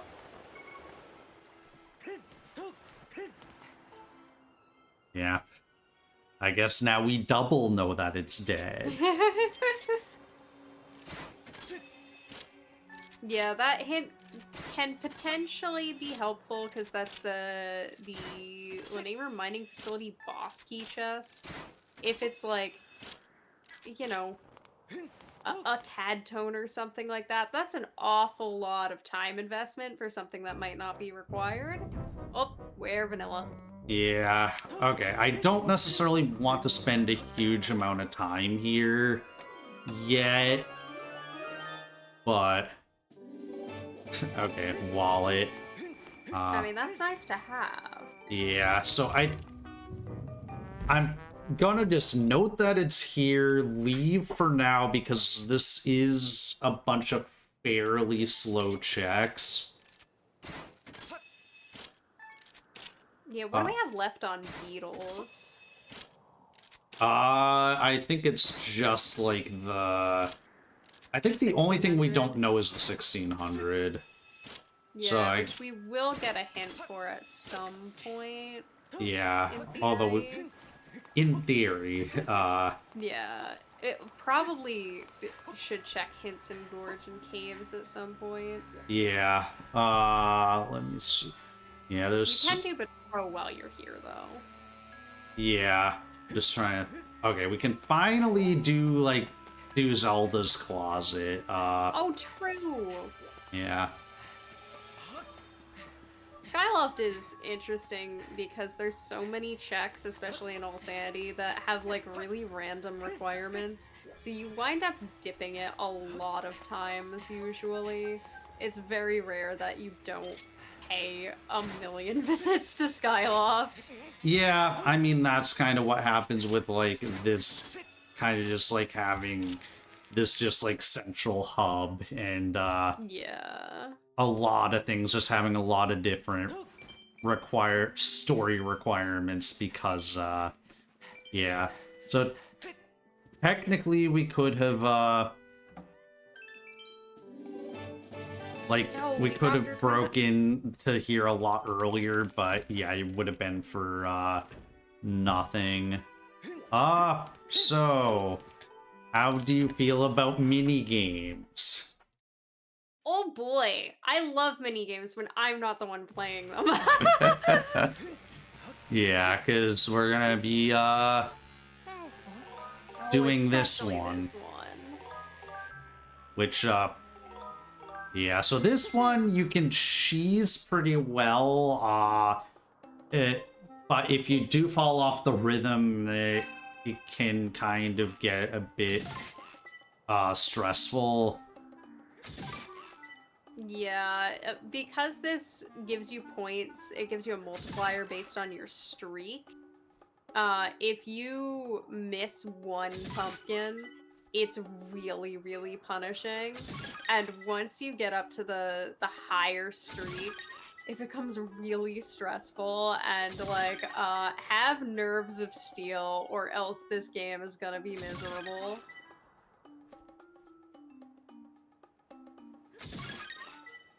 Yeah. Also, having bow upgrades is actually a disadvantage for this minigame. Oh yeah. Particularly the iron bow just like makes it impossible to see Fledge while you're doing this cheese strat. Oh, yeah, so Yeah, fortunately, we were able to maintain that streak for a long time, so this is still definitely completable. The hardest is if you get up to like 300 or something like that, and then lose your streak, and then have to do half of it over again, because we do need 600. But one more shot. There we go. yeah. And Rando Edition, you can shoot the bell to end the minigame early. Yeah, it probably didn't really matter because I only saved like 4 seconds with that. Thank Yeah. you, Fledge. Basically, got a refund. refund. Okay. I need to see what I actually have. Oh yeah, we never did repair Gondo's junk, which is what the check is actually called. Yup. This is the check for repairing Scrapper. Yeah, it's the only check in the game that requires a consumable item that you can, like, obtain and sell. And he takes away from you. So, like, we pick up a single ancient flower. If you pick up multiple, he will only take the one. And that is valid! Okay, well that puts us in logic, at least, as far as the Thunderhead stuff. Yes. Valid, if you are willing to open early Thunderhead, actually only unlocks one check, and that check is in Sealed Grounds, and so since Sealed Grounds was hinted dead, Valid doesn't actually unlock any checks. I'm so sorry, Valid.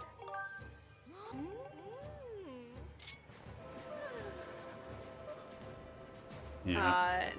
Now we are cleaning a woman's house. Yeah.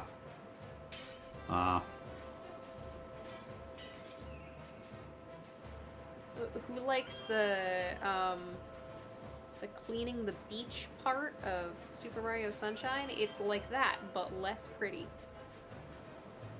Yeah. Although I guess, like, yeah. At least not, like, electro-zappy with enemies coming out of it. Yeah, you aren't being attacked by a giant manta ray or anything like that.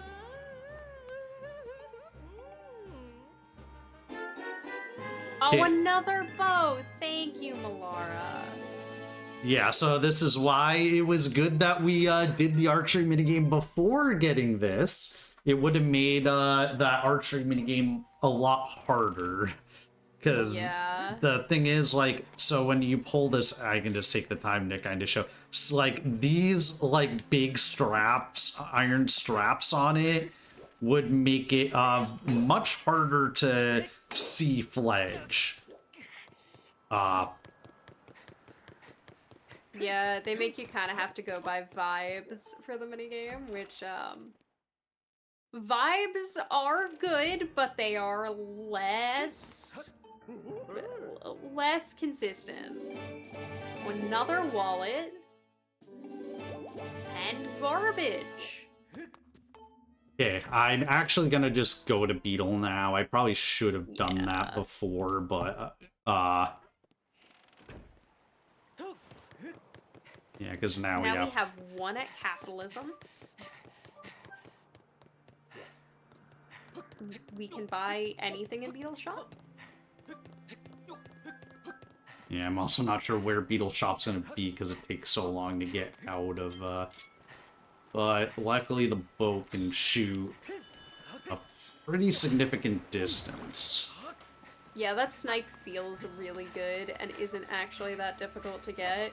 It's just a really nice moment of going, yeah, I feel cool.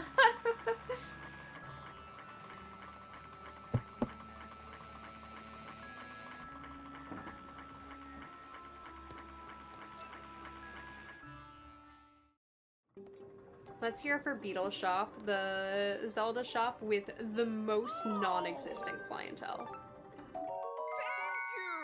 Legit, who shops here except for Link? Who can afford to shop here besides Link? Everybody knows that every citizen of Skyloft comes fully equipped with a bow and arrow. And that is the end of Beetle's shop. He is not selling anything else of significant worth, and he will never change his inventory, so, Oops. I'm sorry to his livelihood.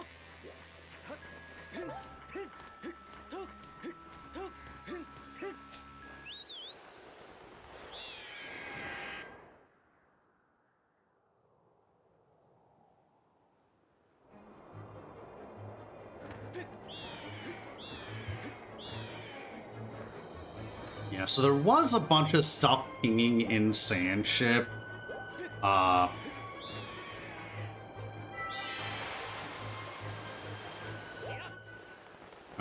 Nice. I thought I had enough height, but, evidently not. And since we do need to pick... Yeah, so we need to do some of these scrapper quests, potentially.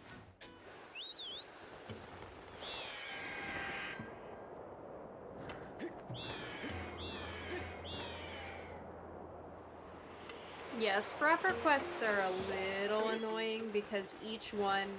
The interesting part about them is that you have to pick up the quest. You can't just bring them the item. The items themselves are always in a consistent location. But you have to talk to the quest giver, pick up the quest, go pick up the item, and bring it back to them to receive the check, which, in addition to just being kind of slow, has a really long cutscene of scrappers showing up and and then you just sit there and hold the B button the whole time. And it's not particularly interesting. Yeah. I hope they'll be removed someday from the randomizer. Yeah, I think if they can remove those cutscenes, then... Okay, well, we don't need Bad 70, so... Excellent. We're done with Patrol for the rest of the seed. Nice. Yeah, Caves was dead, but there is another hint stone here, and then there's Gorge. What was our third Baron region? Volcano Summit, Sandsea, Sealed Grounds. Sealed Grounds, right. Waterfall Goddess Chest, so that's the Pirate Stronghold Cube, but Pirate Strong, all of Sandsea is dead, so that's kind of another wasted always hint. I probably don't need that statue, but, actually, yeah, I'm probably gonna fly back to it, now that I think about it.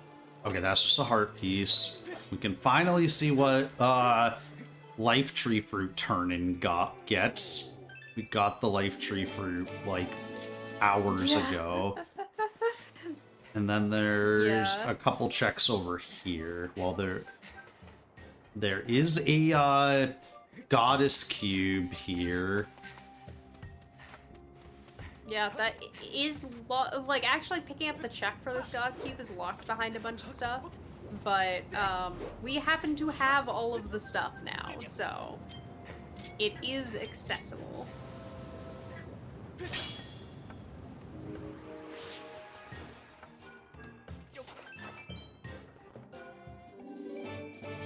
Yeah, I feel like these are probably regions that couldn't be hinted barren because other regions were. Yeah, I mean, Sansi is by far the more valuable barren hint. Yes, Sansi's really slow to check.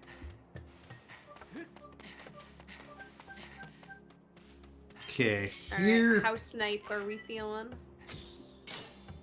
Oh, very First snipe. try, apparently.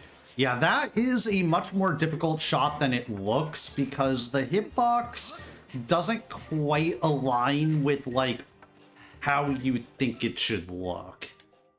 Yeah, the hitbox for some reason is slightly to the right of where it appears visually.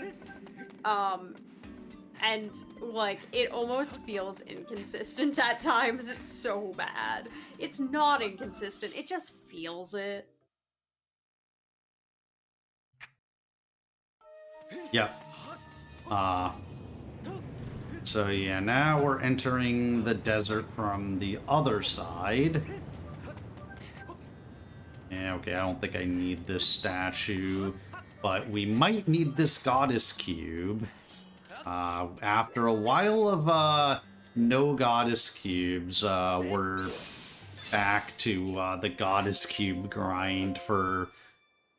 We need 2 more. There's one that we, like, kind of passed by but weren't able to get before. So we're also going to have to get that one, and then we're going to loop into LMF and clear Sandship where there were some pings that we couldn't get earlier. Yeah. Yeah, and that little goddess cube that 64 just grabbed, that's a cute little trick where you can get it in midair and then fall into the quicksand. We love this trick because it means you don't touch safe ground and you respawn back up top. Whereas otherwise you would have to cross the quicksand to get back to the rest of desert, which is slow and boring. And we didn't want to do that. Yeah, how do I want to do this? It's an awful place to have to get back to, honestly. Yeah, well, there's 2 awful places to have to get back to. One of which is kind of my fault, but I guess I'll probably have to fly out and back in to get to Desert Entrance to do Dodo or get the party wheel, because, yeah, party wheel is just, like, an even more awful location. And the thing is, once we beat, if the Sandship boss key winds up being in Sandship, we will get... If we beat Sandship, we will get spit out in Temple of Time. Which is kind of a dead end for us. It does have a hint stone. That is true. It is a hint stone that is definitely in logic, it's just extremely slow to get to.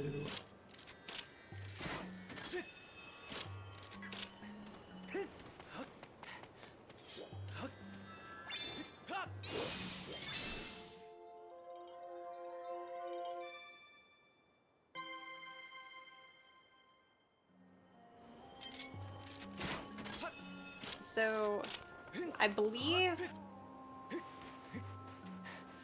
that I think is our last goddess cube. Because all the ones in Sansi are dead. Was the Temple of Time ride hinted?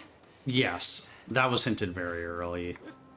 So, yeah, I think that's our last goddess cube. Yeah, that sounds right. We skipped the ones in Summit. We're skipping Sandsea. Did all of Farron, including Deepwoods and Floria. Yeah. Say goodbye to Goddess Cubes.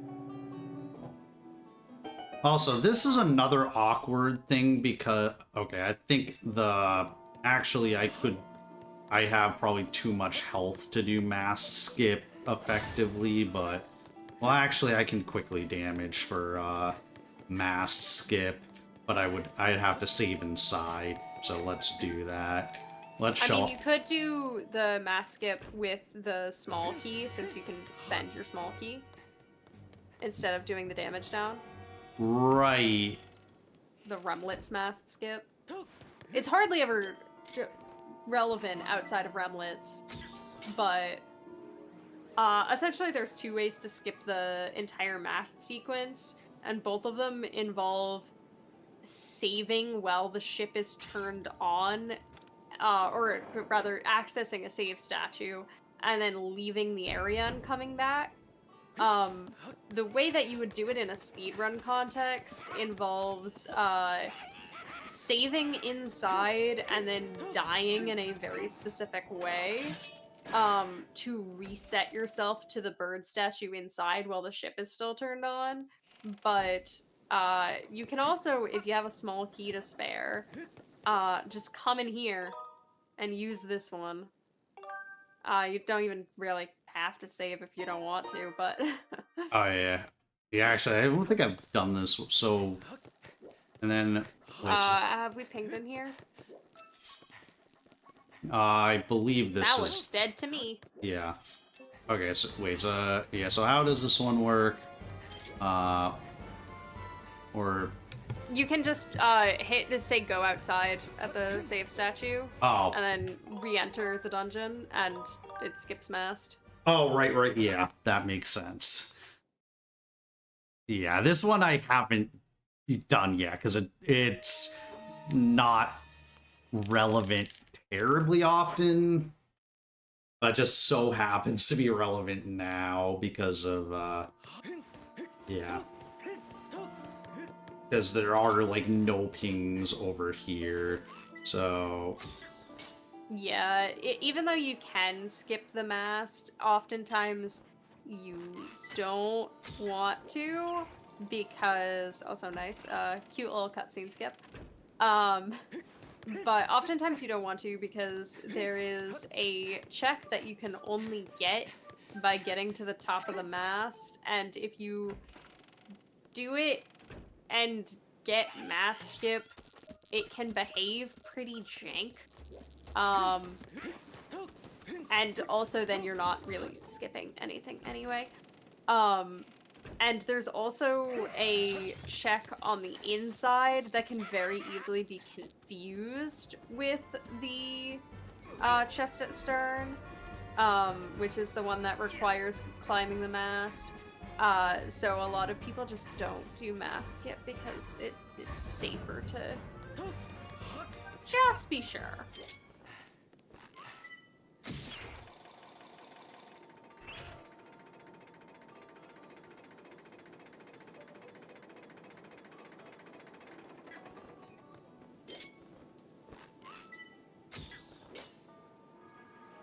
Yeah, so this part of Sandship, since Treasure Room pinged, we kind of want to do this. It's kind of slow, but there are 5 chests in Treasure Room, and at least one of them pinged.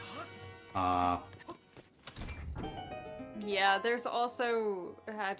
Did we get a hint for the Brig reward? I don't think so. We did not, or not any that I remember, so, yeah, that one cannot be pinged, because that one is interacting with an NPC. Also, happy 4 hours. Happy 4 hours, everyone. Yeah, this is, whereas doing one of the generator quests gets you 5 checks, doing the second generator quest only gets you access to 1 check, and it doesn't ping, so it's, like, almost always useless. But you gotta do it anyway, just in case.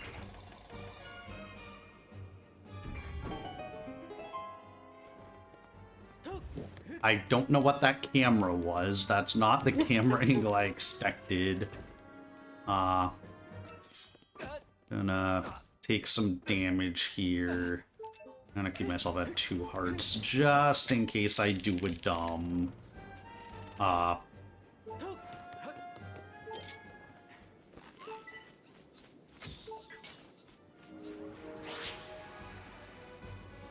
But yeah, we need to activate these 2 generators in order to reach the engine room of the ship, and the treasure room is attached to the engine room, which seems like somewhat poor design, but also in the vanilla game I would not kill that Boko, but I feel like in Rando, because of the fact that the cutscenes were removed, like, I have a higher chance of getting hit by that Boko. Yeah. It's a kind of recent addition that the cutscenes around the generators got removed from recent randomizer patches, which means that you don't really get a grace period where the Boko is frozen, because of the cutscene. He can just be gearing up to smack you in the head with an electric stick while you're activating the generator, and it can be a little tighter on timing trying to sneak past him. Yeah, and I'd rather not deal with that, especially at low health, and the fact that, yeah, they have attacks that stun. Okay, so that chest is dead, this chest is live.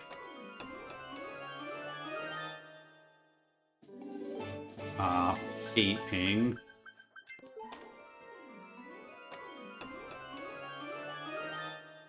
What we got? Useless gratitude. Garbage. We got more. Okay. Hey, the blessed idol. So it is actually very important that I did this first. So that before I went to the sand ship entrance. So now I can just beat an ancient cistern.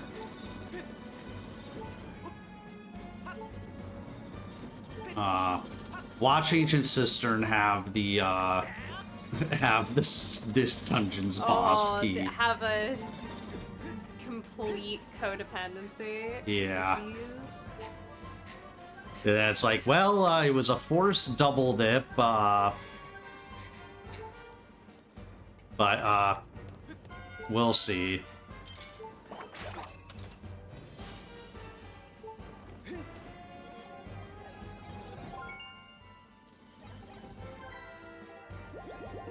All right. That is a very inconvenient health refill. Yup.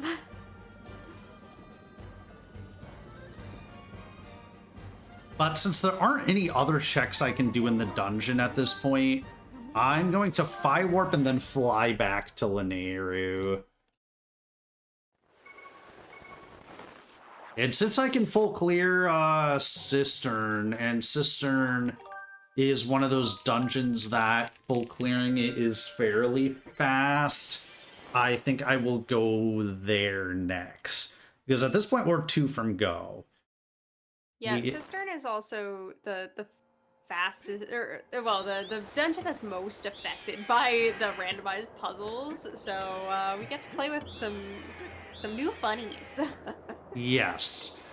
And honestly, like, yeah, it can be one of the more annoying ones, because not only are, like, each of the puzzle things randomized, but also the order of the 4 different things is randomized, which I did not realize until, like, last week in one of my test runs, when I'm like, why is this order not working? And then I read this and I'm like, it's because he randomized that too.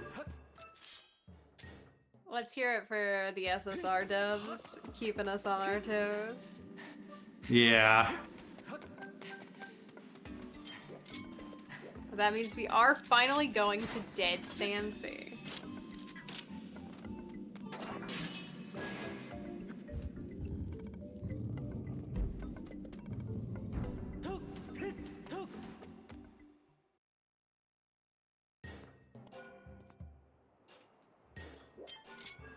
Yeah, so we have to claw shot downward, which is a little bit awkward. I always have the biggest problem whenever Sansi is hinted barren, that my brain for some reason doesn't immediately consider the beetle checks at the beginning of Sansi to be part of Sansi. My brain thinks they're part of Lanayru, so I just instantly start doing the beetle checks and then go, wait, what? Nope, those are dead. I'm wasting my time.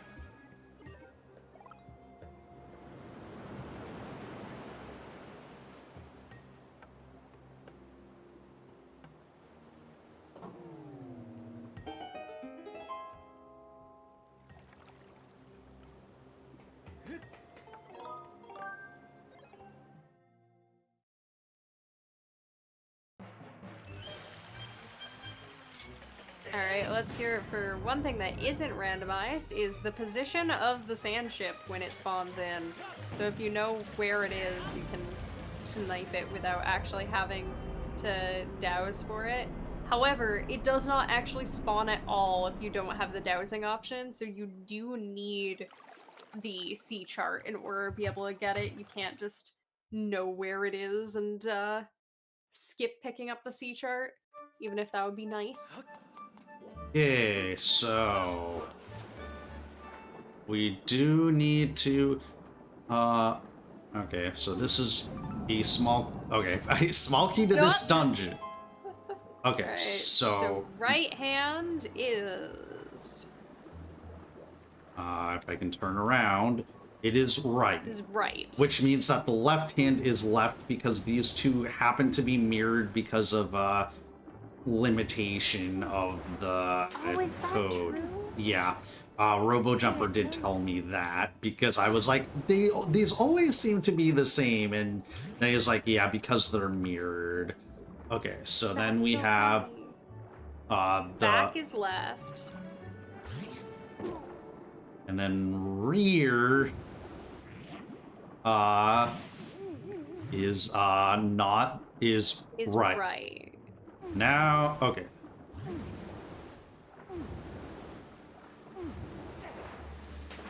Alright, gonna try to hold those in my brain for all of 30 seconds. Yeah. So now... Back's left, rear is right, hands are hands. Yeah. So it's gonna be right... Right, left... Yeah, right, left, right. Left. Yeah, right, left, right, left. Yeah.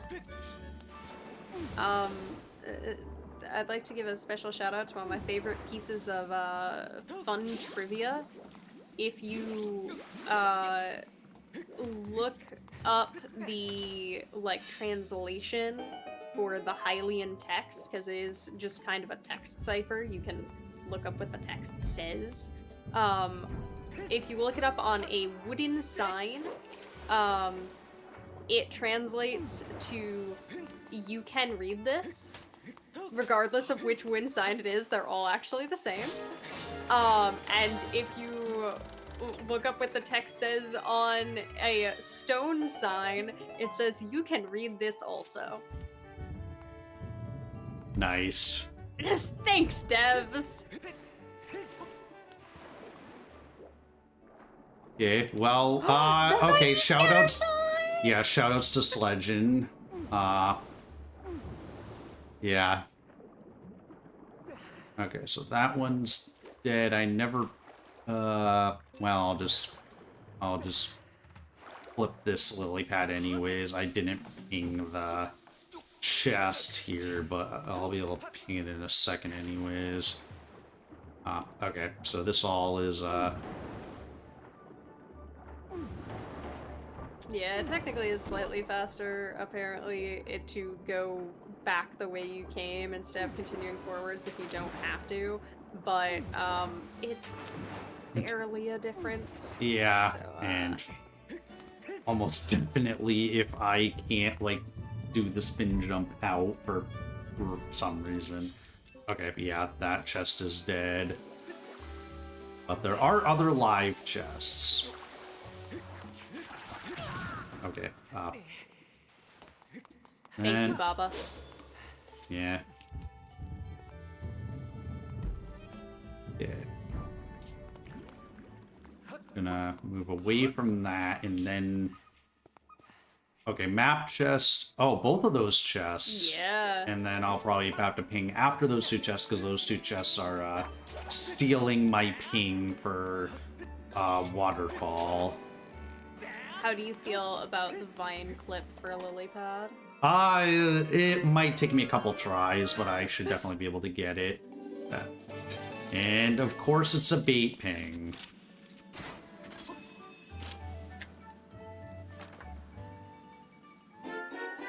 Oh, there's our true master sword. So we are just looking for our sandship boss key. Yep. And then we are good to go. Yeah. So yeah, it's a little bit precise, and like there's a visual cue for it that I There we go. forget, but I just kind of just go with it until I get it. Yeah, it can be a little And janky. that's just a monster horn. There are a couple of those weird vine tricks where you can essentially you're clipping Link into the other side of the wall, and using the claw shots. Ooh. Yeah, okay, well, that's not that big of a deal. Like, you can jump down and grab that lever midair, but, like, it's not too bad to just, like, we have the whip, so we can still just do this the intended way. Okay, the chest is dead.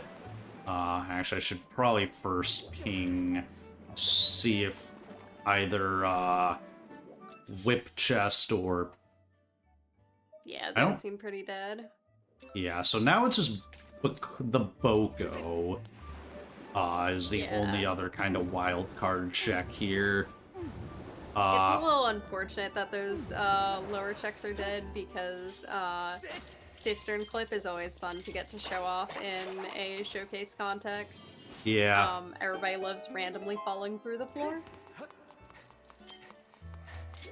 But don't get to show off everything, every seed, unfortunately. This room is completely trivialized by claw shots. Yeah. This dungeon is incredibly trivialized by claw shots.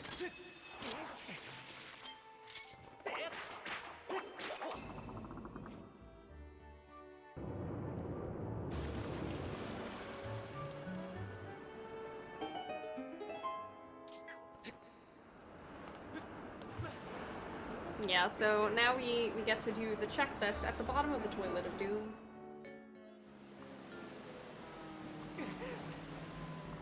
Yeah, so we can kind of swim here and kind of grab this in somewhat of a precise way. And then with the bow, I cannot miss, and I can break the web and flip the lily pad. Now, I probably missed this cycle. Oh, he robbed you. Okay, well, I'll just, honestly, I have both small keys. This might be a bit slower than, like, leaving and re-entering the dungeon, but...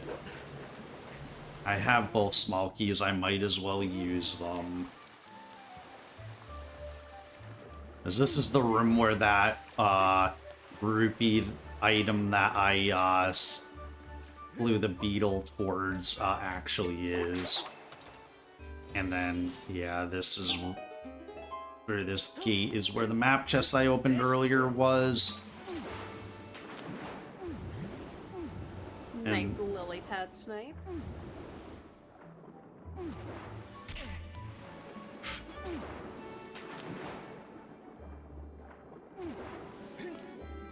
Yeah, and then we use the other small key on this door. And then just climb the statue, because we already have everything we need.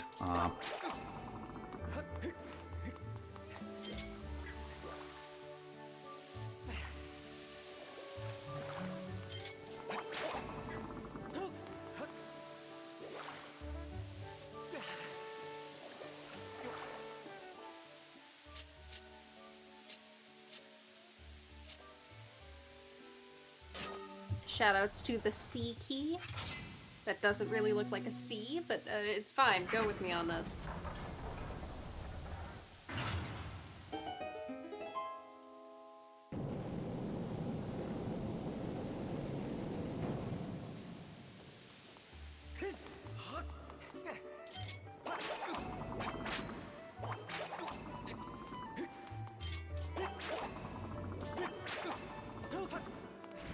I do not see the @ sign. I do see it as a flower.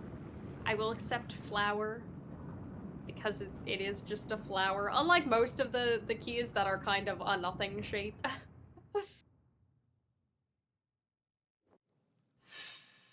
A random cutscene of a door that we can completely ignore. Has absolutely nothing to do with a mini boss that we skipped. Yeah, we kind of didn't go into like half the dungeon. There's this whole section that's in the dark hellish part where everything's purple and there's a bunch of cursed enemies and they're kind of zombie-like and there's absolutely no checks, so why would we go down there? There is the boss key chest, which we can ping from a distance.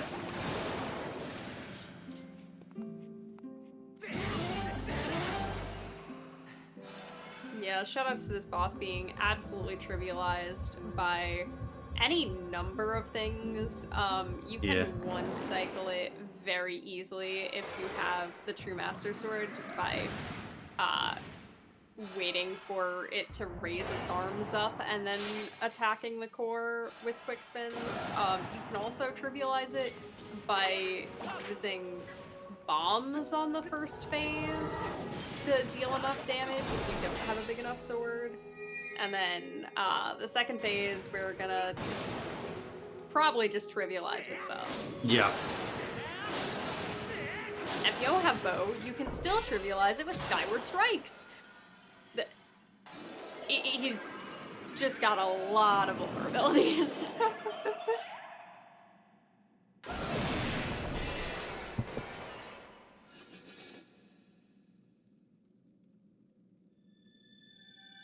Essentially, the second phase of that fight is made to set the majority of ways that it thinks you can deal damage to deal 1 damage temporarily, so that it encourages you to pick up and use the giant swords on the— oh, hey, a bow! There's our other bow! Yeah, we were bowless for so long, and now we have all 3 bows. Yeah, but they're trying to encourage you to pick up and use the giant swords on the floor, but it does not reduce the amount of damage arrow shots do, because you are not supposed to have the bow yet, and it does not reduce the amount of damage that the hero mode Skyward Strike does, which we do have turned on most randomizer settings. So there's a lot of ways you can just absolutely tear through his health and completely ignore the big fancy swords. Alright, where to next? Okay, well, we're gonna fly back in. We're going to pick up the party wheel. Finally. Good idea. Turn that in, ping the sky, then go to Thunderhead and finish up the last few checks there. I'm glad you grabbed the desert entrance statue. I cannot say how many times I've completely forgotten to grab that because I forget that Dodo's crystals are a thing.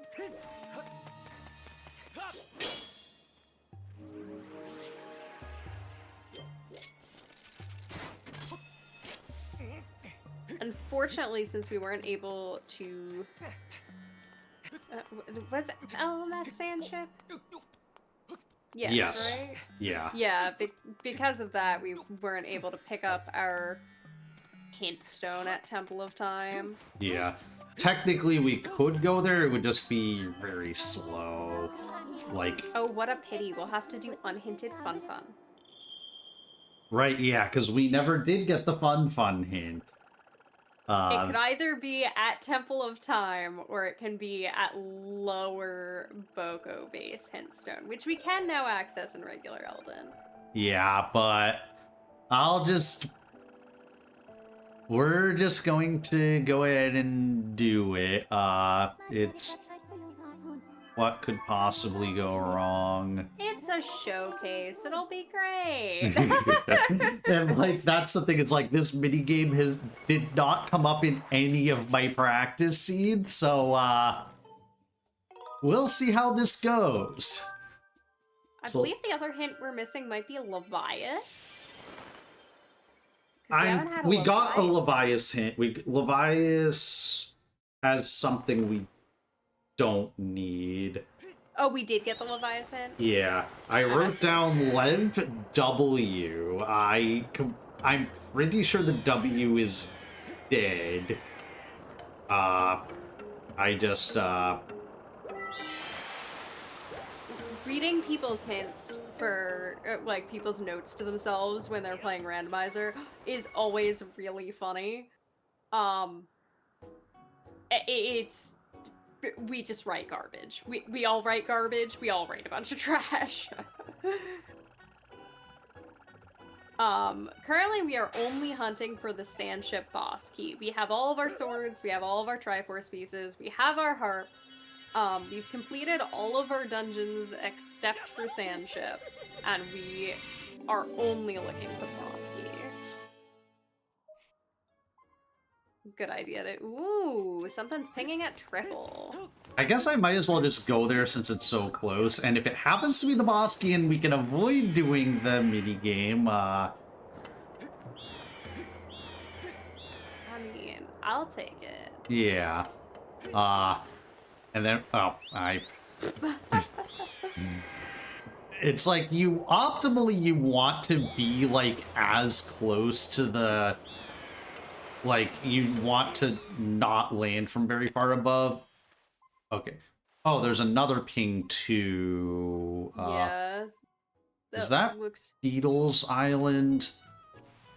That might be Beatles Island. I'm just gonna, yeah, so it has to be. Beatles Island. Oh, we do have one Goddess Cube left. I forgot. We have Goddess Cube on top of Skyview, which we never got. And that would be Beatles Island, so that's not Beatles Island. Okay, well, we'll do fun now. Everybody ready for fun?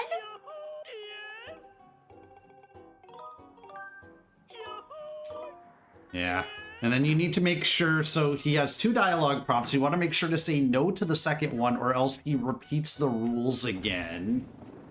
Not as relevant for Rando, but if you're doing a vanilla 100% speed run on the Wii version, that text is painful to go through twice.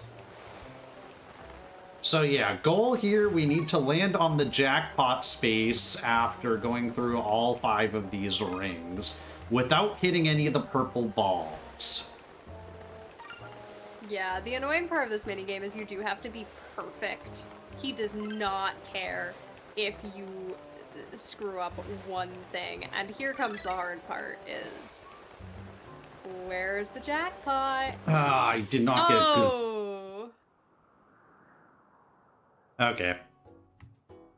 Yeah, unfortunately, yeah, if you're close, like, he takes more rupees away from you. I don't know what kind of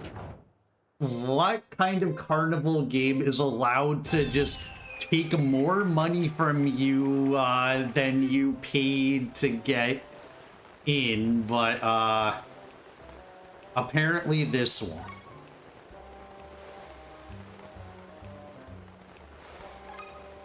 Yeah, there is a kind of trick to the ending that, provided you go through all of the the rings, which you have to do anyway, it should continue spinning a consistent amount. There we go. Once you go through the final ring. So based on where it is when you go through the last ring, you can kind of judge where on the board you have to land. But unfortunately, it's not in a consistent spot every time. Oh, I paid you your money back. It's a lot more than just a refund. Okay, I know which one this is. Okay, so... Yes.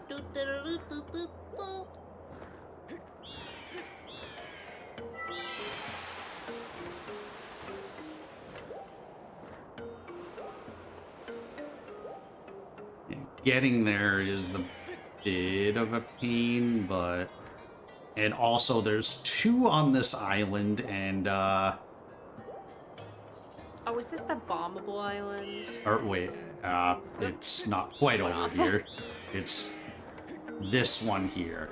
Yeah, so there's one that's behind a bombable rock, and one that is, down some vines. So I'm gonna land here, and then try to figure out... Wait. Oh, something else is pinging. Yeah, I'm like... Oh, we're just going back and forth. Yeah, unfortunately, it's just kind of the way that the pings are working out. That looks like it's the bombable one to me. Yeah, so this one we could have gotten a long time ago. Which goddess cube is this? This is Linearu Mine entry. Okay, we're go mode. Welcome to go mode. Oh, okay, that's kind of dumb because we could have gotten that one. For some reason, I thought I ping swept to the sky after like after going through Linearu, but I guess I didn't. So, yeah, we could have been in go mode probably like 40 minutes ago. That's okay. Well, actually, we still had the one thing in, Okay, well, people would not have gotten to see Fun Fun Island if, we didn't, But Yeah, actually, that this makes it might work. be my first, sub 5 all sanity, so, Ooh. Let's go So for it's a like- PB on the showcase. yeah. And then, yeah. And that's like, hey, Zella, I'm like 2 hours below estimate. We are so sorry. I mean, yeah, they could definitely run like a task or something after this, but, yeah, like they definitely have things that they can do to take the time. I mean, Like- I don't know how really, really long it's on in particular runs things, but personally, from my experience of working with events, I would much rather be ahead of schedule than behind, so Yeah, I'll take it. yeah, I mean, it happens, and I mean, like, I padded the estimate a lot, because I think it was, like, one of the races I did, like, wound up being, like, 6 hours, and then every seed I did after that was, like, sub 6 by a lot. So... It's like It- all my practices for the co-op All Sanity were like, man, these have been some slow seeds. You just got like a 4.5 hour seed, whatever, and then the actual co-op All Sanity was like a 3.5 hour seed. Now we get the one that's actually difficult of these. There we go. There's Mr. Squiddy. That was, I feel like this boss key in particular has, like, the USB cable meme to it. Actually, I realized I probably should have done Tentaclus skip, but whatever. Actually, we can show off another funny thing instead of Tentaclus That's skip. true. So, yeah. You can do a very complicated bit interaction where you go into TLOZ house back in time and turn in 30 gratitude crystals to get a very specific flag from the cursed chest to skip all of Tantalus, which is very funny. But fighting Tantalus is also pretty funny, and Tantalus is our wiggly friend. We like our wiggly friend. Yeah. But yeah, oh, I don't have arrows. That's a bit of an oopsie. It'll be fine. I mean, with True Master Sword is much easier to do without arrows. Yeah. And one of the, like, the first tentacle should drop arrows anyways, and then it should be fine. But yeah, then we get to show off a really funny thing in this fight. If you watched my run last year, Jazdix, one of the commentators, had a big rant about the Tantalus fight that we're going to is kind of specifically about what you're about to see.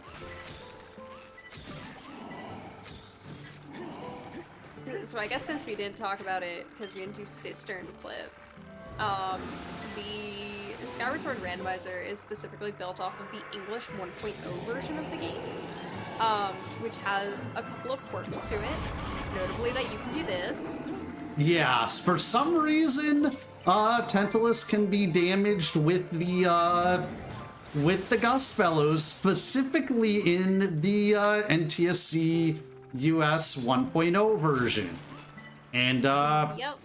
it was patched out of every other version. I'm not sure why that one was patched, because it is kind of irrelevant. Like, it's a funny thing, but most people aren't gonna find it in a casual context. Well, yeah, I mean, we didn't know about it for the longest time. Like, it wasn't until I don't know how it... I think it was only discovered because of Randomizer, and I presume it was just something that was discovered by accident. Yeah. Currently there's probably like, let's be safe estimate, like 15 minutes left. I don't know if you turned on Horde. Yeah, I have Horde on, so yeah. Okay. So about 15 minutes of solid boss fighting.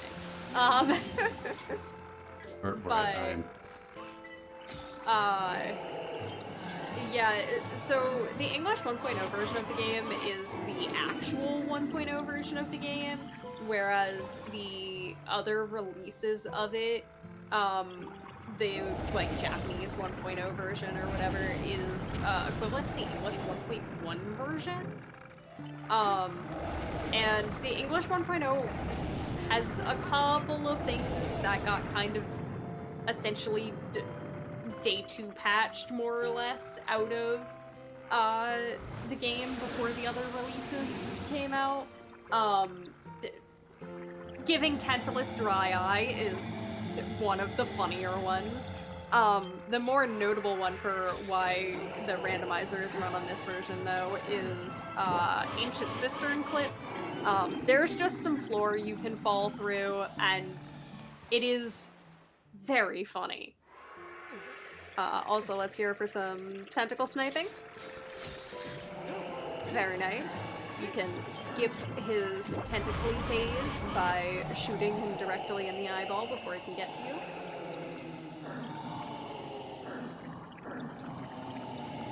Oh, I didn't realize that I've had the volume off. I didn't realize we had randomized music on because I always forget.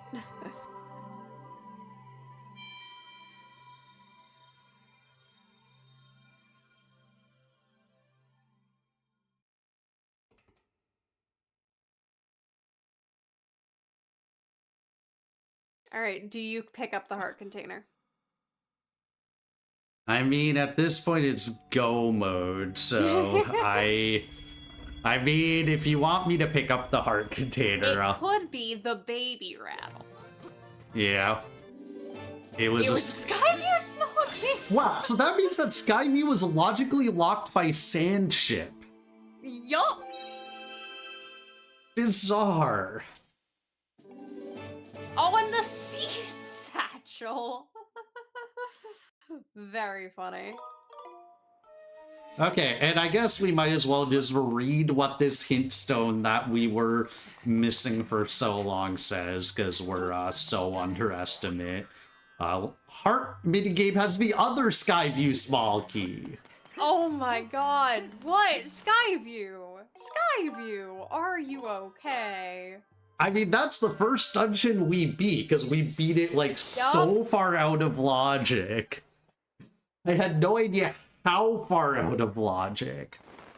Yeah, Skyview and Ancient Cistern are the ones where you really never need small keys.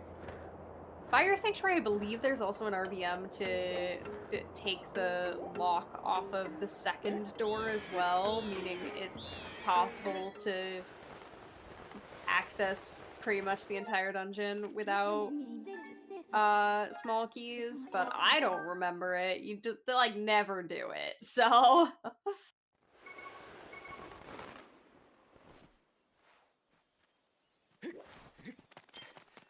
we will also receive one more check that we know is dead, because if you enter this room with the harp, it will automatically give you one of the sealed ground checks. So let's see what it was. Neat. Money. Right. Spawns you on the other side of the gate of time.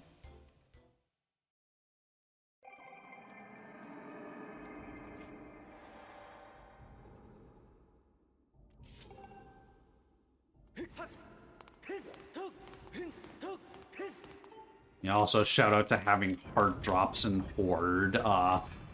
Yes. Unlike in any vanilla speedrun. So Horde is a lot safer than it is in the vanilla game. Yeah. In pretty much every vanilla speedrun we play on hero mode, because it comes with a lot of perks that we appreciate. Yeah, most notably the ability to skip cutscenes. Yes!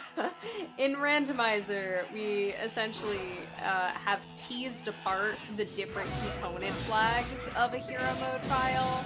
So some things like hero mode, Skyward strikes having more range and more damage is kept, but the increased punishing level of some of the like hero mode mechanics has been kind of nerfed. Also, do we get Horde skip? Well, let's see. That looked like a good setup. Yep. Whee! So yeah, we get to skip an entire revolution around this area, skipping one of the forced encounters, so that's really nice. Yeah, that trick is not as difficult as it looks, but the setup for it sometimes can just go randomly horribly wrong. So it can be a little bit scary because fighting the blue Boko is so slow.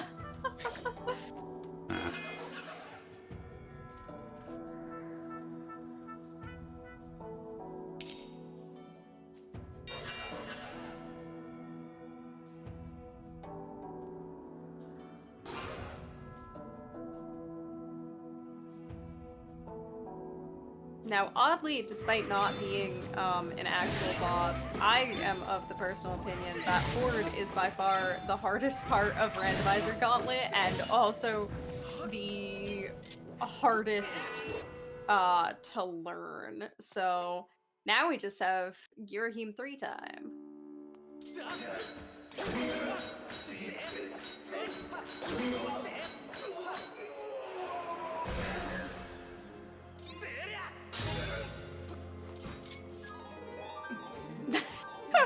Are you just taunting him? Yeah, that's kind of the old rando meme that we had, and I got purple hand skip. Heck yeah. Yeah, if you can sort of bait him to try to kick you within a certain range of the edge of the platform, you can shield bash him and hit him off without him ever doing the purple grabby hands. Yeah, did not get it on the last cycle, but yeah. It's okay, I never get it, so. Yeah, I almost never get it, but yeah, I'll take getting it in the showcase. Supposedly it's consistent if you have a very specific, like, cadence to, your slashies, but that specific cadence is slower than the one we would use in any percent, so, Okay. it does not fit with my brain. Screw that up a little bit, but... You wretched brat! And then he became Smeagol! Yeah, I was thinking the same exact thing about, yeah, that. Yeah, this is, as I said earlier, Girahim, no matter which Girahim fight you're on, 1, 2, or 3, will always be affected by, he's damage-based, not hit-based. So Yep. with the True Master Sword required, you just shred through his health. With Goddess Sword, we cry. Yeah. Welcome to Demise. Demise is actually entirely scripted, but is one of the harder things to learn for newer players, because it's a lot of precise motion controls. So that was a very clean phase 1, which is the hard part. And now we just kind of get style on him.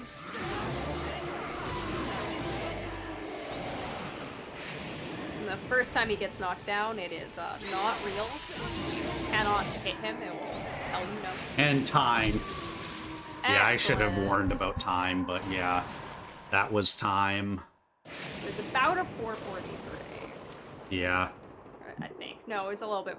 Yeah, more my than that. live split timer says 4:43:07. I'm not sure what the on-stream timer says, but It says 443:14. Very nice.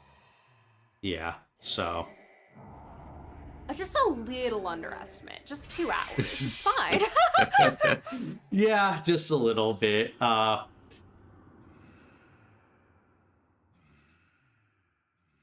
But yeah, for the fact that like we kind of last location, whatever, I forget what was on, what we were bottlenecked on at the beginning.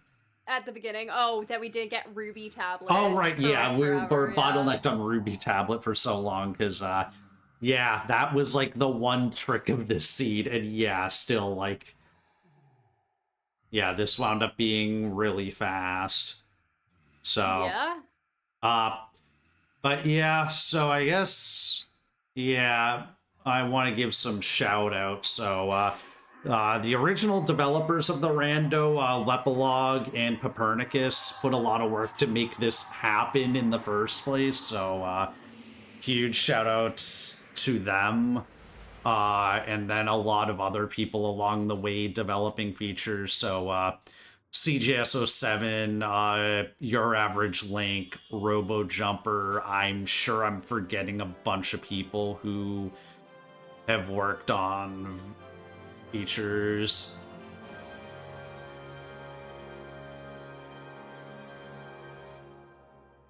So yeah, those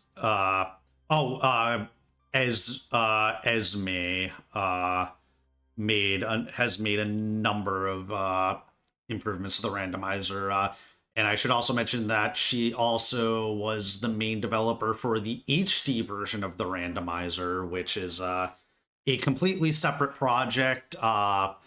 So basically you now have a randomizer for either version of the game. The HD randomizer actually has a lot more checks, and because it doesn't have to deal with the same memory limitations as the Wii version, But this version gets to play with a lot of the back in time stuff, and so yeah, I think it's a fun showcase of the game, kind of in a different context than we normally get to see it. So Yeah, definitely. I think that the HD version is also great if you would like to try out Skyward Sword Randomizer, but don't want to have to learn the ins and outs of motion controls, because I swear they're not as bad as it seems. But a lot of people do kind of see that as a hurdle to get into Skyward Sword. That like they are pretty consistent with how they behave, but you do have to get used to them. So, if you don't really feel like facing that hurdle, if you want to get involved, the HD randomizer is a really good option, and a lot of people have put good work into that project as well. And like they're still actively developing more of it at some point in the future. So, yeah, it's really cool. yeah, so yeah, I think that's about it from me. So I don't know if you have any other last words, Hippie, before we hand it back to them. I guess just thanks for having us. This was really fun, and thank you so much for letting me be annoying and talk over your gameplay. Uh, Yeah, no, thank you for commenting. Thanks for to really longathon for accepting this, and yeah, Play Skyward Sword Randomizer, or just Skyward Sword. It's great. yep, yep. It's a